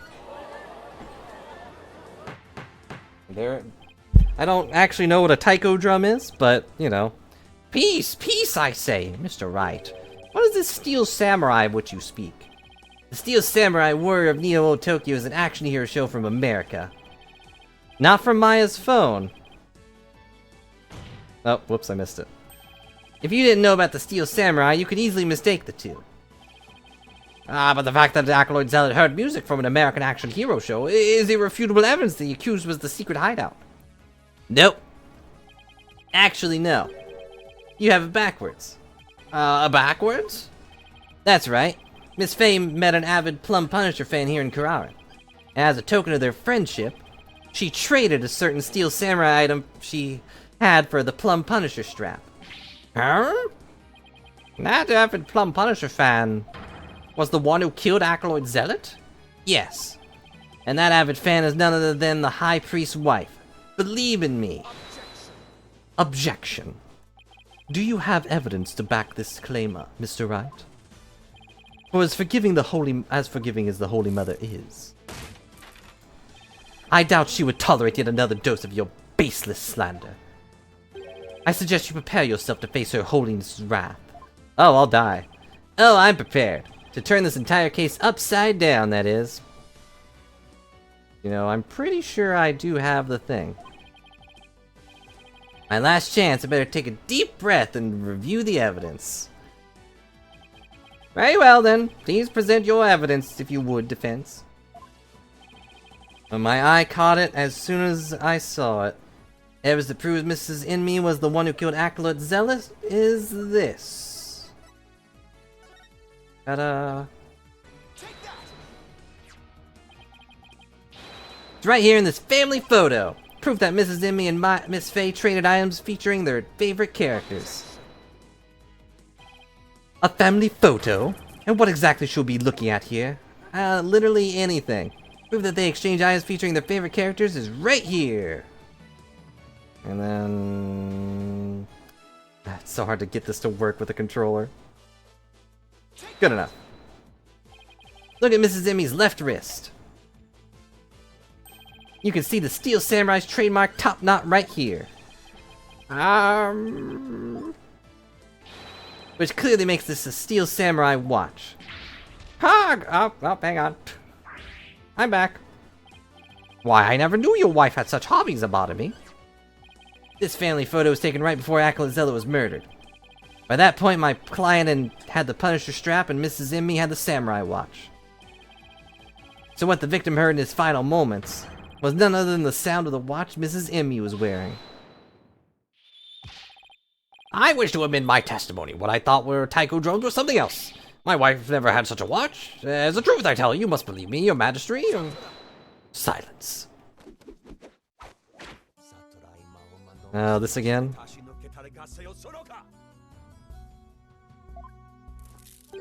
Be not deceived by the defense's lawyer canonry. Now what? He's been pretty quiet up to this point. What does he have up his sleeve? What? At what part has he been quiet? There's a big gaping hole in this flimsy claim. A big gaping hole? I don't think so. Oh no, I'm afraid there is alright. Just like a big gaping hole in your putrid brain. My brain's neither putrid nor full of holes. I'd be dead. I'm not a zombie, after all. Heh, says the dead lawyer walking. He who is narrow of vision focuses on what is before him, never seeing the big picture. Or as they say in your country, you cannot see the forest for the trees.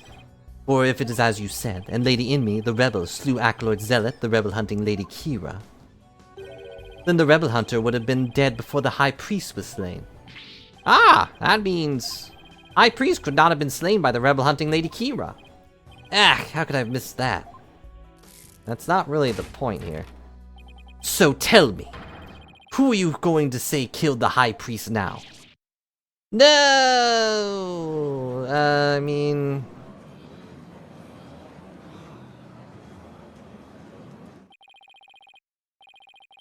You finally understand the sheer size of the holes that riddle your putrid brain. Ah, I'm in hot water now. I don't have any other suspects in the High Priest's murder. You mindless zombie, you should have begun your journey to the Twilight Realm long ago.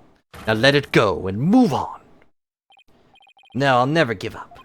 I just need to think things through and figure it out. Is it time for lasers? Who really killed the High Priest? Time for lasers! If Acolyte Zealot had been Lady Kira, he couldn't have killed the High Priest. Question is, who did? Aiming at the bottom of this by reviewing the events of the case in order. What evidence could tell me there's something about the crime scene before the murder? I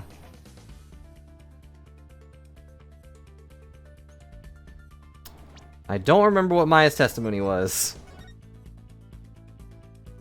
It was already stained red. That is important. I don't think it's the dagger.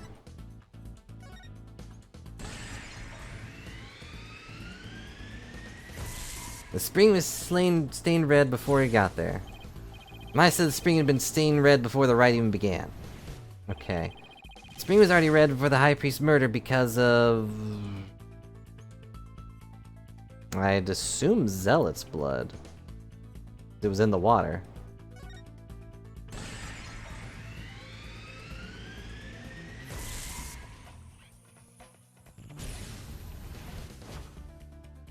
That's right. Zealot had been killed at the rebel hideout the day before the riot. His blood had flowed into the spring.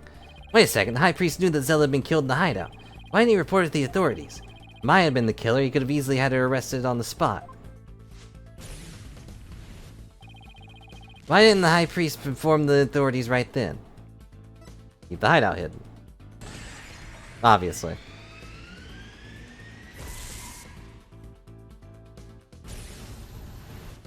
He was a rebel, even if they keep kind of forgetting that. If he reported the Zealot's murder, the authorities would find out about the hideout. That's what he was worried about. But by going through with the rite, the High Priest risks having Maya see the spring running red with blood. Why do you have to go through with the rite? Did he want to kill Maya? No. Want to kill Maya? He had any number of chances to do that. The fact she's still alive must mean he wasn't out to kill her. That's good.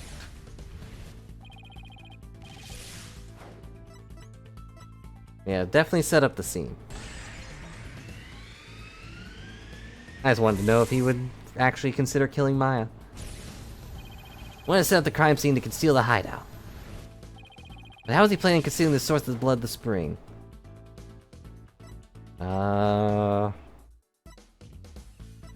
He used his own blood? I mean, he definitely wasn't aiming to really hurt Maya. Did he kill himself?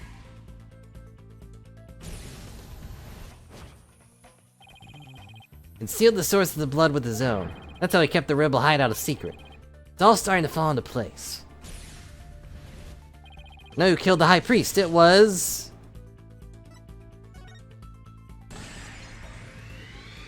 himself.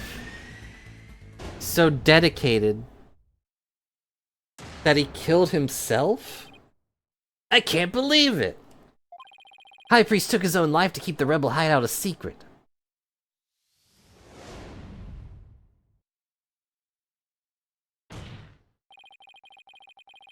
The High Priest wasn't murdered by anyone. He took his own life to keep the rebel hideout a secret. What? Oh, hang on. What? What? What's this? I mean, he was killed by someone, himself.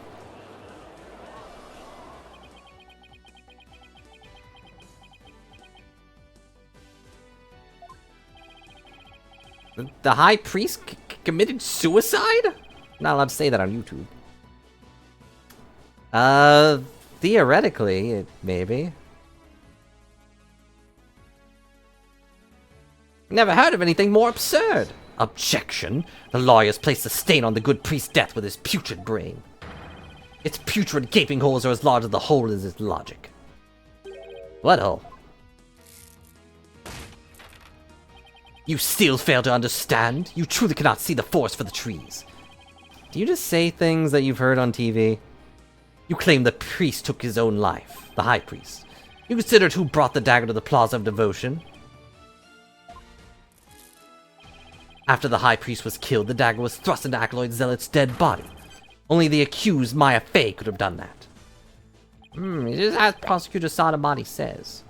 Your claim is rather porous in this logic. Your evidence is too weak. You cannot prove the High Priest took his own life to conceal the rebel hideout. You're right. The dagger was impaled in Zealot's body. But his body had been placed in the plaza the previous day. Well, Mr. Wright, will you care to respond? Zealot's body was already in the plaza the day before the riot. But what if the dagger was also already in him at that time? The dagger was never at the inner sanctum. He died to a different weapon. The other two were ridiculous. Of course, that's it. What is it? There was no need to move the dagger. It had already been stabbed in Acolyte Zealot's body the day before the riot. What? So that means... what does that mean? It means the dagger wasn't the weapon that took the High Priest's life. So that explains the seance, too. But no weapon was ever found at the inner sanctum. If you would not listen to reason, then I insist you prove your assertion. Show what you believe to be the real murder weapon to be. The real weapon? I've got nothing, but I know there had to be a weapon there. Maybe if I think back on the trial thus far, I'll spot the clue I need. Well, will the defense care to tell us what the real murder weapon is? This is what really killed the High Priest. It's a thing now, right? Yeah. What really killed him has been in the inner sanctum all this time. Its lethality has already been demonstrated by the late Acolyte Zealot. That's right, it was the Warbid statue. Ah! Ow, ow, ow, ow! You believe the statue is he okay? He's getting knocked out by a bunch of beads? Believe the statue claimed both victims' lives? Would you care to chime in, Abotomy? No. He lies. I'll pay him no heed. Why, it's...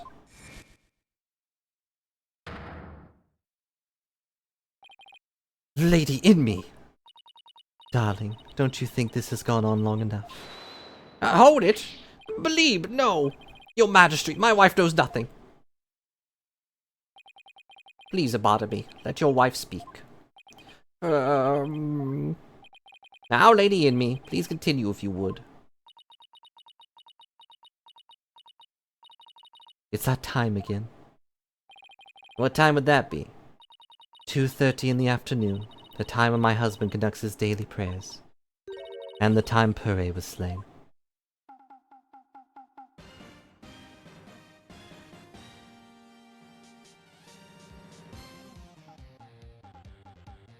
Oh no.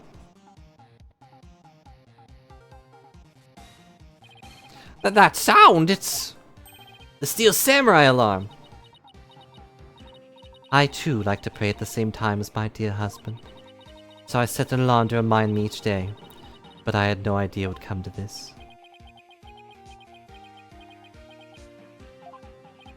No, stop. She knows not what she speaks. Your Majesty, I am the one who slew Acolyte Zealot. No. Ah!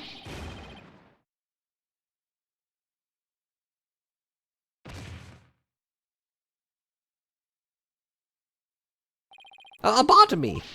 Bailiff, summon a physician at once. That's still Maya's body. Physician is now attending to the High Priest, so there's no need for fear. How does that work if it's a different person in the body? It's like, clearly it's different, but... Now let us continue. And what about the half of him called Maya that's still among the living? Mrs. Inmi, will you tell us everything you know? Truth is, I am a rebel, just like my husband. Tragedy unfolded before the rite, during the Feast of Blessings. I gone to the rebel hideout to prepare for Dat's escape. And that's when Acolyte Zealot suddenly appeared. Yes. Purre was shocked when he saw me there. Acolyte Zealot did not know you were a rebel? I do not believe he did. I believe he was there simply to investigate the hideout. And then he suddenly came face to face with Mrs. Inmi. The true identity of the rebel-hunting Lady Kira was Purre Zealot? Yes. He was a member of the secret police, serving directly under the Minister of Justice. The secret police? And this is what he said to me. I can kill rebels with impunity. The Justice Minister has my back. He's using his position with the secret police to deal us rebels a heavy blow. The murder sanctioned by the Crown is still murder. Huh, even without the DC Act, Dirk and his insurgent scum buddies' days are numbered. What's that supposed to mean? Let's just say I got a little trick up my sleeve. So I'd watch it if I were you, because you got a defiant attitude like one of them dragon dupes. The trick up Minister Inga's sleeve was Lady Kira. No, this can't be. My father would well, no, he probably would. This must be a bolt of the blue for Rafa. Explains why Acolyte Zealot abandoned his real name. Yes. Not that it was a good name. He even went as far as covering up the tattoo that all Kerr and his clergy members receive.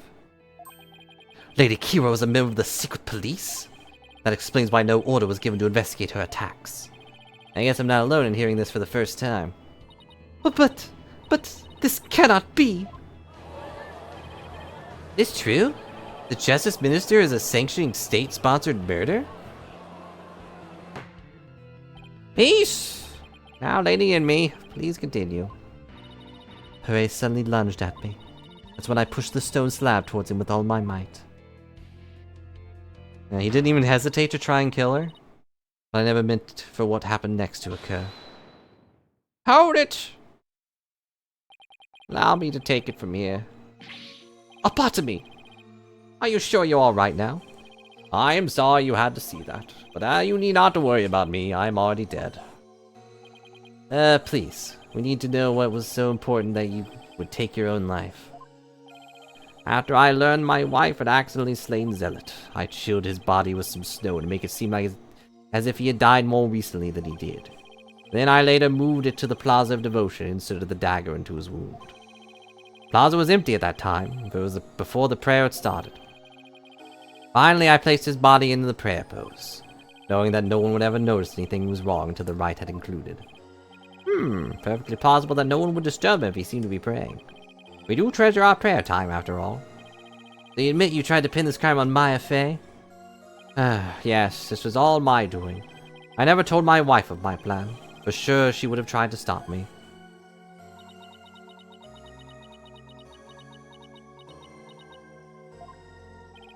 How'd you get Miss Fey's fingerprints on the dagger? I had her hold it while we were rehearsing the rite the day before. Right before the rite, I drugged her with a sleeping agent. And I put Lady Kira's robes over the Warbit statue. That means Maya was probably already groggy by the time the rite started.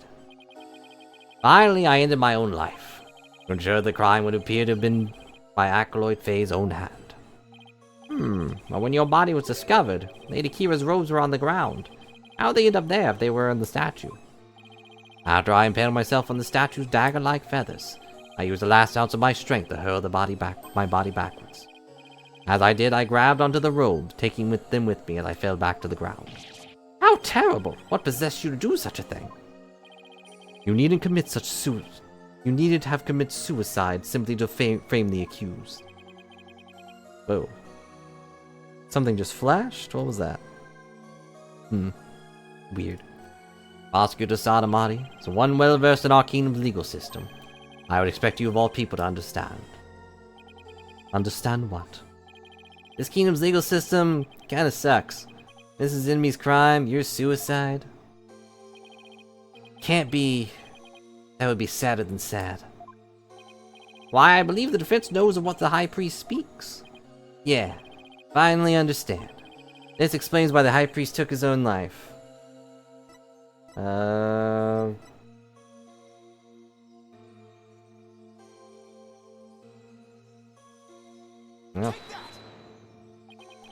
The Defense Culpability Act. Circumstantial evidence supports Mrs. Enemy's killing of Acolyte Zealot in self-defense. However, it would be next to impossible to prove it without a lawyer. That's why the High Priest wanted to pin the crime on Maya Fey. If I fail to see what that has to do with his suicide. In Karanin, the divination seance is the most important piece of trial evidence. The High Priest wanted to frame Miss Fey as a serial killer. It was a clever plan in which he made sure he'd see Lady Kira in his final moments. The lawyer speaks true. That is why I placed Lady Kira's robes upon the Warbit statue. Made it seem that Acolyte Faye was a rebel hunting Lady Kira. But, are you saying that you used my divination seance to produce false evidence? Forgive me, your benevolence, but it was the only way to help my lovely wife.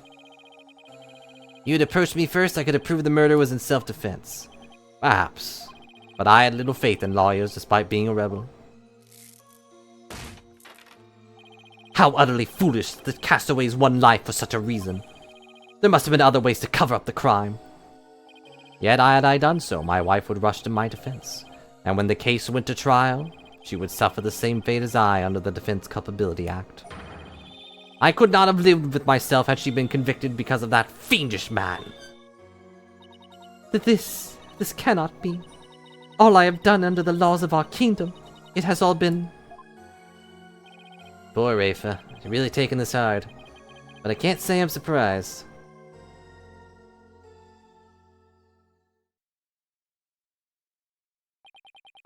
Mr. Phoenix Wright, it's time to show the might of your legal prowess.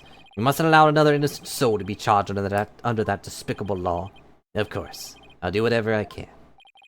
What I have done to you and Acloid Faye is unforgivable. I can only offer my most humble of apologies.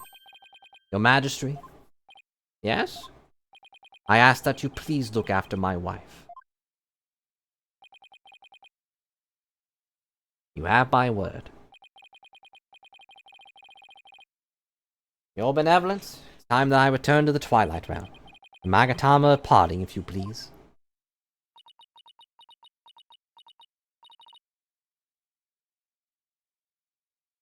Very well. Your benevolence. Please, allow me the honor. Yes, it would be more fitting for you to send him on his way.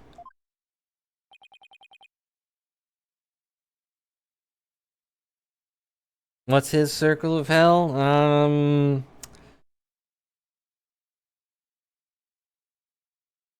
The circle of lifts. He will be forced to lift weights for the next 100 million years. That way he may grow his body to support his sin. Mrs. Enemy. Darling, so glad I was able to see you one last time.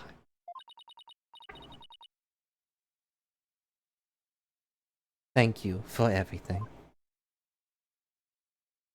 Oh good, he pulled his shirt back up. I'm sorry to leave you like this, my love.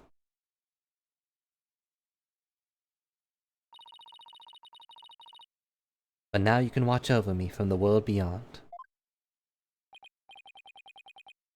Yes, always and forever. And with every breath I take, my darling, I'll be thinking of you.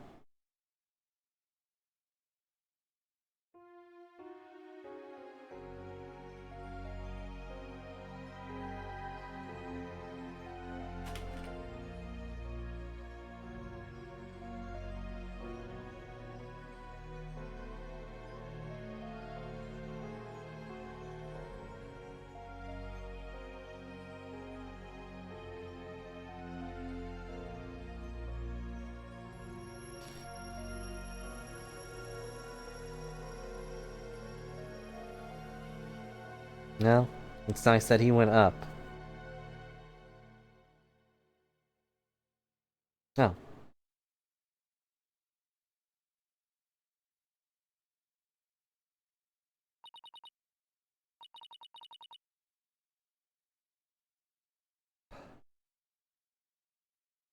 Farewell.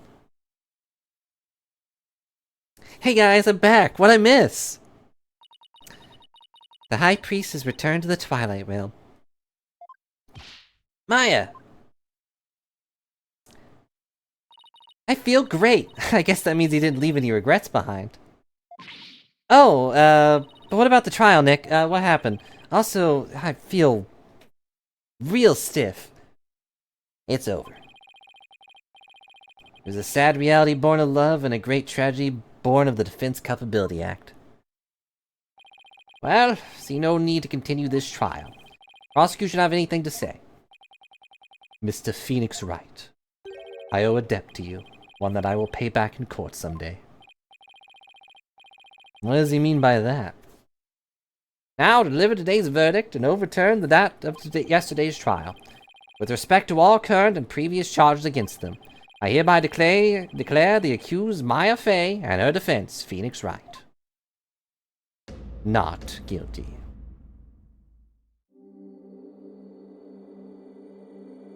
Butterflies!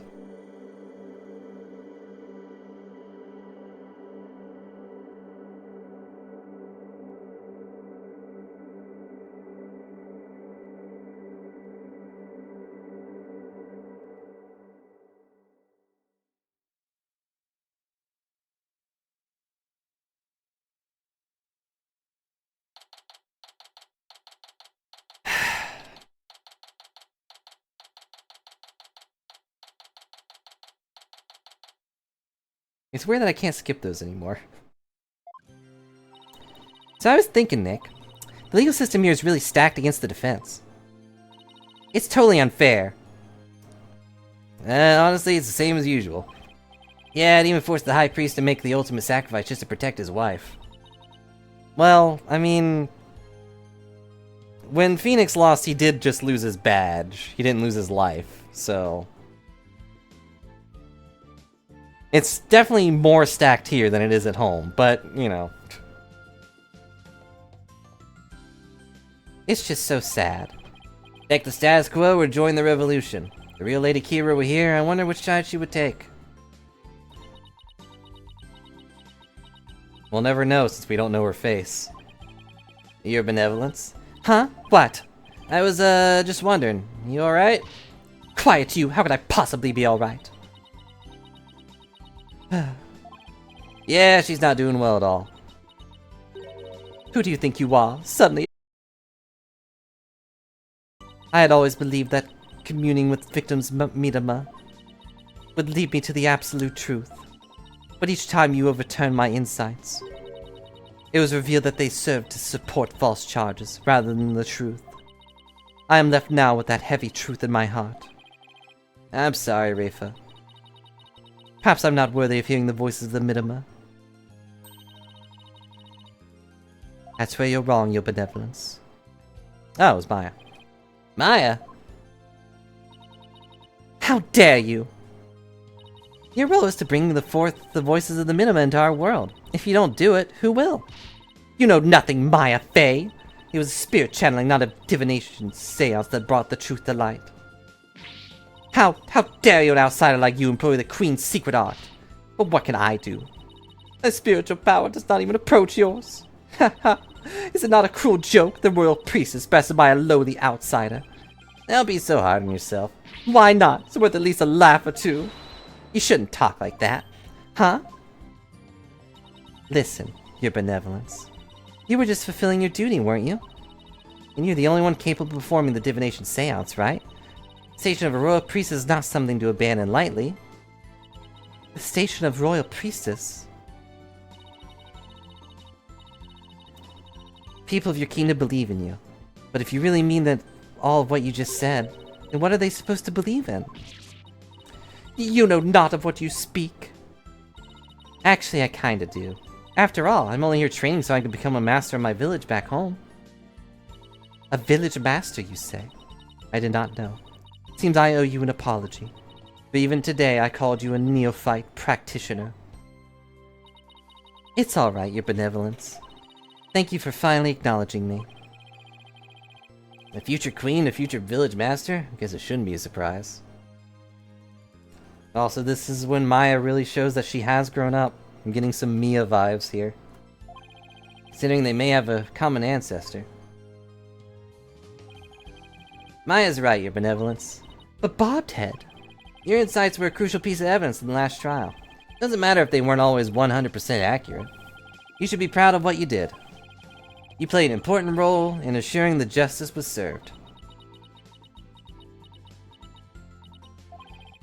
And besides, your insights aren't the problem here. It's your kingdom's legal system. Without lawyers, your insights have come to be accepted as the sole truth. And the Defense Culpability Act, which gave rise to that, is at the root of it all. But that is the dangerous thinking of a rebel! Your benevolence. As a crown princess, you're destined to rule this kingdom one day. That means there will be many things that you alone must determine. Things like how to keep your people happy, what is true and what is false. And most importantly, what role you must play therein. I wonder if I'm even up to the task. Knowing you, your benevolence, you're more than capable.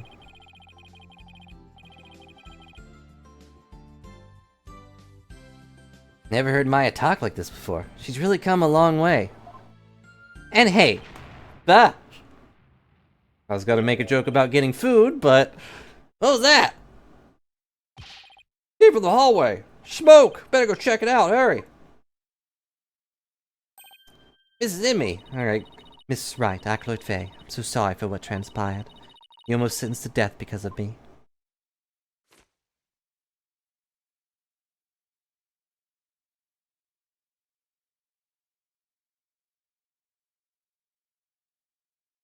I will make amends by picking up where my husband left off. I will see the revolution through so nothing like this can ever happen again. For that is the depths of my love for my dearly departed husband.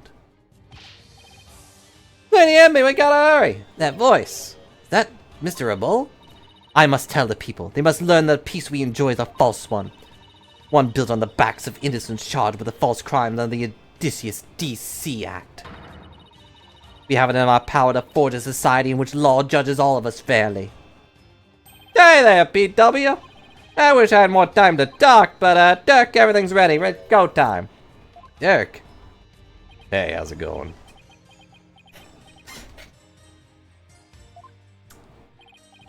Wait, was that the rebel leader Dirk? After him, don't let him get away. Well, I'm glad she's getting away, too. I had the vague feeling that it would probably start the next one with her being dead, and I was going to be very sad. Power to forge a society in which the law judges all of us fairly. The start of a legal revolution. Huh, well that was weird. Hey Nick, hate to bother you while you're lost in thought, but I just got this great idea. What is it? The Steel Samurai versus the Rebel Dirk. Better make for another awesome TV show. No. That makes Steel Samurai seem like the bad guy. And we threw in the Plum Punisher in there, everyone would go nuts over it. I'll never get what she sees in those shows. But it's good to know that no matter what happens, Maya will always be Maya. Well. End. Yeah, it could start with them, like, fighting against each other. And then at the end, the Steel Samurai realizes that Dirk's in the right. And the Steel Samurai tries to fight for justice. Turnabout storyteller. Uh-oh.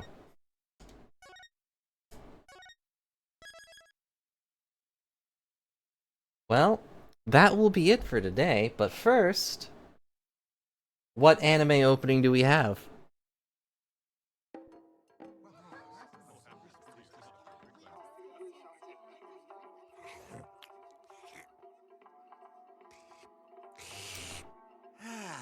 I don't like your eyebrows. 6, 7, 8, 9. Time is it? It's 9, 10, 11. Uh-oh. Oh no! Shishio's dead? No. Do you think he did it? Oh no, if he did it, what do we do? Hey, pull yourself together. Don't worry, I have an idea. Why is Shishio dead? Also, who's Shishio? Oh, we're just starting right here, huh? Defendant lobby number 6. What the heck? Ah, Athena does get a case. You know what that means? I get to use this again.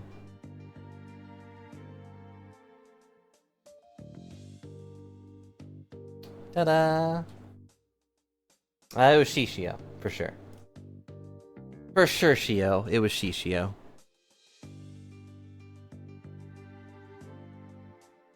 Well, I'm afraid you'll have to wait a little bit longer. Because I'm going to have to call it for now. So thanks a lot for watching. That was a very emotional ride near the end. You know, I'm a little sad they felt like they had to blame Maya for it, but I guess she was the only one they could possibly do that for. Lots of twists and turns. I don't know. I definitely just forgot about that snow thing that did so much damage to me. And something else, I forget what. But I hope you all enjoyed the stream and enjoyed what the heck we were doing today. I know my voices aren't amazing, but I hope they were also enjoyable. But I really appreciate your viewership, and I hope something, something, something. I don't know. It's always nice to see people here. So. There is so many ways for me to fall. I do prefer snow over boiling hot, but... but I don't know if I'll be back today, probably not, but I will probably be back tomorrow, probably without a co-op thing, because, well, it happened during the stream, but Dragon has already said he is going to be playing Final Fantasy 16. I'm not! Just throwing that out there. Because I don't have a PS5, and, you know... But if there's anything you want to see tomorrow, feel free to let me know. Otherwise, I'll just do whatever the heck I want. You are the nerds. You're the ones here listening to this. But I hope you all enjoyed the stream, and I will see you tomorrow probably. So, what the heck? Boy for now. Yeah, I'll be playing Final Fantasy 1, the remake.